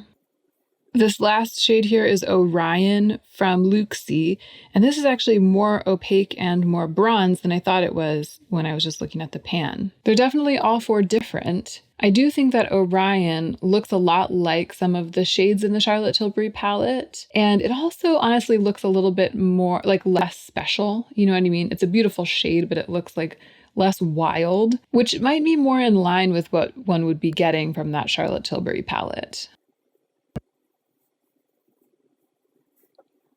Well, they're all incredible. They're all giving me feelings in my tummy. Wow, swatched Orion is really giving me Charlotte Tilbury Smoky Eyes Are Forever vibes. But which of the other three? It's really hard to pass up Chandelier. But again, I just don't think Chandelier is as in line with the inspo. And I really am trying to be inspired by these palettes. I know myself, and I know that what I'll do is I'll put this in and then I'll just use it.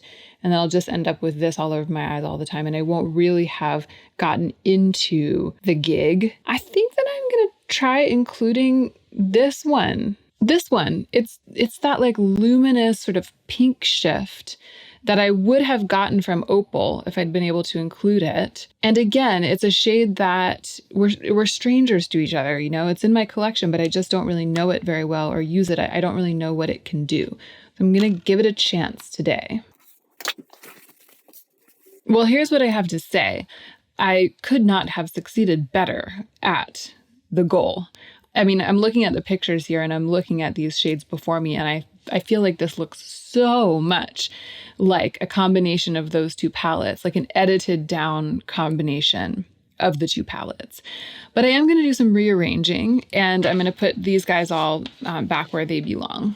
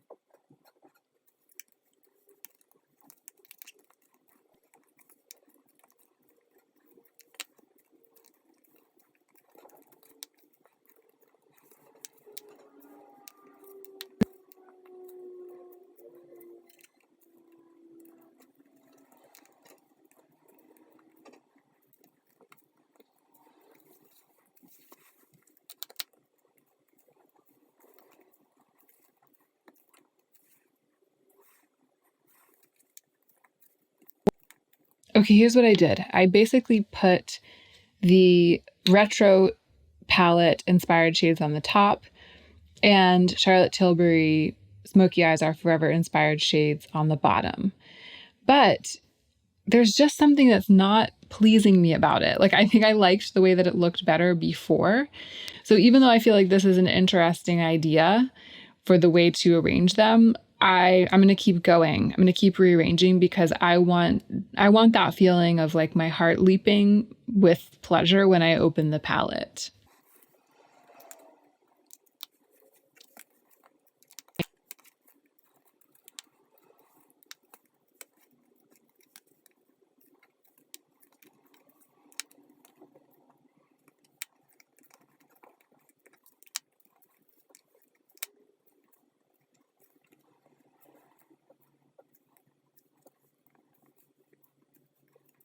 Okay, that's better for me for some reason. I'm not exactly sure what it is. I mean, I think it does have something to do with the balance of the squares and the circles. I don't mind having them together in one palette as long as it does look sort of balanced in some way, like sort of like some kind of modern art piece made of squares and circles, And I feel like before it was unbalanced. I'm going to quickly just tell you what everything is in case you missed it somewhere along the way, or in case there's something that I didn't point out, and then I'll swatch everything. So these square shades, the ones with the sharper corners, are from Adept. I think that Adept isn't making single shadows anymore. This black is the black from the Kaleidos Sci-Fi Green palette, which I think has also been discontinued. I really like the Kaleidos matte formula. This is the blackest black that I own, and I really love it. This, again, is Luxie Orion. This is the brown from the Natasha Denona Gold palette. And this is a Natasha Denona single that I've had for a long time. It's called Sienna. This right here is Helio. It's a shade from the Natasha Denona Lila palette that is also actually in the Natasha Denona Retro palette. So this shade is actually one of the shades from the Retro palette here in my little palette. This again is ColourPop Millie.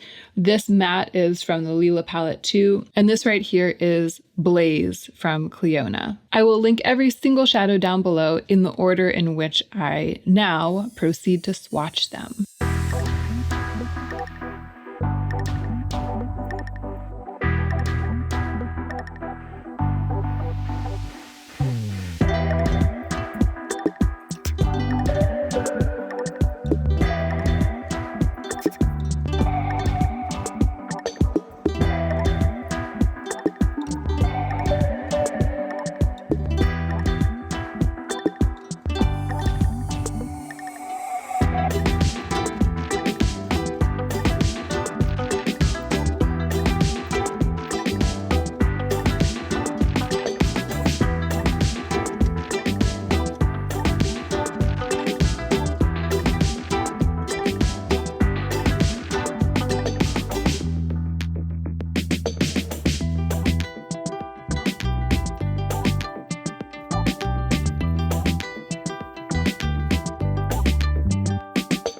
Y'all, this Cleona shade that's right here on my ring finger is so interesting and weird. When you look at it in the pan, it looks like it's a very, very pale green, sea green, or at the very least, like it has green in it.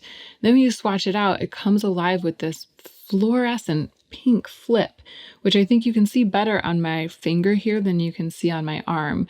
And I'll tell you, it looks better in person, or at least, more shiny, more luminous, like super glossy in person, even than it does on camera right here on my finger. In person, it's just completely off the rails. The swatch tells you nothing, at least the way that this swatch looks in this light right now. Maybe that's a little more of an indication, but I'm just glad that I decided to play with that shadow in the coming weeks because, again, I've had it for a long time and I just haven't really gotten to know what it can do. I'll tell you what, on my arm, it's looking very fall, isn't it? Isn't it looking like a very fall palette? And it is fall or about to be fall, so I'm not mad at that. I think it looks less inspired by Charlotte Tilbury Smoky Eyes Are Forever than I was expecting it to, now that I see it swatched out.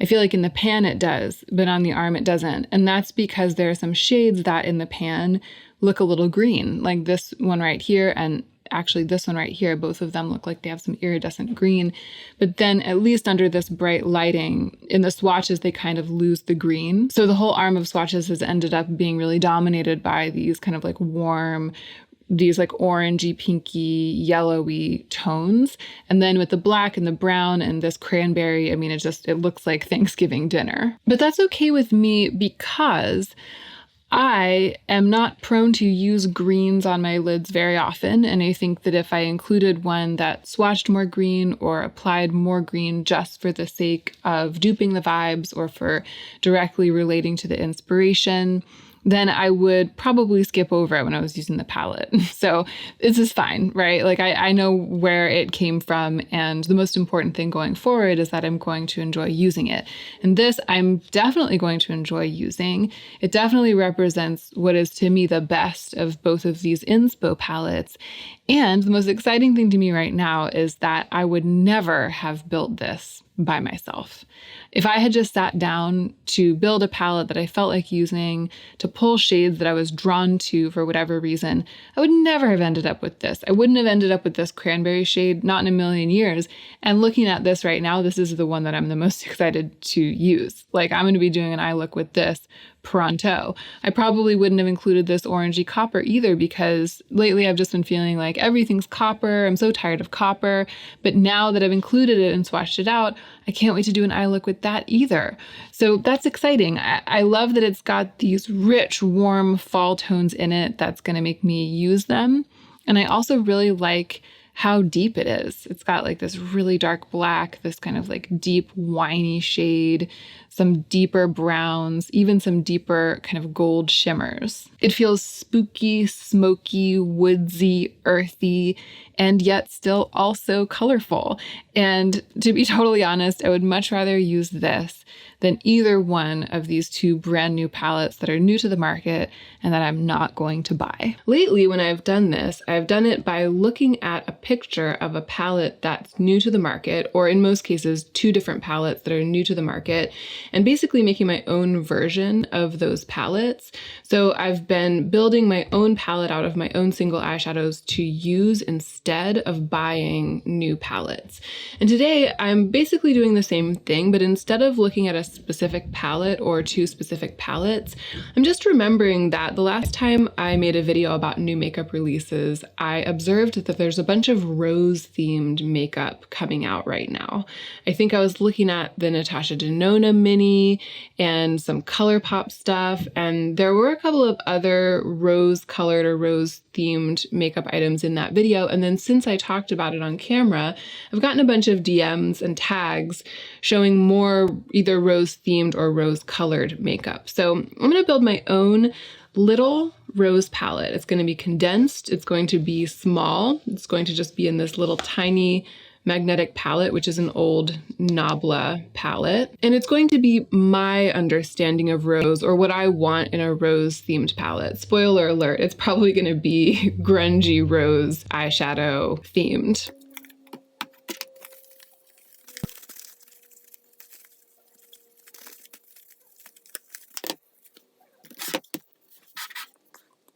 This is the last palette that I made, and I didn't build this on camera. I put it together as an example of the eyeshadows that I've really been enjoying using over the past year. So this was my eyeshadow in the like best of beauty for 2021 that I filmed. And even though my heart leapt with excitement when I opened this, I'm kind of tempted to conspicuously omit all of these eyeshadows from the palette that I build today to kind of challenge myself to push outside of the zone in which I have been hanging out, because I actually think that there's a strong argument for this as a grungy rose palette.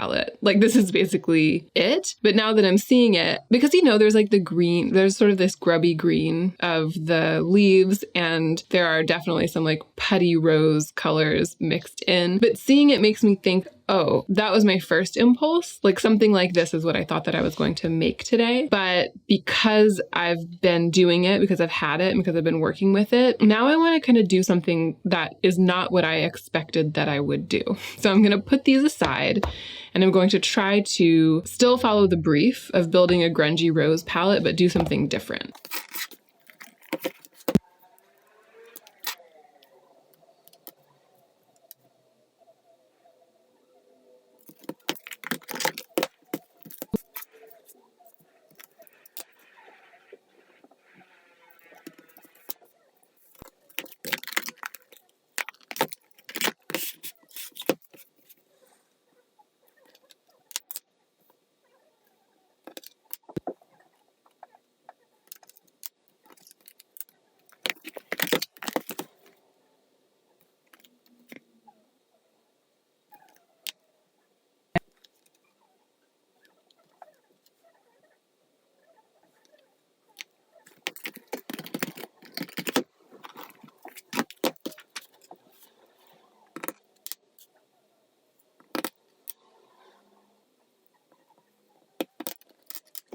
Okay, I'm gonna stop here. Right away, I've pulled a tighter edit than I usually do, which is great because I'll be able to swatch all of the contenders and make my decision based on how they're swatching. And I just wanted to note that I was really tempted to pull in, for example, like this shade right here, this shade right here. Those are the kinds of things that I usually go for. But because there's such a strong presence of that kind of thing in this palette, like this, that, this, and this, I avoided that. So I really tried to make different decisions. I definitely went darker with what I pulled, and I definitely leaned more into the rose, kind of like this intense histrionic rose, like a slightly more fluorescent kind of rose, or, you know, rich, bright rose than the kinds of things that would have been my first instinct. And I'm really excited by what I've ended up with here. And I'm so glad I decided to try to push myself outside of my comfort zone, because I never would have picked these colors if I was just going based on my first instinct.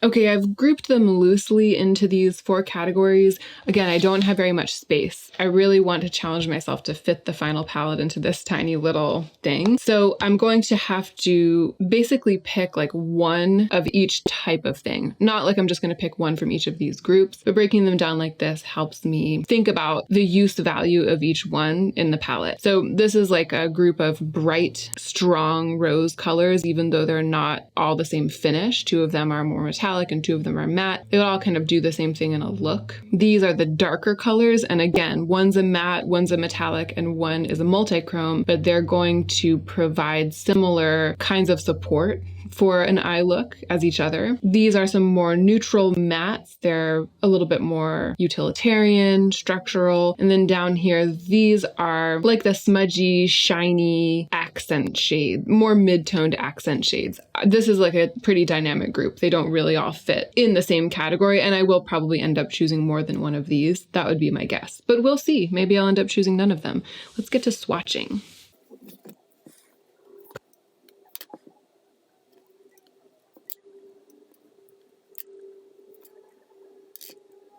So this is an old Juvia's Place shadow that I depotted from a Juvia's Place palette, and I almost never use it. I wasn't actually sure if it was still good, but upon swatching it, I immediately know that I want to include it.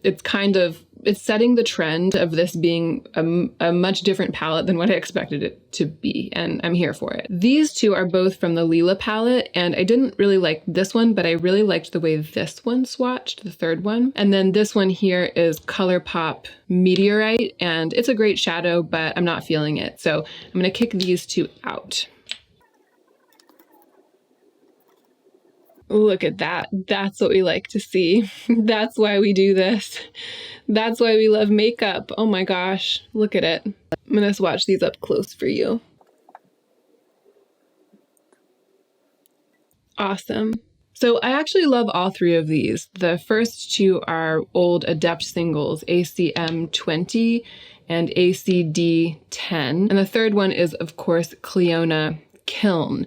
I'm very tempted to keep all of them in, although I know that I can't fit all of them in unless that's it. You know what I mean? Like, unless that's just my palette, and I don't think that that will give me everything I need. So I don't think all 3 of them can stay. And you know, when I'm looking at the swatches here, even though Kiln is really dynamic and this shade from the Natasha Denona Lila palette is a little bit more of a standard shimmer, they are kind of serving the same purpose in terms of value and chroma. And it's weird to say it because, you know, one is really a wild formula, but they kind of are redundant. So I feel like I can choose between them. And I think for the time being, I'm going to choose Kiln. So I'm going to kick this guy out. Maybe at the end, if I end up with a palette of all super dynamic shadows and it's not practical, I'll switch them back. But for the time being, Kiln is going to stay. And I'm also going to keep this dark matte and let go of this kind of like purplish pink for now.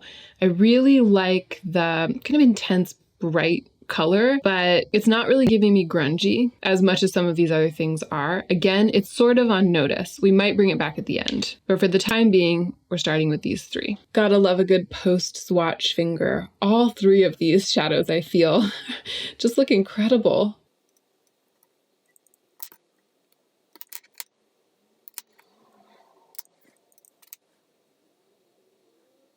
Okay, so here are 4 matte shadows that I envision will serve like a practical purpose, one of which I envision will serve a practical purpose. The first one is an old ColourPop shadow called Wait For It. I understand why I thought that it might work, but I think it's not it. And then these second 2 are both from my custom Lethal palette. So this one is Midway and this one is Catatonic. And I'm really loving the look of Catatonic, even though it's not really rose colored, or if it is, it's sort of like a terracotta rose rather than like this kind of rose that I've been leaning into. I don't know, I really like it. And even though this shade, this matte from the Lila palette, looks like it would suit my palette better, it just doesn't feel fresh to me right now. With this color story, it feels predictable. And I also use this shade from the Lila palette all the time when I'm building my own palette. So I'm gonna kick it out just based on those principles. This ColourPop shade is out as well. And I think I'm gonna go ahead and kick out Midway and keep Catatonic around for a little while and see what happens when it starts coming together.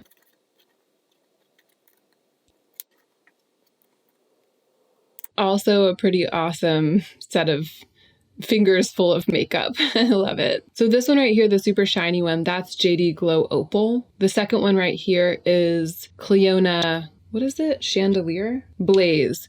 The second one right here is Cleona Blaze.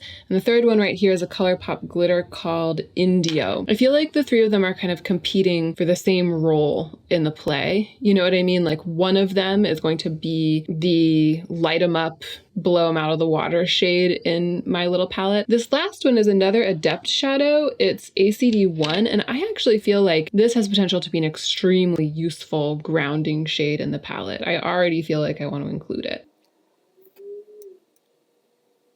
For some reason right now, I'm feeling like including a pressed glitter would be kind of a cop-out in this palette. So I'm gonna kick Indio out. And I don't know, Cleona Blaze is much more on theme because Opal, the JD Glow shade, it looks pink in the pan, but it actually has a lot of blue in it. So I'm gonna include Blaze. And then this one, this Adept shade here, it's actually swatching much lighter, much less gritty than I thought it would. Look at the post-swatch finger. I think it can be built up to look like this on the lid, but it's not looking like this on my arm. Yeah, I'm actually not totally sure that I could get it to do on my lids what I want it to do based on the way it looks on my finger. Strangely, I feel like the shade that would do that would be this one that I kicked out from the Lila palette that I said was kind of a dupe for Forge. Because Forge, I don't know, Forge has a similar thing going on, but it's a multi-chrome, so it goes over Crazy Mountain right away, you know what I mean? Rather than staying super grungy like this.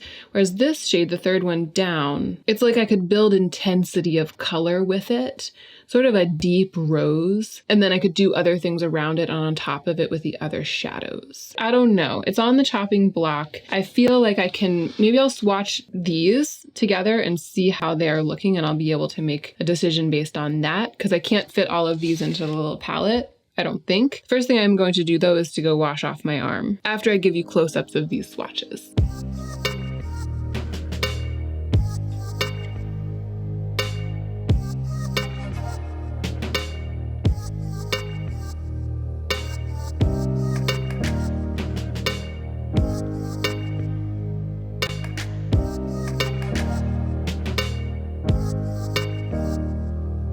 Okay, filming the close-ups actually made me want to reconsider some of the ones that I've kicked out.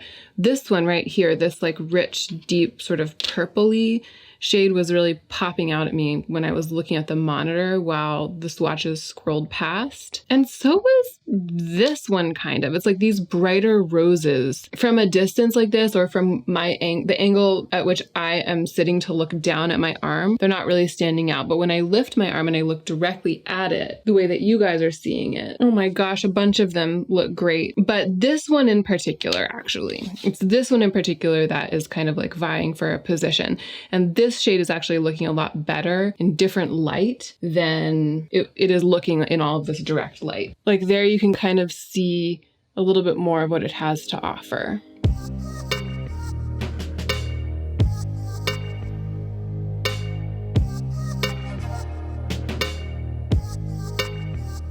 Okay, I'm back with a clean arm, and I also think I need to start getting realistic about what can fit into here, because I know that I want this, and that's taking up a lot of space, especially when you think about the geometry of the situation. So let's see. Yeah, I think that that's gonna be it. I think 2 are gonna have to go. So let's swatch them all out.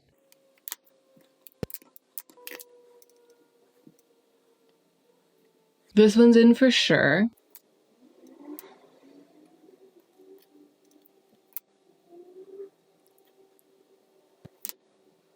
Ooh, that swatch. Yeah, this one's definitely staying in.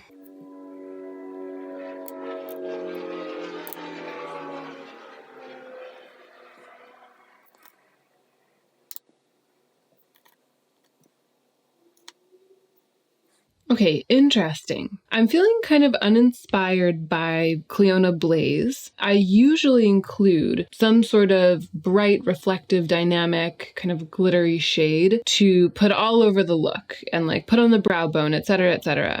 I almost always, or not almost, I pretty much always include a shade like that. And right now I just feel so much more excited about these really rich, sticky, bold colors, and with limited space and knowing that I'm making like a really small palette that's going to have a specific point of view, I think that I might be okay with actually letting that go, and therefore letting go of my ability to, if I'm sticking to just using this palette for an eye look, letting go of my ability to put like a sheer wash of shiny, shimmery, reflective shadow all over my lids. That will definitely push me out of the comfort zone that I've been hanging out in, but I'm okay with it. I'm also feeling kind of inclined to keep this shade in, this one that has been the subject of much discussion, because it's got that like blood red color that I really like, and I'm not that into pink makeup, even though I'm building a rose colored palette today. And because I really do want to keep in most or all of these, again, these like rich, sticky, dynamic ones, I feel like having something a little bit less pink and a little bit more red is going to come in handy for me. So I actually want to keep that one in, and that means that the 2 that are left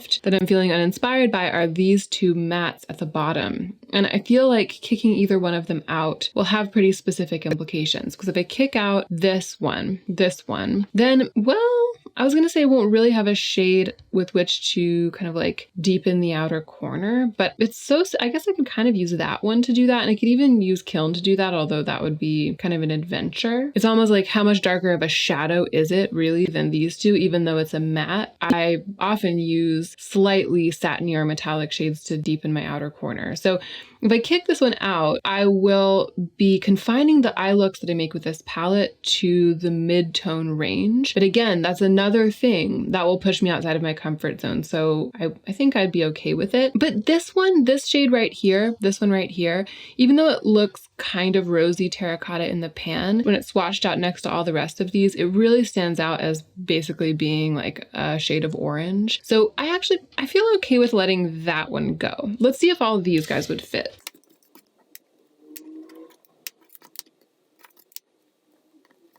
It almost seems like there would be room for one more, but I don't think there is. Yeah, if anything would fit, it would be one of these Cleona shades. I might be able to cram it in, but yeah, I don't like that. I don't like it when they're crammed in so much that they're kind of like popping up.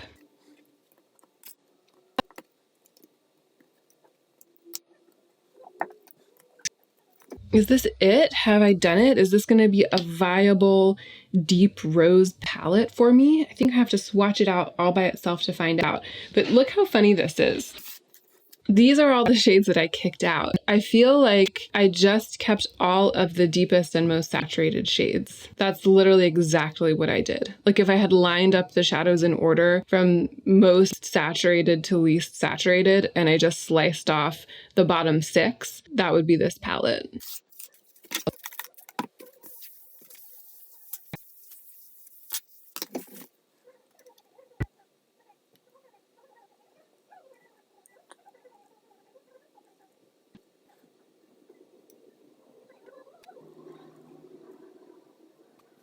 Yeah, I really like this. This to me implies deep, smoky, intense, shiny eye looks that are colorful, but that can be grungy if I want them to be. You could call it rose, but I feel like it's got much more intensity than the rose makeup that we've seen coming out lately. And in a variety of ways that I've enumerated throughout this video, it pushes me outside of my usual comfort zone. I don't have my crutches here, and I do have some things that I find really exciting, but that I don't usually use. Now, even though I've been trying to make something slightly unexpected, usually when I build a palette like this, and I really want to get good use out of it in the coming weeks, the last thing that I do is I kind of pretend that it's the morning, I'm putting on my makeup, and I'm opening it, and I kind of like go through the paces and I think, how's it going to strike me? When I'm sitting down to do my makeup and I open it, what am I going to think? Is it going to be exciting? Is it going to seem useful? Am I going to be able to use it if I'm in a hurry, or if I'm not feeling like something elaborate, or if I'm not feeling like something colorful? Basically, is it versatile enough? So if I'm sitting down to build an eye look for filming, for example, and I know that I want to wear a really bright cheek or a really bright lip, so I need something pretty simple and quick, and something that I could maybe put all over my lid and it'll be a bit grungy, a bit neutral, but still fit the theme of the palette. Is there something here that would work? And I actually think that this shade right here, this one right here, would work for that. And this shade right here could also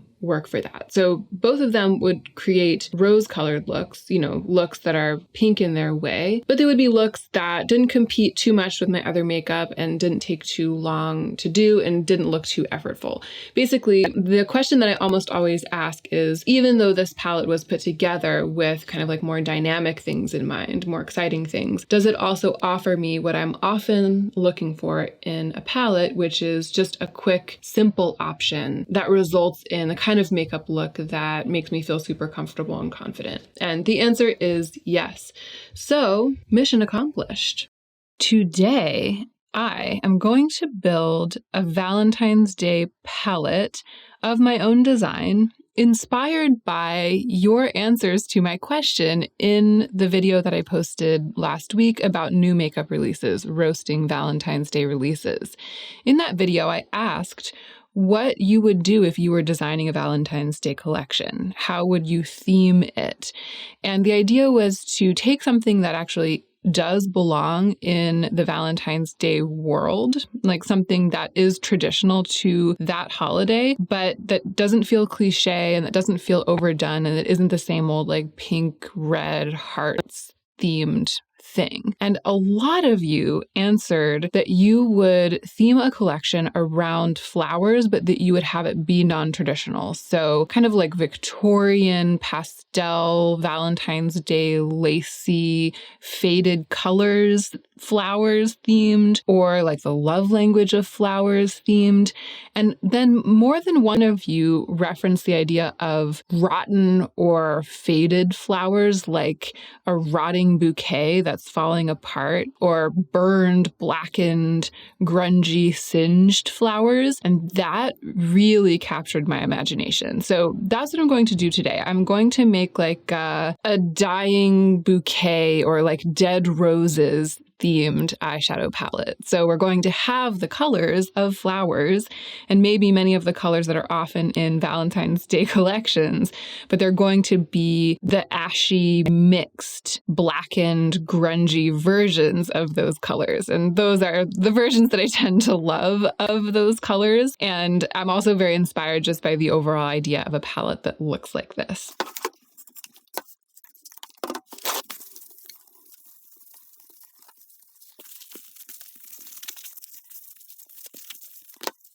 So I picked this magnetic palette because I want to have a little bit of room to play. It's not as though I'm trying to build a quad or something, but I also do want to keep it edited. I know that for this inspiration, I'm totally capable of just pulling like 3/4 of my single shadows and grouping them all together. I have a lot of single shadows that I think could fit into this theme because it's the kind of thing that I like. So I decided to give myself a constraint, this kind of a medium to small size. When you're being creative, constraints are often one of the best things that you can do, right? You have to be more specific to narrow down the vision to fit it into a constraint. And I'm excited to see what I end up coming up with. I'm going to have a point of view, even within the realm of dead roses or dying flowers. I think that the first step, though, is to gather together kind of like any and all single eyeshadows that I think might find their way into the palette. I'm hoping that it'll be actually a pretty big collection, and then when I'm looking at all of the potential members of the palette and I'm seeing them all, how they relate to each other, then maybe a theme will emerge from the theme.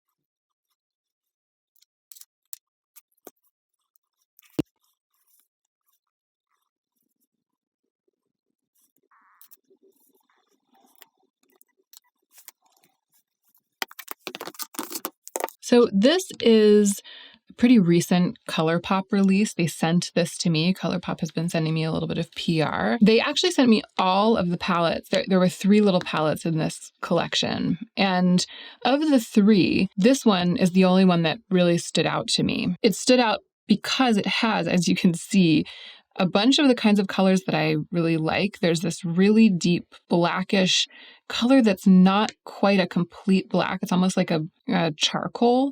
There's this kind of grungy neutral bronze, which I absolutely love. As soon as I saw that shadow, I was like, yeah, I'm going to be playing with this palette. And then even this sparkly dark brown and this kind of like silvery shade, which I've kind of been looking for something that could evoke like white or pale gray flowers that are kind of starting to go off. There's this nice dove shade here, but nothing that's not matte yet. I've been testing this palette basically to decide whether or not I want to keep the eyeshadows, and I know for sure that I want to keep this one. And I think I'm probably going to keep the rest of these 2, at least these 4. The great thing about these little ColourPop palettes is that the shadows are all removable. So I'm actually going to go ahead right now and dismantle this palette, basically turn it into single eyeshadows and disperse the singles in my collection. And I'm going to select some of them for this project.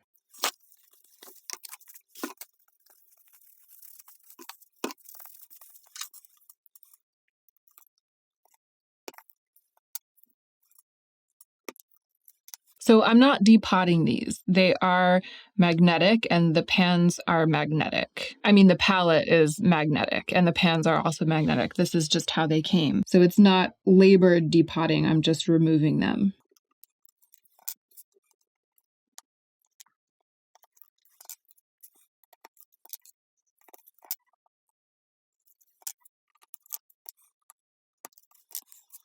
There. It was a little bit delicate because the pans are really shallow. This pan on the right is an old ColourPop single. It's in the shade Martian. I purchased this as a single eyeshadow. And this is from the palette that I just dismantled. So you can see that the pans are, I think, just ever so slightly bigger, really ever so slightly bigger in the palette that I just dismantled, but the single shadow is much thicker. It feels like it might even be twice as thick, although it's definitely not twice as thick. It just feels like that. It's hard to say if there's like a measurable difference in the amount of eyeshadow that's in these pans, because again, these ones feel just a teeny tiny bit bigger, even though they're shallower. I like the old style better because they feel sturdier, but I don't feel like it's only a teeny tiny bit of eyeshadow here. I feel like it's going to take me a while to use up any one of these.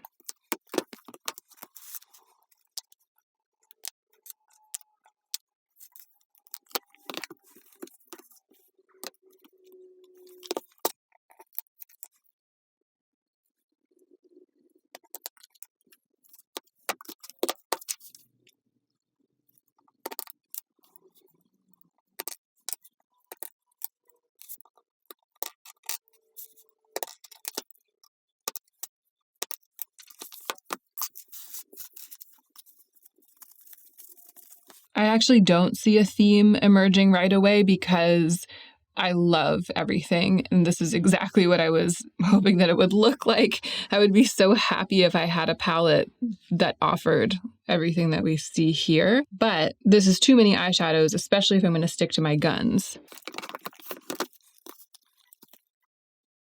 I mean, I think, depending on the shades, I might be able to fit 14 shadows in here, 10, 12, 14, maybe a few more, but I'm going to have to cull this group probably by more than half, right? I'm not going to be able to keep more than maybe a third of what's here. But my first instinct is to try to retain this entire color story, but just in a smaller group of shadows. And I think that the best strategy for that is going to be to separate these out into groups of like colors and then select like one representative from each group.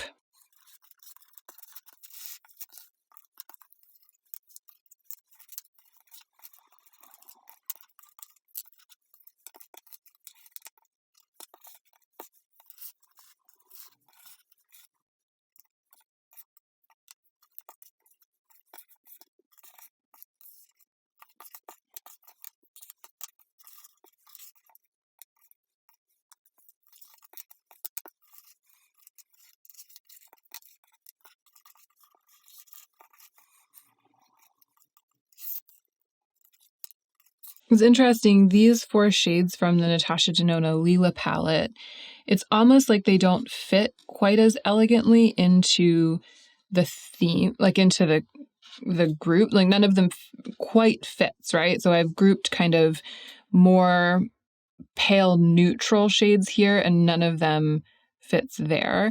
These are like the pinkier, the paler sort of pinky nudes, and none of them quite fits there. Like maybe this one could go, but it's just definitely, I guess it could kind of go. It's just not as pink. You know what I mean? It's just more neutral pretty much than any of those. And then over here, these are more like coral, sort of pale coral, although this guy could kind of go there. These ones more have like a reddish orange tinge to them, and none of these quite fit in there either. These are like more burgundy and this is more purple, like ashes of violets kind of, and there just isn't any of that here. There's no purple group.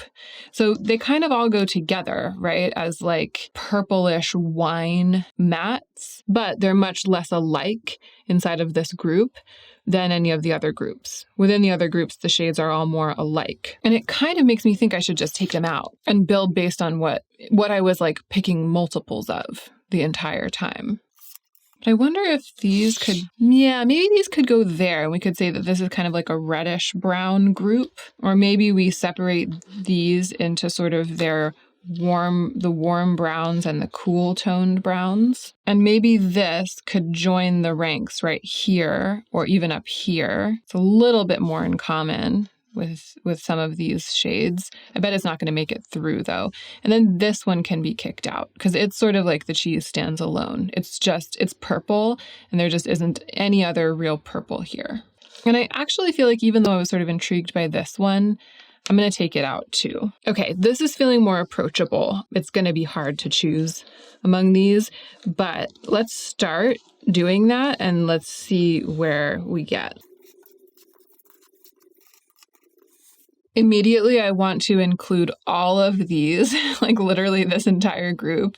And weirdly, I kind of want to include all of the blacks. As I was picking this, I had this thought, like, wouldn't it be amazing to have a palette that literally has like 5 different shades and textures of a grungy, slightly ashy black. But I think I'm going to start with just 2. I think I want these 2 in the middle. I really like all 3 of these. The 2 on the left are from Lethal. There's the matte and that sort of shiny black from Lethal. And then the third one is this very, very sparkly old shadow from the Sephora collection. That's this. I think I want to try to include all 3 of them, actually. If one has to go, maybe it would be the Sephora collection one, or maybe it would, I don't know. I want to include all 3. I think that what I'm seeing so far is that I want to truly get into like the colors of decay and only have a small representation of the original colors, or just like the slightly faded versions of the colors of flowers. So lots of this, and just a little bit from this corner and sort of that corner. I definitely want to include Sydney Grace Defiance. When I was selecting shadows and I saw that one, I was like, oh yeah, you're in. I think that this kind of like muckiest of the 3 greens really belongs. It's a little hard to choose from this pile of browns, but the cool toned brown from Lethal is really calling to me in this context because it sort of has a purple tone. Yeah, I definitely want that in. Of these 4, none of them are really jumping out at me, but I feel like if I had to pick one, it might actually be this guy, a really soft version of a rose color that is it's really starting to lose its vibrance, you know? And then picking from these brighter groups. Oh, this one, when I was going through, really intrigued me. This is from the Lila palette, and I don't use it very often. I rarely include it in palettes. I haven't used it very much over the course of the time that I've had it. I could see it performing an interesting function in this palette, but on its own, it doesn't really ask to be included. I think maybe not yet for that guy. A lot of my Lethal colors are calling to me for this, and I think it's because I'm really into the idea of this color story. It aligns with the kinds of colors that I really like, and I'm the one who curated that palette. So yeah, I feel like this guy, Lithium from Lethal, that makes more sense to me than this one. Sort of like a taupey rose, taupey pink. Even though I collected a number of these copper colors, I'm not sure about them. I don't know if I want them in. I'm going to wait on that. In fact, I'm going to take this group off the table and see how the entire frame looks without them. I'm okay with that for now, actually. But I do want to bring something in from this group up here. I think that this Dove Gray, again from Lethal, it's got to be in. It's almost one of the first colors I thought of when I was imagining this palette. And then I think I need more from here, from this corner, and maybe even the green as well. I do want to include this one, at least for the time being. This is from that ColourPop palette. It's called Flicker, or it was called Flicker in the Glow Getter Pressed Powder palette. Should we bring in this green? I feel like that really brightens it up. It's an interesting move, and I'm not sure I'm ready to make it. But maybe something like this, which is sort of a more bronzy green or like greeny bronze. There are a number of shadows in here that one considers green, you know, on some level, but they are like the greens of the rotted stems of roses after they've been sitting in the water too long, which is what I want, as opposed to this like green. So yeah, I'm going to stick with these guys as my greens. That's Sydney Grace Defiance, and these other 2 are both from Adept. And I don't think Adept is selling single shadows anymore. I think that they have moved to a model where they just sell palettes of singles that are pre-curated. We're definitely starting to push the limits of what I can fit. I think we're starting to push the limits of what I can fit into my palette, and I feel like what we need are some more, just a little bit more flower, actual flower color, like maybe this or even this, which is like a raisin. Yeah, let's include that. It's kind of like a raisin brown, but it's definitely, oh, it's so pretty. It's definitely a color that some flowers are, and it's also definitely a color that some flowers turn when they start getting rotten, when they start wilting. If I had more space, what else would I include? I think I could see myself bringing in kava just because I find it very useful. I'm also really into this. This is an old ColourPop single called Tinker Time. Yeah, let's leave that in for now because that is a very like Victorian vintage faded flower color. I think I need to know how we're doing in terms of space before I can make any more decisions.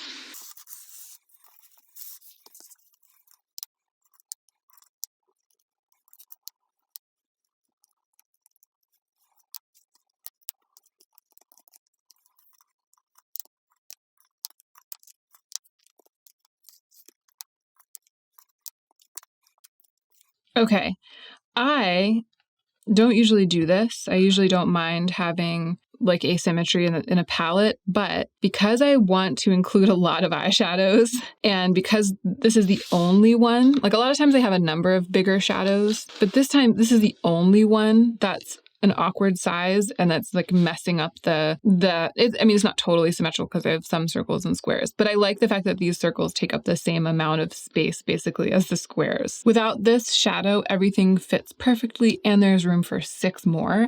And I was a little bit on the fence about it because there are already a couple of shades that are kind of doing what it does. So I'm going to let it go. And I really have a lot of room to play now. I can basically include whatever I want, which is super exciting. Should we bring these guys back too and just see? But I think I want to take them back out because there's something about having them in the palette that sort of constrains me. It's harder to think about what I'm working with. I like having them free while I make these decisions.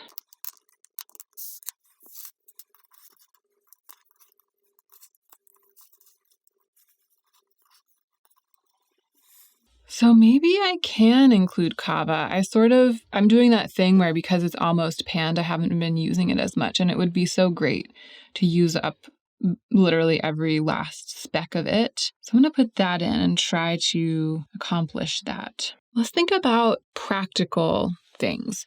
So I open this palette and I look at it, and what do I want to do? The first thing that I do usually is I go for one of these mid-toned, shiny, rich metallic shades, and I put that all over my lid. And then I usually want to deepen the outer corner with something. And right now I've got these like blacks and browns that I can use for that. But I wonder if maybe, no, I actually don't feel like I need any more outer corner deepening shades. So I'm going to take out the ones that are here, trying to get in to perform that function. Even this actually.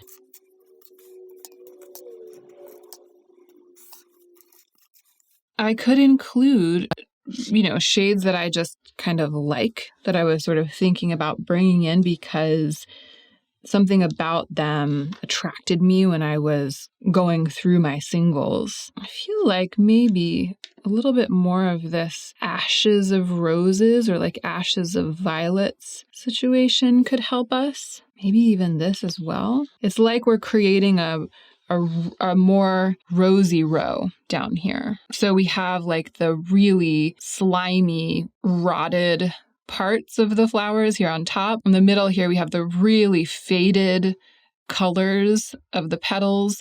And down here, it's like we have the parts that are the least rotted, the most reminiscent of the original bouquet. I feel like one of these two, that one, this clearly fits better in the row that we're making, but it's starting to be so... It looks less rotted than I was thinking it would. Like it doesn't have as much of that darkness as I thought that it would. Now, I feel like the balance is off.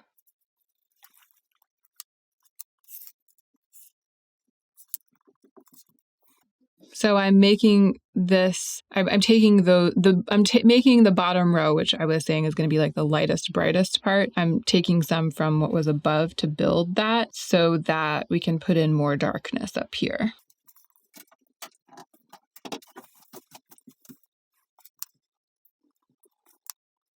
Yeah.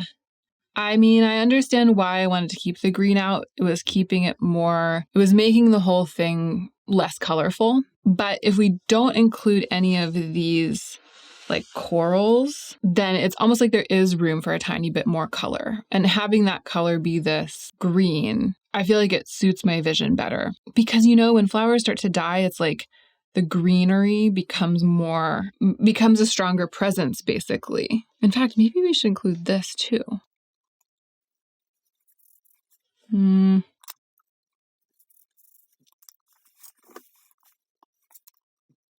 I feel like this would be useful, but it doesn't really fit the theme. This one might be similarly useful, but does fit the theme. Yeah, let's put that in. That's one of those ColourPop shades that I just took out of that little palette.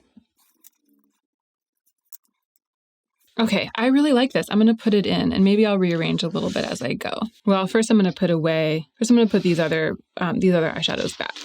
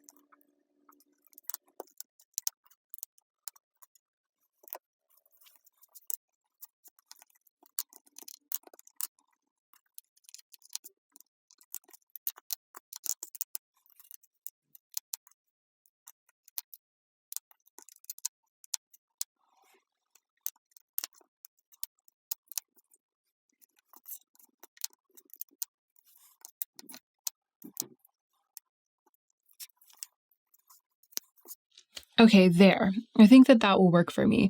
I spent a lot of time rearranging them. I wanted to get each shadow as close to as many other shadows like it as possible. Or another way of saying it, I wanted all of the shadows, for each shadow, I wanted all of its neighbors to be as like it as possible. So sort of like a gradient going in any direction. I mean, I wasn't able to do that perfectly, but that was my guiding principle. I moved away from the 3 rows representing like the 3 stages of decay, and I just put together the shadows I had selected in the way that I think is going to be the most useful and the most pleasing for me. And I love it. I love it. I know I say this every time, but this is my favorite single shadow palette that I've ever built. Y'all are really onto something with the Dead Flowers palette inspiration. I do think that this strong green definitely changes things. The palette would be different without that. And I'm actually not totally sure that I like what it does. It is the strong, I feel like that green is the strongest presence. It's the thing that is the most incongruous, and it's having the most dramatic effect on the overall palette. But the thing about it is that I want to use it. I'm excited, like I see it and I'm excited to sometimes open this palette and end up using this green. So I'm going to leave it in, but let it be known that I think if I were, for example, if I were making this palette to put it on the market, I would probably exclude this green. Well, Actually, maybe more people would buy it if it had that green, because without it, it does run the risk of feeling a little bit boring and like a little bit too neutral. Depending on the formulas and depending on the lens through which you're assessing it, I actually think it does need that bright. If it didn't have this green, it would need to have like a brighter coral or something. But for me right now, the green it's the presence that I want to make it just a little bit more dynamic. Let's swatch it.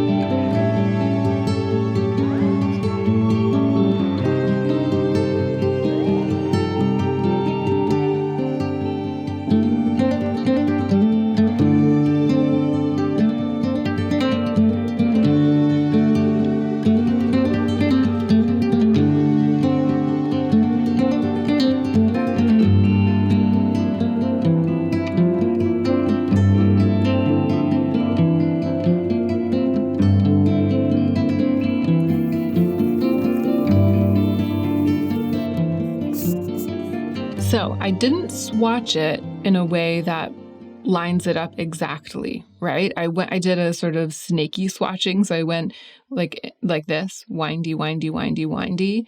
But then I lined them up in rows. So the swatches kind of tell a different, I mean, it's the same color story, but they tell a different color story because different shadows are next to each other when they meet each other again, coming back the other way. That makes sense in my brain. I hope it makes sense to some of you. Basically, it's a way of seeing it through slightly different eyes, right? Because whenever you look at a palette, the way that the colors that are next to each other relate to each other influences the way that you see it and the potential that you see in it.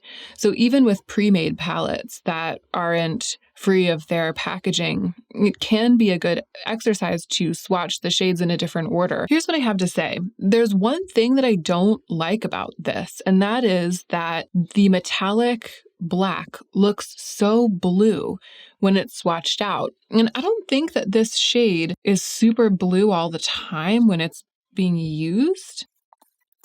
I mean, I don't know, maybe on my skin, if I used this all over the lids, it would read as kind of like a blue charcoal. It's such a pretty shadow, and I'm going to leave it in the palette because in addition to saying that you would create like a wilting flowers or like a dying bouquet Valentine's Day makeup collection, several of you mentioned a goth inspired or like a really edgy, dark, gothy Valentine's Day inspiration. And I feel like this cool toned black, kind of this like grungy sort of seal black gray as part of a monochromatic color scheme. I feel like that helps the palette be a tool for that kind of thing. So if we're trying to make like a goth flowers inspired makeup look or like a dead roses makeup look that was gothy, I would definitely use this version of black for that. And I think that it would help me get there in terms of the aesthetic inspiration. I personally don't like having this pop of blue in a palette that's otherwise kind of warm except for the green. You know what I mean? I just feel like it's like warm, bronzy, grungy, cracked, drying rose petals situation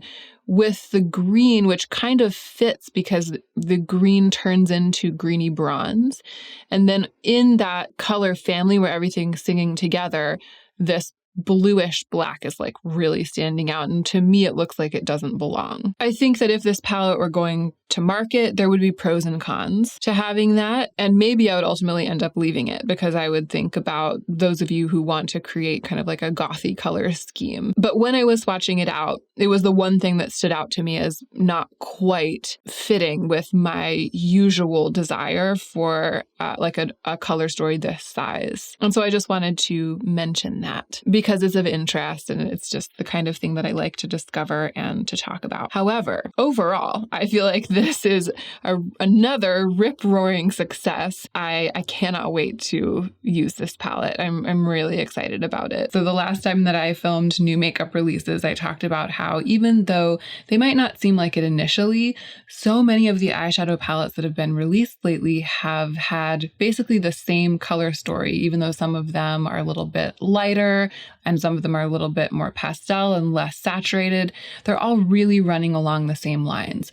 So today I'm going to build my ideal version of that palette with things I already own.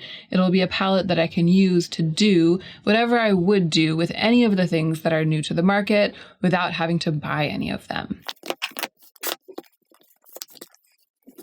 So this is what's in my magnetic palettes right now, the palettes that I usually use for Build Your Own Palette. And it's funny, just the two of these together are a pretty decent vibe dupe for the palettes that are on the market right now. It's like the Build Your Own palettes that I've been making have been angling towards what the entire market has been angling towards over the past couple of months. I feel like the teal, which is a really strong presence in what I'm going to try to do today, is conspicuously missing here. This is kind of a bluish charcoal, but it's definitely not the color that I would choose or, you know, any of the colors that I would choose to dupe that teal blue presence.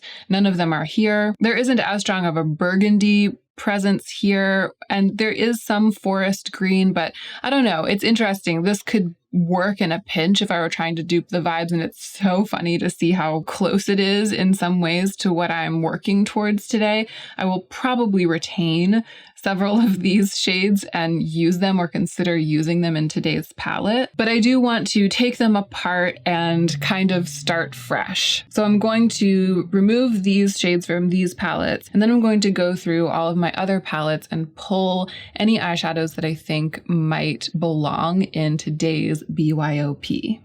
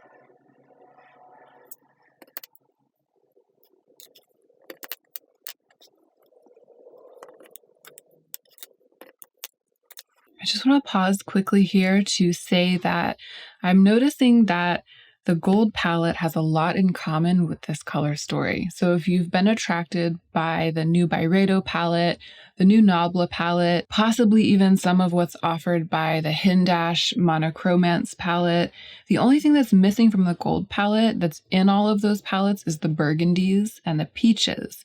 But half of those color stories, the kind of like teal, green, grungy, gold, and neutral half of those color stories is in the gold palette. So if you have the gold palette, you have a really good starting place for building the looks that you would build with anything that's currently trending in eyeshadow.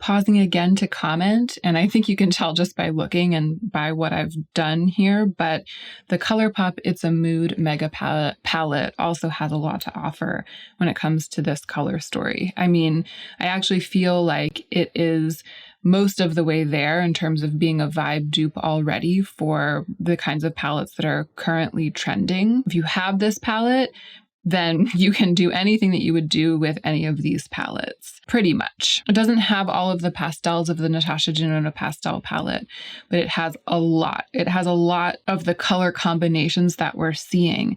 And the Viseart Petite Pro is pretty much a little capsule of like a part of this color story. I didn't pull all 6 of the colors, but I could have.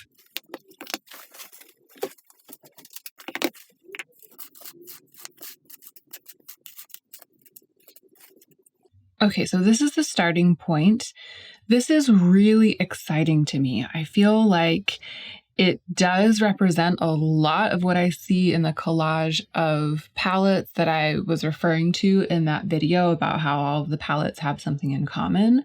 But strangely, when all of the colors are isolated from the palettes, from the individual palettes, and put together like this, it's almost like it's more than the sum of its parts, and it's giving me something more than any one of those individual palettes could. Sorry, someone started calling me and it's chaos in the house.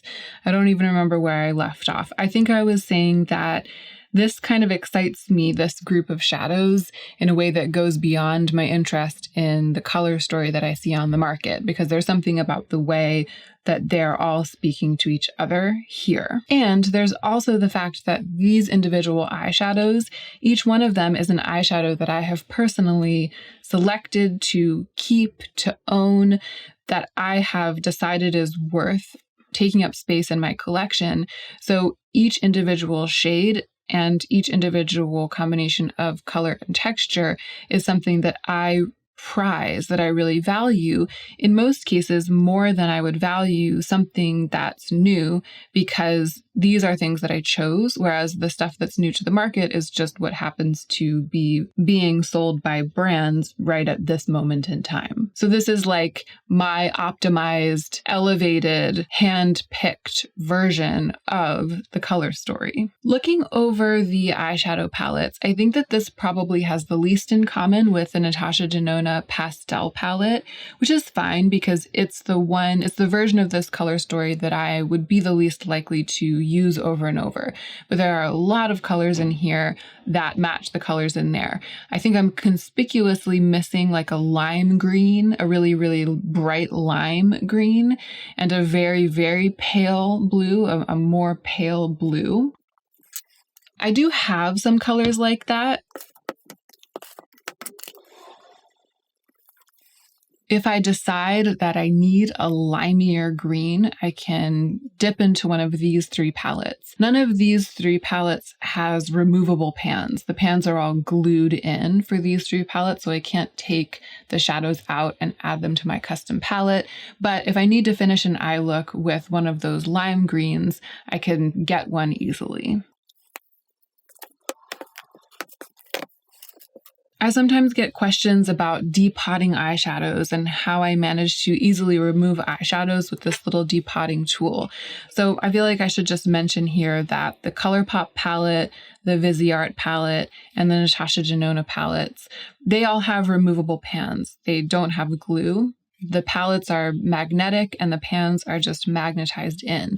So they're designed to be easily removed with a tool, rearranged and popped in and out. Not all palettes are like that, but all of the palettes that I'm using to contribute to my custom palette today are like that. I like this so much that I think I'm going to use a bigger palette today. I can't keep all of these, nor would I want to. I do want to do a little editing to really refine the color story for myself, but I don't want to be confined to one of these smaller palettes and really have to edit it down. I feel like going big today, so I'm going to clean out this guy. Actually, I'm going to clean out this guy. I feel like going even bigger.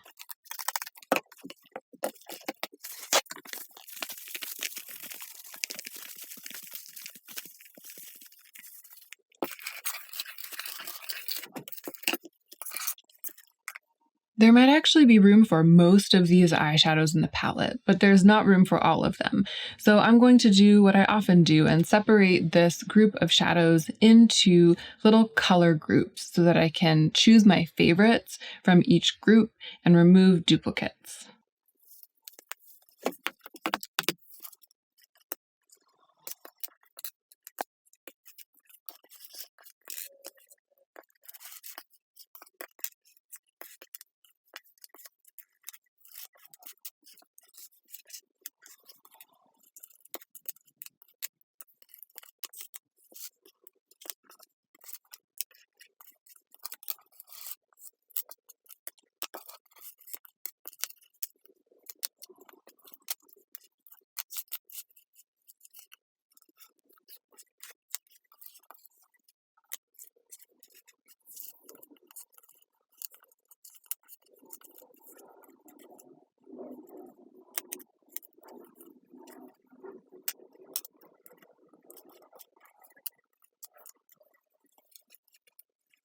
Okay, these may not be perfectly categorized, but at least it gives me some context, like something to work from. It gives me a starting point. But it's filling the workspace and there isn't really much room for me to work.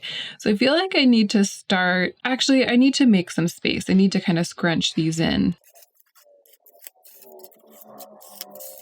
There, so they're not such tidy little capsules, but at least they're all kind of grouped together. I'm going to start by picking out the shadows that I know that I want to include in my palette. And I'm going on a combination of instinct, like when I was pulling shades for this initial pool, there were some that I was like, oh, I really, really want to use this.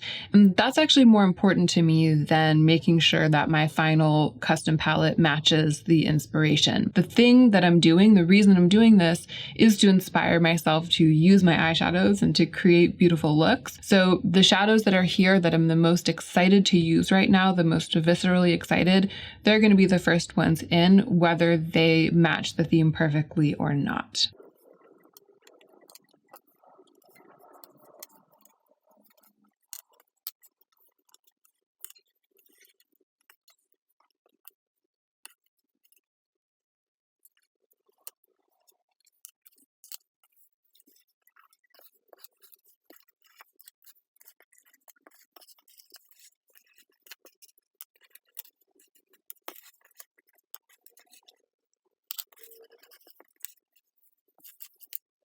Okay, that was just sort of like a brief once over, grabbing all of the ones that I'm the most excited about. And this is looking awesome. I really, really love the way that this group of shadows looks, but there's a presence that's missing. Now I'm going and seeing how this looks, how this stacks up to the inspiration, because I definitely have room for more than just these, even though this would make a great palette by itself. Looking at the pictures, I'm missing the red. I'm missing like that strong wine burgundy and the kind of azalea pink that some of these palettes have. So let's see what we can do to bring that aspect of the color story back in.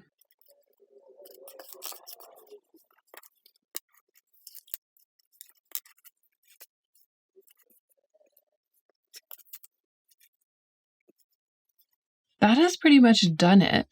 I feel like we could use more variations on teal because there are so many different teals in all of these palettes. And I actually do have a lot of different teals and I have room for them, so why not?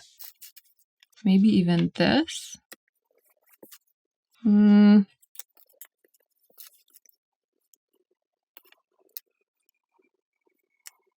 This really changes it, this blue. I think that including it, it's actually more blue than almost anything that we see in any of these palettes. I think that it's taking it away from the inspiration. The teals in these palettes are really, they go from dark forest green to kind of a baby blue. So it's almost like they go between these two colors or even these two colors, but they don't ever get this blue.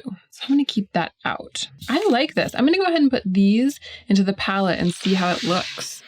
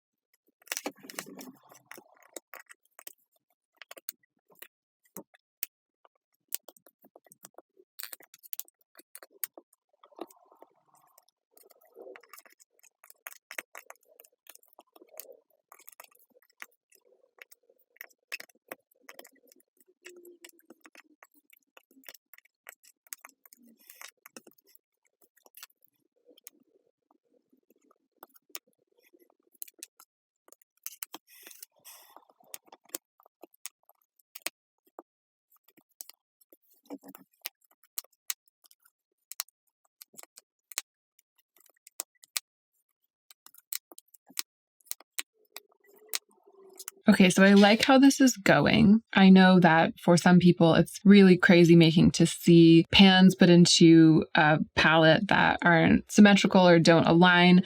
I feel like when things are different sizes and different shapes, they're just not going to align. Like there's no way to get them all to fit in in a way that's symmetrical, leaning into the asymmetry and the slight chaos of it and finding a balance between order and chaos by making it clear in the way that they're placed, that they're not trying to line up in perfect columns and rows, is the way to make it feel cohesive, almost like a piece of intentionally organized abstract art. So I'm not mad at how the impression of the overall palette is coming together, but in terms of the flow of colors, we're getting ourselves into a tight spot here. We need something that transitions green to red. I need a way to go from this like red, warm orange area to this like teal area without the line between the two color groups being too harsh. I don't need to keep all these teal shadows in. And I think what we need is some kind of duochrome or blue-red pigment. We probably need Urban Decay Lounge.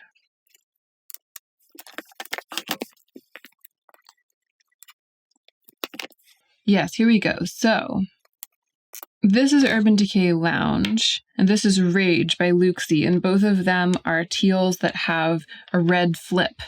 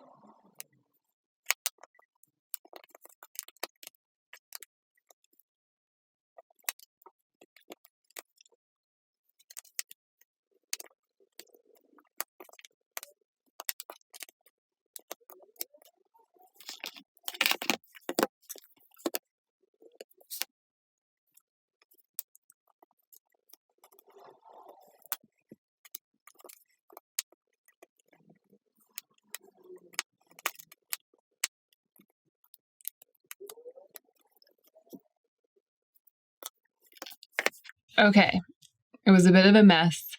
It was a challenge, but it really came together, and I love how it looks.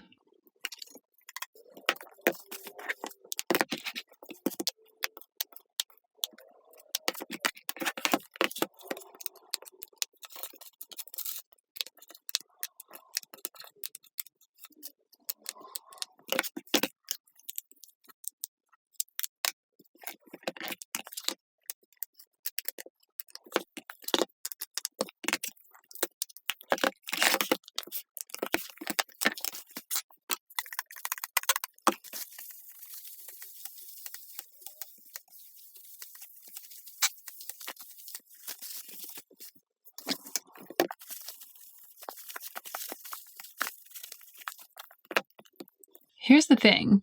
Somewhere along the way, I kind of forgot about the inspiration, and I just started organizing these beautiful shadows pretty much in rainbow order and getting excited about using them to create the eye looks that they inspire me to create. Looking at the collage of images, I definitely see almost every eyeshadow from the collage represented here.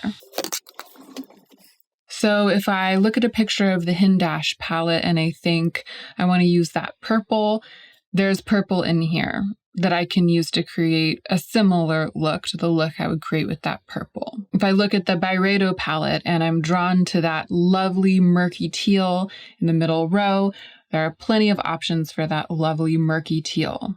I have all the burgundies represented. I have all of the taupes represented. I have that bright pop of pastel periwinkle. That's an eyeshadow color that I really like, even though I don't use it very often. And I even have the textured old golds of the ColourPop palette. When I put them all together, I feel like I have a slightly muted grungy rainbow. That's a color story that I really enjoy. And the fact that that's what this ends up looking like kind of tells me why the color story that's trending in the eyeshadow market right now is attractive. Because in its way, it's a slightly murky, grungy rainbow that elevates the teals and in some cases the purples, and doesn't have much bright, warm-toned yellow or orange, which would probably make it look much more like a rainbow. And it also doesn't have much green, like true green. Actually, I think that the presence of true green, that's what's missing from this color story that would make it really look like a real rainbow. Like a leaf green. If you just bring in the packaging of this palette and imagine adding a color like this, you can see how much that would immediately make it like the true red, orange, yellow, green, blue, purple rainbow. I guess there isn't that much true blue either. So we're missing like primary blue and true leaf green, sort of like the yellow greens. Those are the only omissions from the rainbow, basically, for this color story.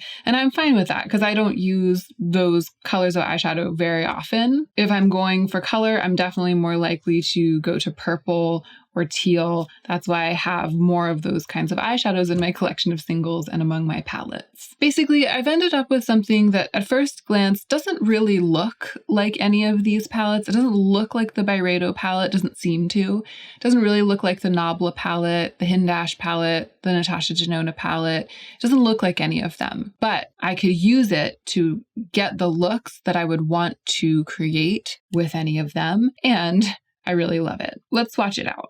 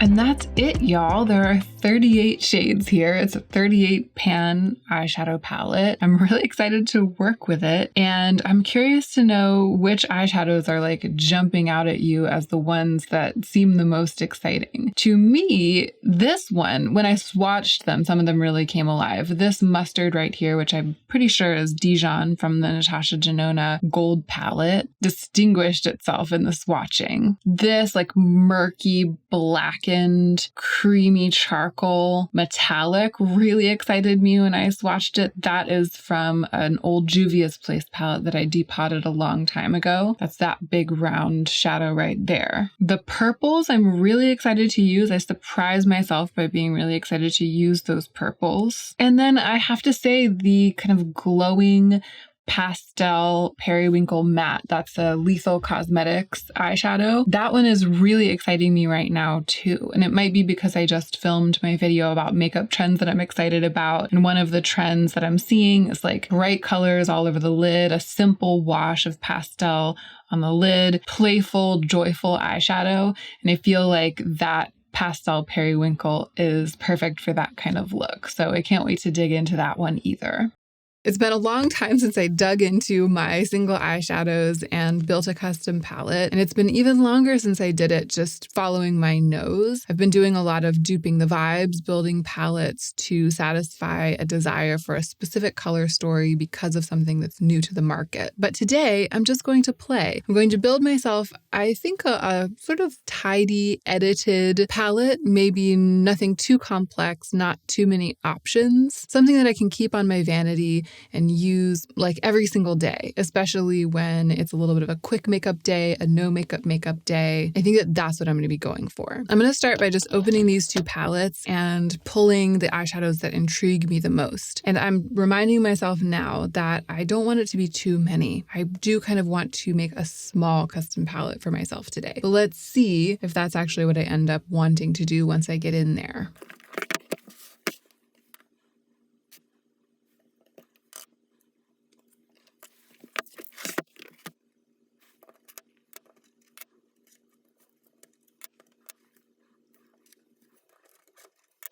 Well, so far I've gone in this very grungy, I was going to say bronzy grungy, but it's actually more of a kind of greeny grungy direction. I kind of know what's happening here. I'm going to zoom you in because I think I'm going to be dealing with fewer shadows from now on. I've been feeling my best lately when I pile on a bunch of thick black eyeliner and have a dark, smudgy, messy, creasy lid. I think it's because I've been feeling angry about what's going on in the world, and the combination of like an intentional imperfection and sort of just greasy, creasy rage all over the lids, and the nod to kind of like a punk or emo angry teenager eyeliner application. That is the only thing that's been feeling good to me lately. So I understand in light of that why when I first opened that round palette, this was the first shade that I picked. This is an old depotted Juvia's Place shadow. It's a little bit softer than a true black. I would even say it has a little bit of a green tinge to it. It could definitely be put to use in those like inky, gunky, smudgy, asymmetrical looks. I would love to use this shadow to do a version of those looks that I've been doing lately. And once I picked it, I think I realized that my instinct is to build a palette that will support me in continuing to express myself with my eyeshadow in that way, but that will lead me to incorporate some more texture and shine, give me something to kind of sink my teeth into while still keeping the looks in that realm. And this shade definitely does that. This is Sydney Grace Defiance, which I wasn't even thinking about the name when I picked it. It is really hard for me to keep my hands off of this eyeshadow whenever I'm building a custom palette, but especially in this case, it makes total sense because it's like the bronzy olive version of the other one that I had already picked. It's also hard for me to keep my hands off of pressed glitters when I'm building myself a custom palette. And this one I picked because it doesn't really flash too orange. It has some color, some rainbow in it, but overall it keeps it pretty neutral. And it has a lot of textured shine. So I feel like a little bit of this goes a long way to add dimension to the kind of caked on, creasy, like raging all night at the club type of eyeshadow look that I am still finding as my only solace in this life right now. So that's the starting point. And I actually really love this just as a trio. Like, this is enough for me. Maybe this is just my palette. This is definitely how it's been lately. But I think that with this as the base, kind of like the inspiration, it's really interesting to see where I went next when I opened the palette of square eyeshadows. And where I went next was kind of in a green direction, which sort of surprised me. I have kind of an interesting relationship with green eyeshadow. I am very drawn to it and I like it in theory, but I don't always love the way that I end up looking when I make a fully green look. It might be partly because I have an olive undertone, which is something that I haven't always known. But I feel like lately I've been treading a little bit lightly when it comes to green eyeshadow. However, I immediately wanted to put these two shades, or one of them, into my palette. These are two jeweled multichromes from Cliona. The one on my pointer finger here, the one with sort of a richer forest teal green, is Gargoyle. And the other one, the one that flashes chartreuse, is the shade Weathered. I can never really capture the entire spectrum of the shifting multichromes of these shades with such even studio lighting. But I think you're getting a pretty good sense here of the basic impression, like the overall impression of color that each of these two eyeshadows gives. That might be more green than I actually want in this palette. Yeah, Weathered is definitely grungier. I don't think I want to go to this place of teal. I think I want to keep it, if we're going to have any kind of color, this like yellowish chartreuse is much more in line with the vibe. So Gargoyle is out. Now let's look at Corrosion, which is this one right here, and Ornamental, which is this one right here. I grabbed both of them because I felt like just looking at the pans, I couldn't decide between them. And I thought that this palette that I'm building could use a little bit of that kind of like lighter gold. You know what I mean? A little bit of the lightness of still a bit of a steely and interesting gold. Corrosion has a little more going on in terms of the base, right? It looks like it has some color in the base, whereas Ornamental, it's just lighter and brighter and a little bit more pure. But you know, I think I want it to be Ornamental. I think I don't want to bring in the red that the undertone of Corrosion has. I'm really trying to make an edit that's directional so that every time I open the palette, I kind of know what I'm getting. So Corrosion is out and Ornamental is in. This is a Natasha Denona single that was given to me as a gift a long time ago. It's basically just a good old grounded, slightly warm bronze. And yeah, I could see it going with this palette. I also know myself, swatched out, it looks like it's got a little bit of olive in it too, which helps to tie it in. What I was saying is that I know myself, and on days when I don't really feel like doing very much, I'm going to need something like this in the palette to give me something to use so that I won't just defect from this palette and go looking for something else. So I think that it's a good compromise. It's a good inclusion. I know they all look really beautiful together. Like I could have just kept all of them, but I love putting constraints on myself. I love trying to edit it down, especially if you have a wide-ranging creativity and you can see possibilities everywhere. Constraints are often the ticket, I find, for focusing that creativity and helping it to build something.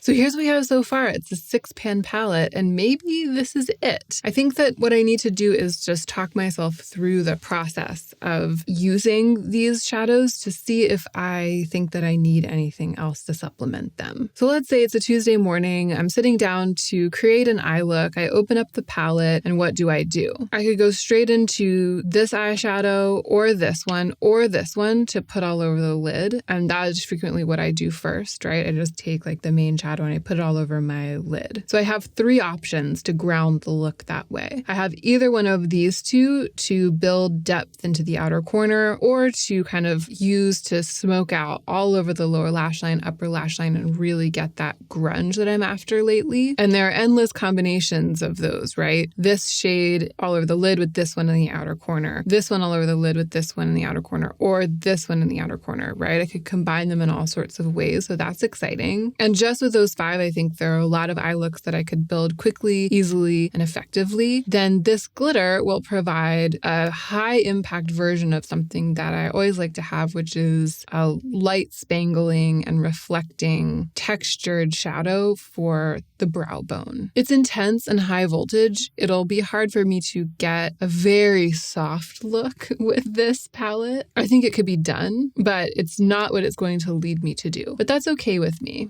I don't think that I feel like I need that option right now. I think this is going to be it. And thrillingly, I think it'll fit into this, my smallest palette.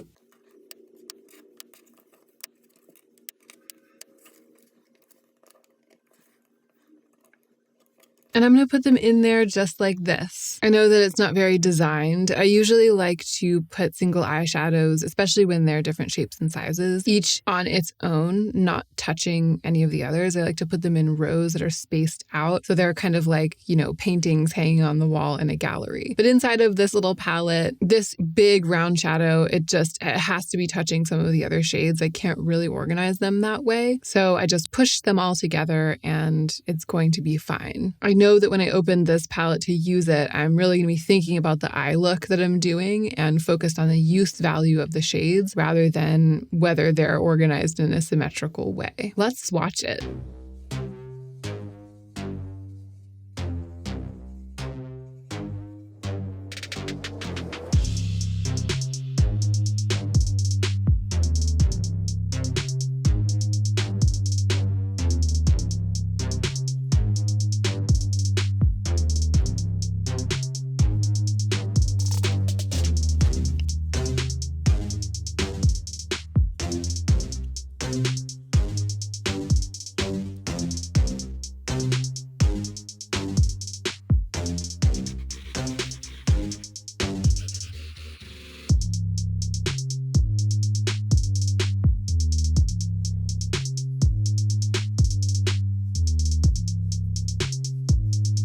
Oh my gosh, I love it. It definitely has a green aspect that I don't know if I was really quite expecting even as I was putting it together, but I feel like it's a kind of green that I can work with. It's not really going to clash with what I want to do.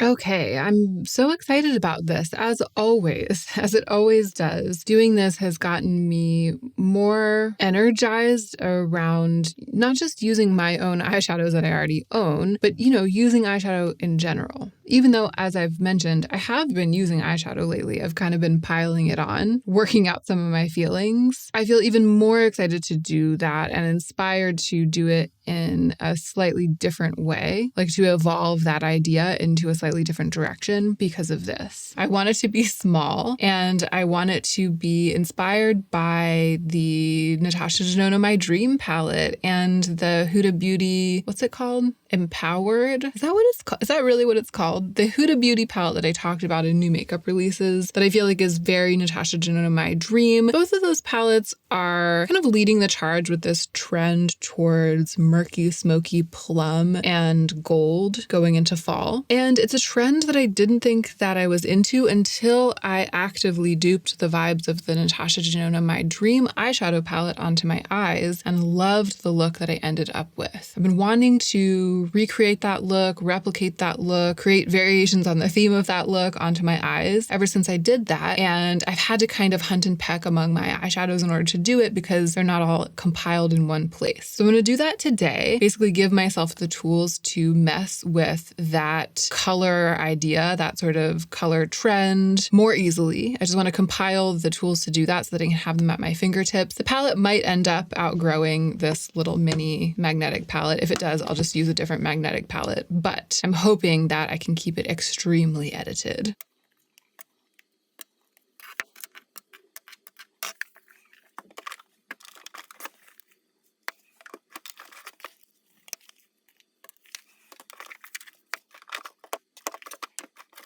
Okay, so these are some single eyeshadows that were like living their best lives, just like scattered among some random magnetic palettes. They weren't at home in the big magnetic palettes in which I house my shadows. These are the big magnetic palettes in which I house my shadows. As you can see, several of them are missing. So tried to gather them together. And you know, some of them might be candidates for inclusions in today's palette. Let's see if there's anything else that jumps out at me as being a candidate. It's really that like burgundy that I want, you know?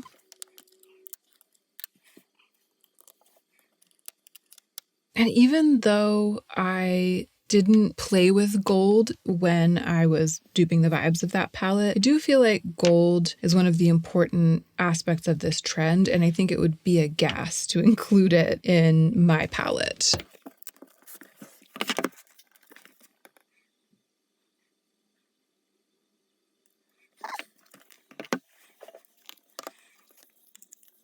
This is the Viseart Petite Pro Une. I feel like it could actually be really useful to include some of these because they're so tiny and I want to keep it small.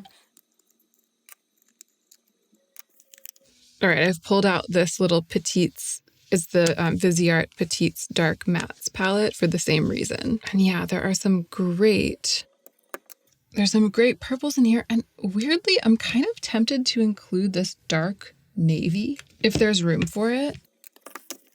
I feel like you could add something interesting.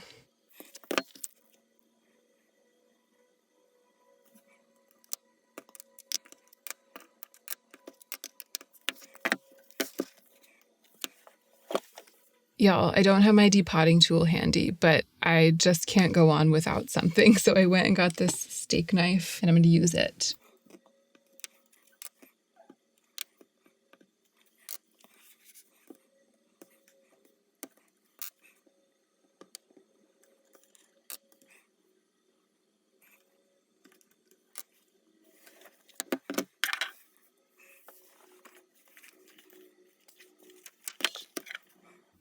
I feel like I'm gonna want something like Kava. And I feel like if I really wanted to do it right in terms of including the flaky gold that everyone's been putting in those palettes, I would include this or something like it.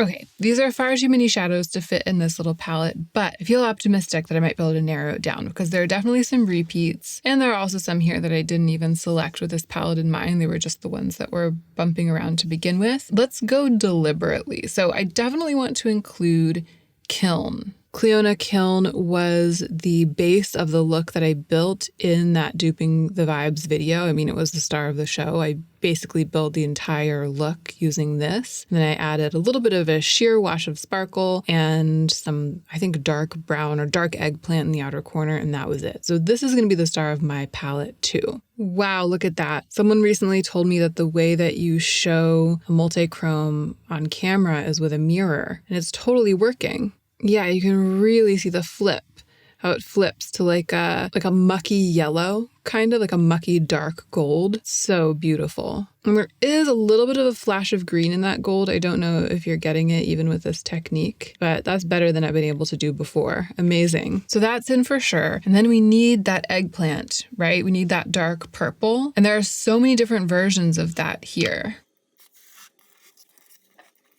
This is a great just straight up dark brown from one of those Viseart palettes, and the pan's so tiny that I feel like hopefully it'll fit. I'm just going to go ahead and include it for the time being.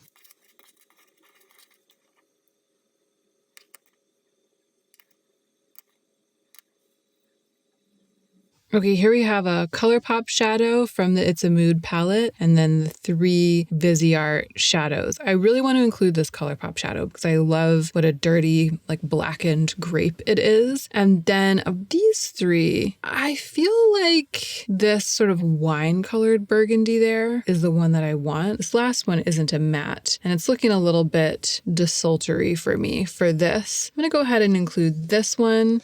And this one, the first and the third that I swatched there.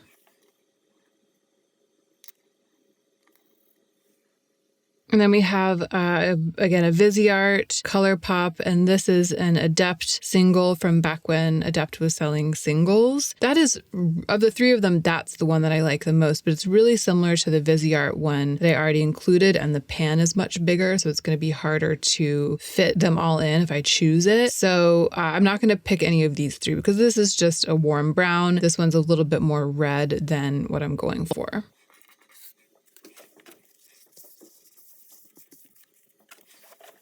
Okay, with that, I basically have everything I need to create the look that I created when I was duping the vibes, except for a sheer sparkly shade.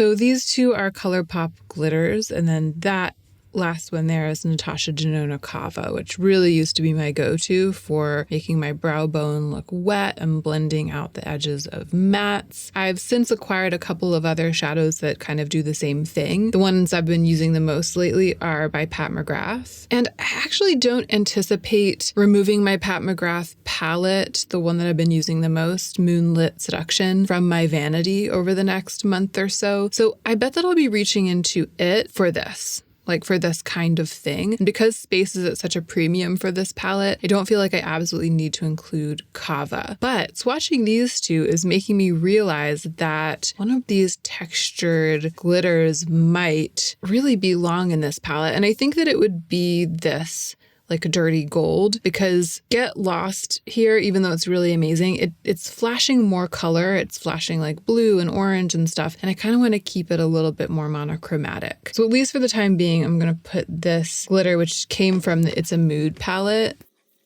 It looks like it was called Ritual. I'm going to put it in.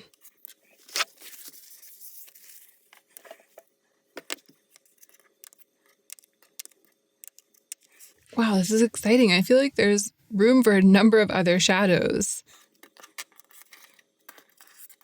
These were all just randomly part of the group. I don't think that any of them are really in the running. This looked really pretty to me in the ColourPop palette when I was selecting shadows, but now that I have it like pulled out of the palette, it's looking really peachy, and I just don't feel like I want to include it. I was feeling like it was more of a soft gold, but it's actually very copper peach. This eyeshadow from Lethal Cosmetics, which is called Symbiosis, might be a better option if I decide to include kind of a soft warm gold. I'm not sure I want to. What I am sure that I want though is to include black. This is Transmutation from Lethal Cosmetics. I feel like that's definitely going in. It's a really easy to use, soft, sort of charcoal-y black. And this is Lethal Rise from the Ashes, which is a shimmery charcoal black. I feel less compelled to include that. And it does seem like it leans a tiny bit blue. I'm just going to keep them matte. And there are some close-ups of those swatches for you. Okay, so what's left? We have some golds, because I was kind of thinking about putting a gold in. I think this peachy gold is out. I'm not here for it. We have some other multi-chromes, which to me are kind of variations on the theme. I was so happy with the way that that multi-chrome look came out, the one that I did in the Duping the Vibes video. And I feel like the multi-chrome was the base of the look, and then I just built structure around it. I feel like I might want to include Weathered, which is another jeweled multi-chrome. These two are glitter multi-chromes from Cleona. This one is a jeweled multi-chrome. I think that what made that look work so well was that the jeweled multi-chrome has this like blackened base that buffs out from it. And even though this leans green, let's see if we can do the trick again. I don't know if you're getting that forest green. There you're kind of getting it. There you're really seeing the difference between the flat chartreuse, which we see directly from above, and the kind of deep forest green that this shifts to, which is what you can see in the mirror right now. That's really the full spectrum, and it's like everything in between. Wow. Really cool. Even though, now that I've demonstrated that there's green in it, I can tell you, even though there's green in it and green isn't really part of the deal, like green isn't really part of this situation, although I do think that the multi-chrome in the NATASHA DENONA palette shifts to a green, like a dark, dark, murky green. There's a lot more green happening in this multi-chrome than I would have thought to include in this palette, but I want to put this shadow in because I want to play with doing that same kind of look with a different jeweled multi-chrome, and I want it to be this one. Oh wait, but isn't Forge a jeweled multi-chrome too? It is! Let's include Forge too. Oh my gosh, Forge might even be the best one of all. Can you see that? Can you see that multi-chrome magic? I know that it's not in focus in the mirror, but you can at least see the color that it's flashing. Oh my gosh, this is exciting. I'm gonna put all three of these jeweled multi-chromes in here.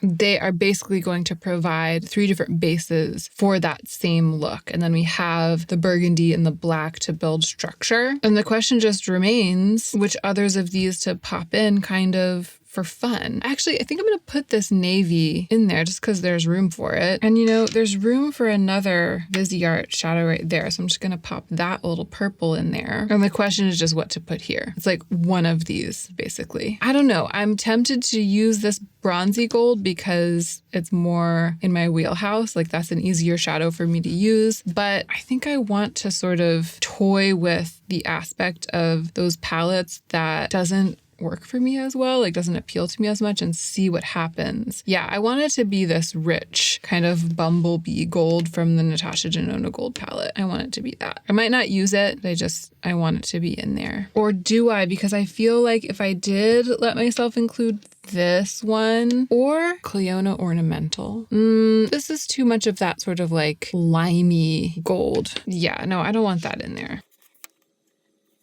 But if I include this bronze, then it'll make this palette more approachable. And yeah, I actually think that's a better choice. As thrilling as it was to kind of go the distance with this orange gold, those orange golds, that's one of the things that I don't like about the palettes that are being created in the image of this trend. It's specifically one of the reasons that I didn't want to buy the Natasha Denona palette. Yeah, let's leave it out. Let's be realistic. Let's pursue my actual dream. I fit so many more shadows in here than I was expecting to because I used those tiny Viseart mattes. I'm going to wash this all off and then come back and swatch the final product. But first, I'm going to put away the shadows that I didn't use.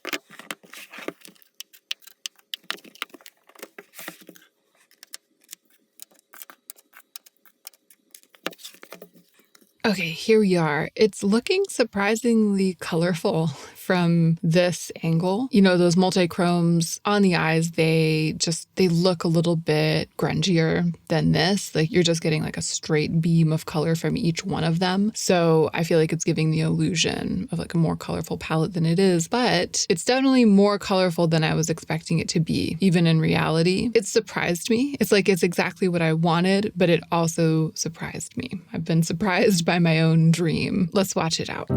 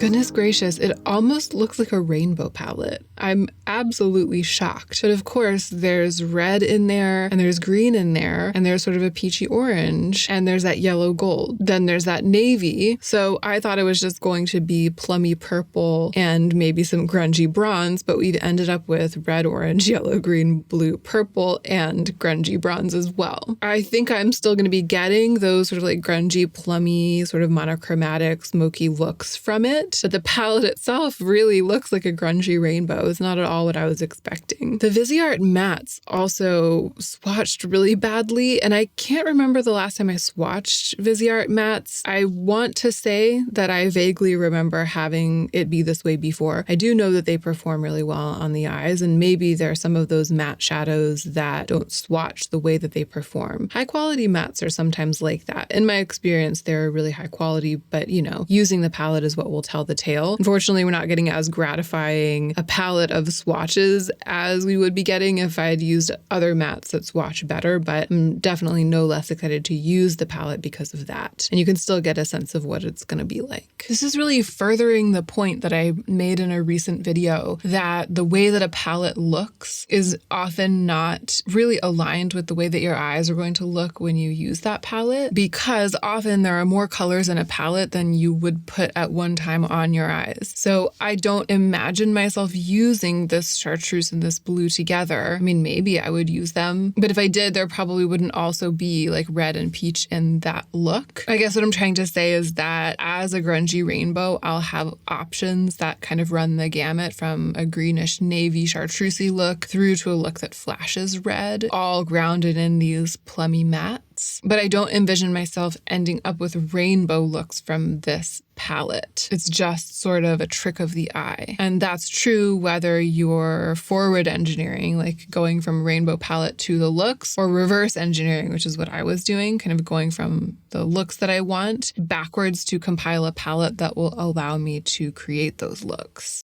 I am going to build my own little eyeshadow palette out of my collection of single eyeshadows, which has very recently been decluttered down to a sweet, and yet I feel diverse in just the right way for me, edited collection, all of which fits into this modestly sized magnetic palette. My goal today with my little palette is not to dupe the vibes of any specific eyeshadow palette that's new to the market. I just can't think of one that's like made me want to buy it or that's been inspiring me. What's been going on between eyeshadow and me lately is this. Since I decluttered my palettes, I've been using them more. I only kept 5 eyeshadow palettes and I just feel like every single one of them has been getting a lot of use. They're all really inspiring to me. I've been reveling in the color stories. I've been enjoying just picking a palette and using only it. My palette collection has been in heavy rotation. But as you may remember, if you saw my palette declutter, the color story across all 5 of my remaining eyeshadow palettes, it definitely has a perspective, right? It's a little bit repetitive. You can really see what I like. And I'll show you a picture right now of the insides of all 5 of those palettes. I actually have that picture pulled up on my own phone screen off to the side here. And what I'm going to try to do is to build myself a little eyeshadow palette out of singles that will provide something that none of my 5 eyeshadow palettes provides. I've been storing my singles separately, so I haven't been using them. I haven't used them since before my declutter. And I'm starting to get curious about what might be lurking in here that will take me in a different direction than I've been going with my palette collection. Here is the little eyeshadow collection, the little single eyeshadow collection that I'm left with after having whittled everything down in my declutter series at the end of December. And it's funny, this is my first time building a palette from this really tiny collection. I'm used to having 3 or 4 big unwieldy palettes and eyeshadows scattered all over the place. It's a different experience because, you know, there are some eyeshadow palettes on the market that are this size. Like, to some people, this is an eyeshadow palette and I don't need to do any further whittling. But I want to do further whittling. I want to make a more condensed, like an edited directional color story that feels super fresh to me right now, given what I've been doing. I feel like the greens and blues are jumping out at me. You know what it is? It's not just greens and blues. It's like this whole chartreusey gold area. I have a lot of this kind of thing in this little palette, and I don't really have any of that kind of thing in my palettes, my eyeshadow palettes. There's one really dark, blended, soft metallic green in the Pat McGrath Midnight Sun palette, but the golds in my palettes tend to lean like light bronzy gold. So that's something to think about. There is a bright sort of periwinkle blue like this in the Gucci palette, but nothing like this. This shadow is really jumping out to me. It's telling me, like, if you pick me, I'm going to rock your world, you know? I'm not totally sure that that's what I want, but there are also other ways to access blue in these singles. I also feel, funnily enough, even though there are some nice bronzes in my palette,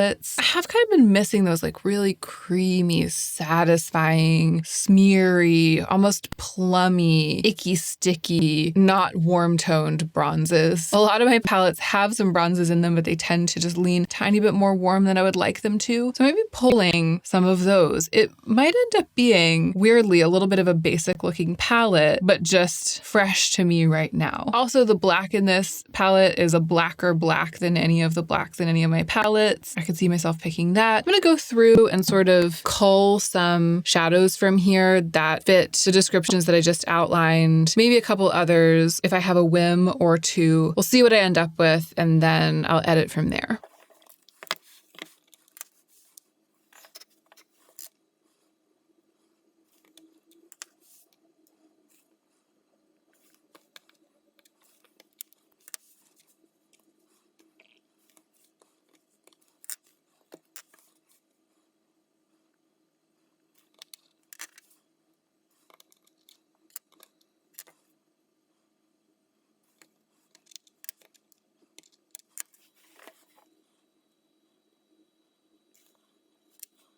Wow, I feel like I just glanced over. I've been looking at this and just picking things and not really looking. But I just glanced over at what I've picked, and I feel like it's really interesting, just really different for me. The group of colors here, the way that they're working together is really different for me. It's like that blue and yellow. It kind of reminds me of color blocked modern art, or like, I don't know, like a rug or wallpaper in like a kid's playroom. There are plenty of like the grounding brownie bronzes, but there's something about like the blues and yellows together that it's accomplishing exactly what I'm trying to accomplish. It's just super fresh for me, right? Like this is not anything that I can get from the palettes that I have upstairs in my vanity, and it's not what I've been applying to my eyes lately. So I think that this is too many to fit in here. Let's go through and sort of talk it out.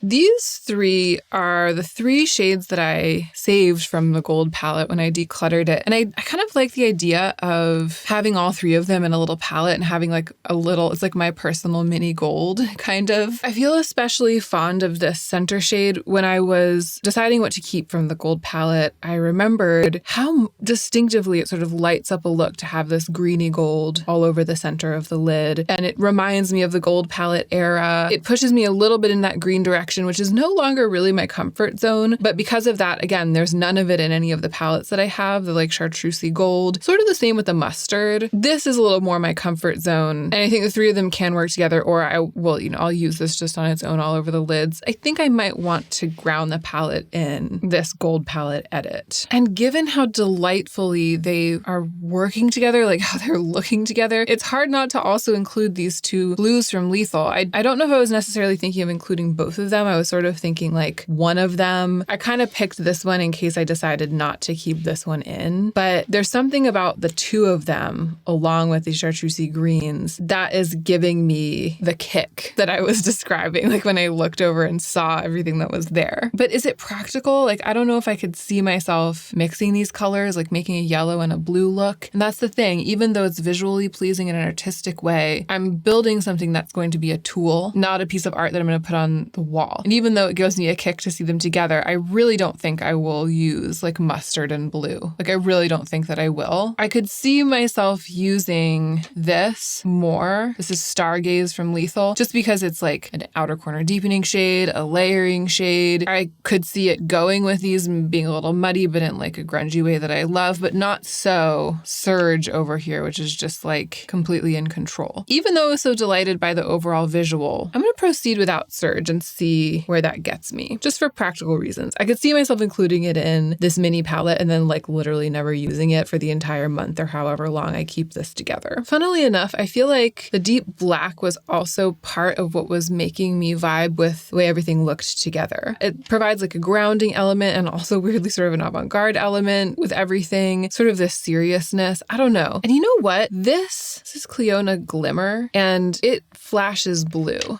It's notoriously difficult to capture all of the nuance of these Cliona shades under the studio lights, but you can see how invisible it goes at certain directions. I love that. And then I don't know if you're seeing like the ultraviolet blue flip that I'm seeing. I mean, I always do this, but I've been using a lot of wet look shadows all over the lid to finish a look lately. So I was looking in my singles for one that I could do that with, but that's different. I have wet look shadows that flash blue or purple, but they tend to have more of a grungy base, like that red base Space in Space Cowboy, or that like really rich purple red mixture in Moonlit Seduction. This is different because it's so sheer, but the point that I was trying to make is that the flip that I'll be getting from it maybe evokes some of what I've left behind by taking Surge off the table. I definitely want to include that one. I also think that Cleona Weathered right here is going to help make sure that this little palette is really different from my existing palettes. It's like the mustard, the greeny gold, and the chartreuse that's really going to do that, because that's like a color group that I love again, but that I don't really have at my fingertips right now. And I think also some of these plummy browns, Jaclyn Hill 24/7, I've been thinking about it a lot since the Lisa Eldridge review, where I compared it to some of those Lisa Eldridge eyeshadows, thinking originally that there might be a dupe for this in the Lisa Eldridge group, and then realizing that there wasn't. It's an icon, and it's just, I haven't really been using it. You know, I've just decided to keep it. It seems like it's still going strong, and I just haven't really been using it. I wonder how I'm actually doing for like what will fit in here.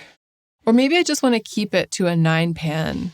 Maybe that's what I'm doing. Maybe I'm not cramming in everything that will fit. I'm just making a 9 pan. If I am, what else am I going to keep? This is an old Adept shade that I find really useful because it's like a taupey, plummy, in between, easy all over the lid shade for me. But I feel like these sort of serve the same purpose. And in fact, in this moment, I'm sort of preferring this one.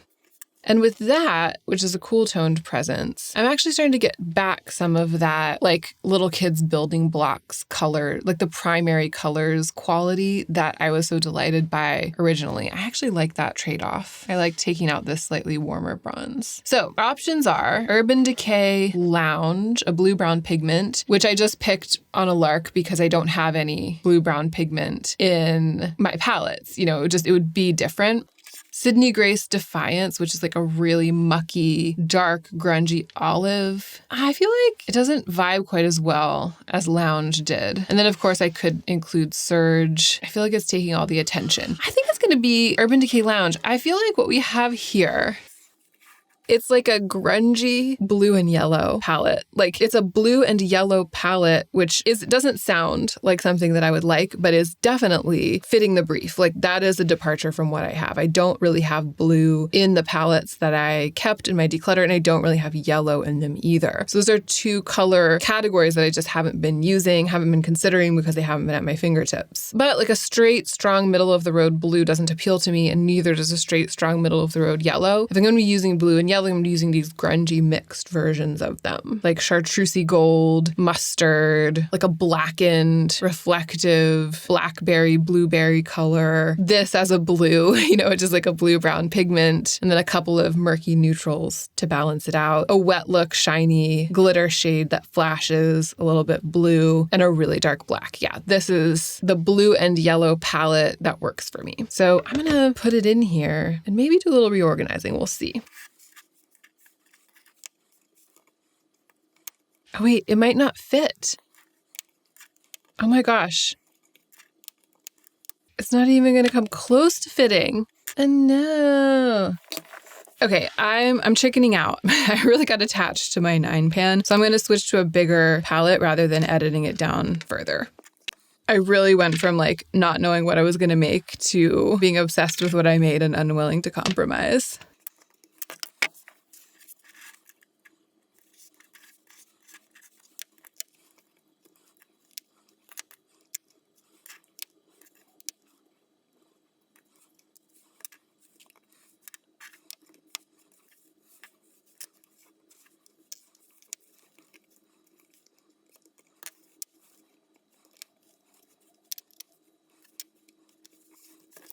There. Isn't it kind of like a little eyeshadow Mondrian? But you know, grungy, like grungy Mondrian. Are you seeing it? I'm kind of seeing it. Oh my gosh, and I'm so excited about this. It really achieved what I wanted it to achieve. It's made me feel a thrill about some colors I haven't been using in a long time. But of course, the key here is getting that thrill without having had to go out and buy something. But the thing is, I feel the way that I feel sometimes when I'm in a store and I see something that feels fresh to me, like a new release where I'm like, whoa, I don't have those colors. Like I've been using those colors. I wonder what it'd be like to dig into a grungy blackberry, blueberry shade just for something novel, like just to shake things up a little bit. There's really a lot of power in putting portions of your makeup collection away for a little while and then getting them back out. It makes everything old feel new again. I wonder if I'm trying to see if you can get a sense of the shift on that multichrome by looking in the mirror. You kind of can there. The fuzzy reflection in the mirror is showing like bright yellow, almost like a murky kind of marigold. You can really see the green in the actual pan right there. You can also see the flip on Urban Decay Lounge. It's like brown in the pan and teal blue in the reflect. You can kind of see the flip on that blue-black lethal shade as well. Yeah, we've got a lot of dynamic colors here in this palette, which is exciting. And there we've got the reflect and focus. Doesn't it look juicy? I can't wait to play with this.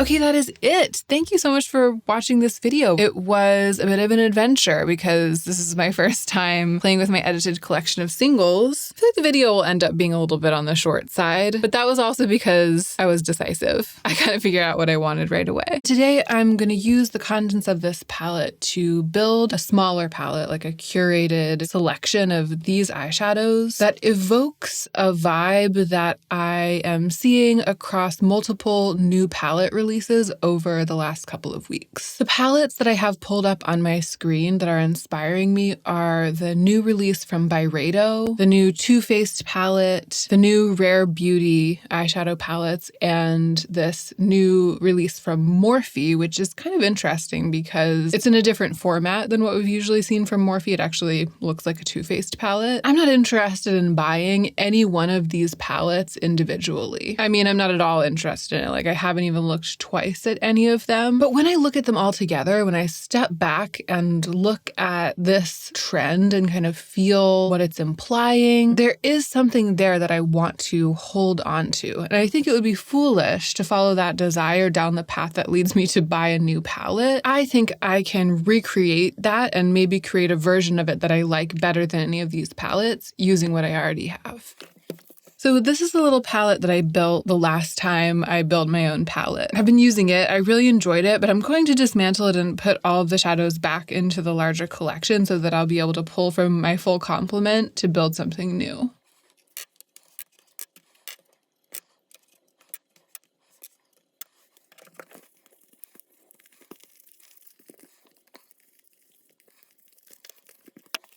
I don't know how big today's palette will end up being. I would like it if I could fit it into this little palette. This is a really convenient size for me to keep on or in my vanity and to make a lot of use of. But for now, I'm going to set this aside. We'll see what I end up with and see what size magnetic palette I need to house it.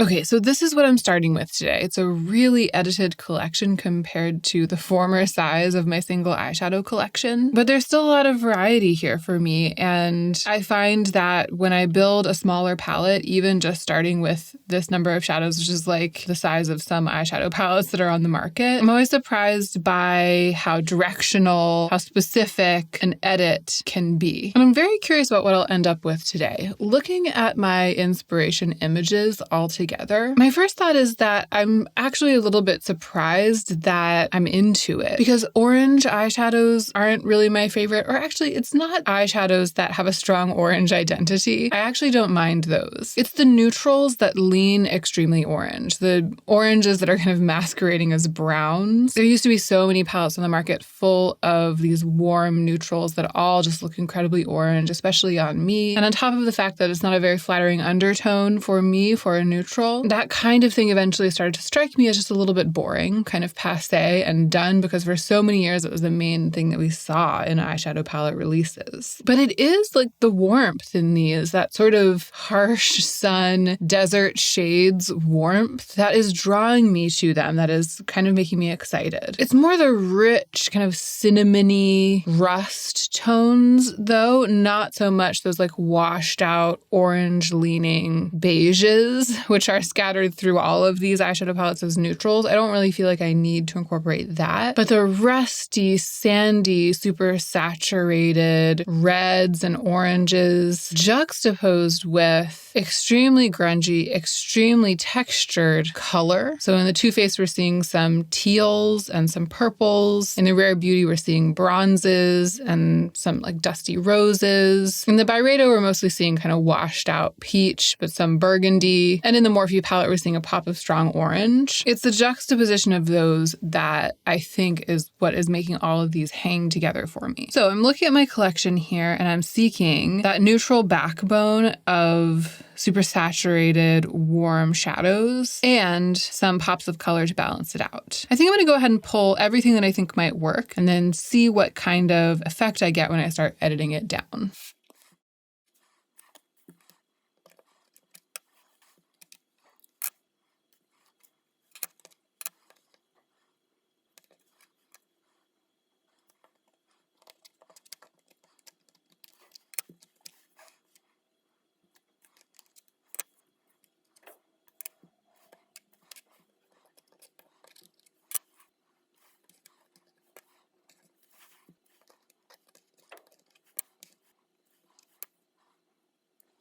Okay, so this is what I've pulled to begin with. It's interesting. There's a lot that I don't have, right? There's a lot of eyeshadow in the inspo images that there's just no correlation for here, like those matte bright yellows and oranges, even the matte peaches and all of those orange-leaning matte browns. I've pulled my closest mattes, but these lean quite neutral. They don't lean orange in that same way. Everything that I had that was like that, that leaned orange like that, I got rid of it because I don't like the way that I look in that kind of eyeshadow. So by pulling my closest correlations, these much more neutral, kind of gray leaning Dove Dun matte shades, I'm on my way to building a version of this color story, this sort of like joint or combined color story that I'm seeing across these four palettes that's customized to me. It's been pre-customized because of the shadows that I've chosen to collect. I do think this is really pretty. Like, I feel like they would probably all fit, at least most of them. Like, I might have to kick one of them out. Do I want to keep them all? Is it as simple as that? I feel like it would make the video really short, but let me kind of talk you through what I'm thinking. So this is the closest thing that I have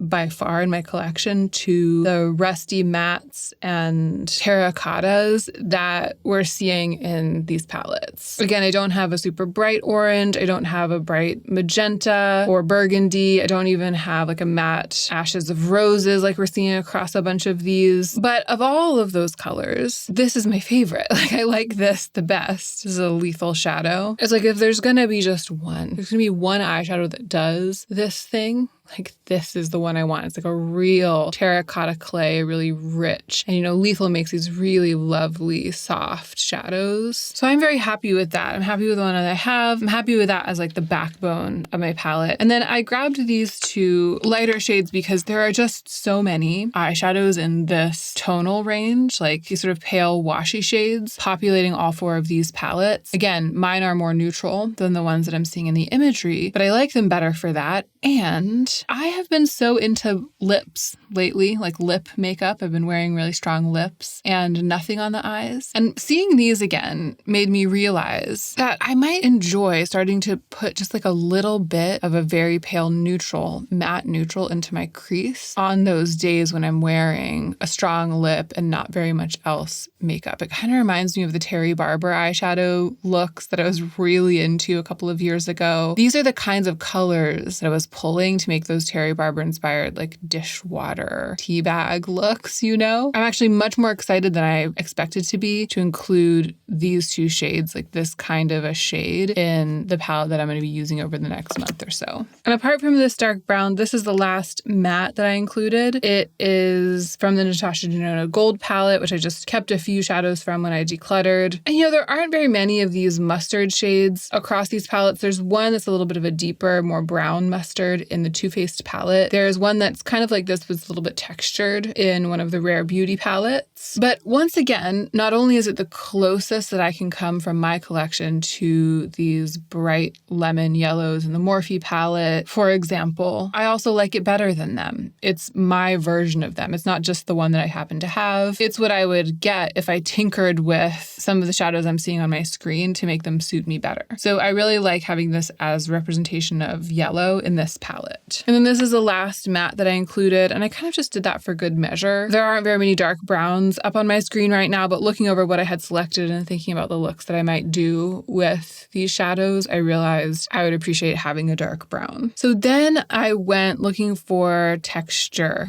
and looking to fill out my palette with textured eyeshadow that reflects the kinds of colored texture that I'm seeing on my screen. So this is like as textured as you can get because it's a true glitter, which is like a pressed glitter. It's from ColourPop. This one's called Renegade. It is kind of like a colorful bronze. It's lighter than the very alluring shadow that's at the center of the Rare Beauty palette in the center of that slide, but it definitely offers something similar to that. It's not duping the shadow, but it's duping the feeling, that like textured bronzy neutral. There's also a lot of what I would call old gold across these palettes. There's one in the Too Faced palette, there's one in the Rare Beauty palette, there's one in the Morphe palette. Again, the Byredo one's kind of washed out, but there's like a paler version of a gold. And this very old Natasha Denona single, which I think might be called Old Gold, something like that. It serves to dupe the vibes of them all. And I actually think it's a bit of an innocuous shade, but it is sort of key in making the palette that I'm building reflect what I'm seeing on the screen, because it really is a thread that runs through all of those palettes. So far here, I have like a grungier, a less bright version of the backbone of the palette that I'm duping. And by backbone, I mean like just the neutrals, but I've got the matte and the texture. So let's keep going with neutrals, actually. I picked this, even though I already have quite a lot of brown. This is an old Adept shadow. They don't sell these singles anymore, but I kept a couple that work really well for me. I put this in because I remember it having, kind of like a raisiny quality. It's brown, but it's almost like it has a little bit of burgundy in it. And there is a good bit of burgundy across these palettes, and I don't really have like strong burgundy singles. This would also look so pretty just all over the lids as a single shadow look. And you know how I love a single shadow look. Wow, I didn't do this on purpose, but they really are all going to fit perfectly. And I was just picking everything I wanted, and I picked a little 12 pan. And then this is another Adept shade. It's called Lithium. I picked this one kind of to honor the Byredo palette because I've mostly been focusing on the other three. And this, it's like that pale, rosy neutral that we see in the Byredo palette most of all. So this shade is sort of looping it in. And then here is where the color really comes in these three Cleona shades, two of which are jeweled multichromes and one of which is a glitter multichrome. It kind of makes sense because bright, strong, pure color isn't really my most collected thing in eyeshadow. I've retained some of these bright blues, these bright matte blues, because I really love them. They do come in handy building palettes also. It's nice to have a pop, a really strong saturated pop. But most of what I kept in my most recent and most vicious single eyeshadow declutter is grungy in some way. If there's color, it's like a mixed, shifting, reflective color, a very textured color. And I think that that aspect of my taste is actually part of why I'm so drawn to this Rare Beauty announcement and even to this new Too Faced palette, because the pops of color in those palettes are kind of grungy and textured as well. Some of the pops of color on the screen here, like that orange in the Morphe palette and maybe that light pinkish purple in the Too Faced palette, are too pure for me to dupe the vibes of. of, but again, those aren't the shadows that I would be using if I owned these new palettes. The shadows that I'd be using are the ones with like the mixed textured grungy color. So that's what I picked. I chose abrasion to reflect some of the blues and purples that you see here in the Too Faced palette. There isn't really blue and purple anywhere else. I mean, there's some burgundy in some of the other palettes, but the Too Faced palette is really the one that's the most colorful. And there's something that I kind of like about that. The contrast of this type of color against the backdrop, the sort of deserty backdrop. And then Forge and Kiln both have red in them. Like they both have those sort of rusty, peachy, terracotta desert tones that are dominating this color story. Forge basically shifts. I don't know if you'll be able to see it. Oh, let's do the mirror trick. There you go. So Forge basically shifts from the red you see straight on there to orange to yellow, but the yellow does lean almost a tiny bit chartreuse. There's a lot of rich color in there, but it's a little bit more in one kind of color field, which is like that red-orange field. That's Kiln, sorry. It's a little bit more singular in what it represents color-wise than Forge, which is this one. One of the greens that it shifts to is almost blue, like teal, which is something that I don't really have in my palette collection, and so wasn't really able to represent in a more monochromatic shadow. You can see it also has like a chartreusey yellow, kind of orangey yellow, and straight on this lovely mixed quality. So with these three multichromes, I'm going to get a lot of the color represented in these palettes. I'm getting it in like a mixed up, unpredictable, mysterious sort of way, which is kind of the way I prefer to have my color. And that's the palette. It really works. Honestly, looking at it straight on, it doesn't look as appealing as some of these palettes that have just come onto the market. I think because we're getting such a strong blue, the impression of abrasion is of such a strong blue rather than that burgundy or purple, which it actually does shift to, especially when it's on the eyes. It's not like the prettiest tree in the choir, you know, but I think that I'm going to really love the looks that I get from it. Because remember, when you apply an eyeshadow palette, you don't end up with your eyes looking like the entire palette. You're always editing. So even though I've already edited my larger collection down to these 12 shadows, when I apply them to my eyes, I think more often than not, it's just going to be one of them, you know, like just this one or just this one or just that one, maybe with a scattering of textured shimmer or multichrome flash across it. But let's swatch them out and see how they look.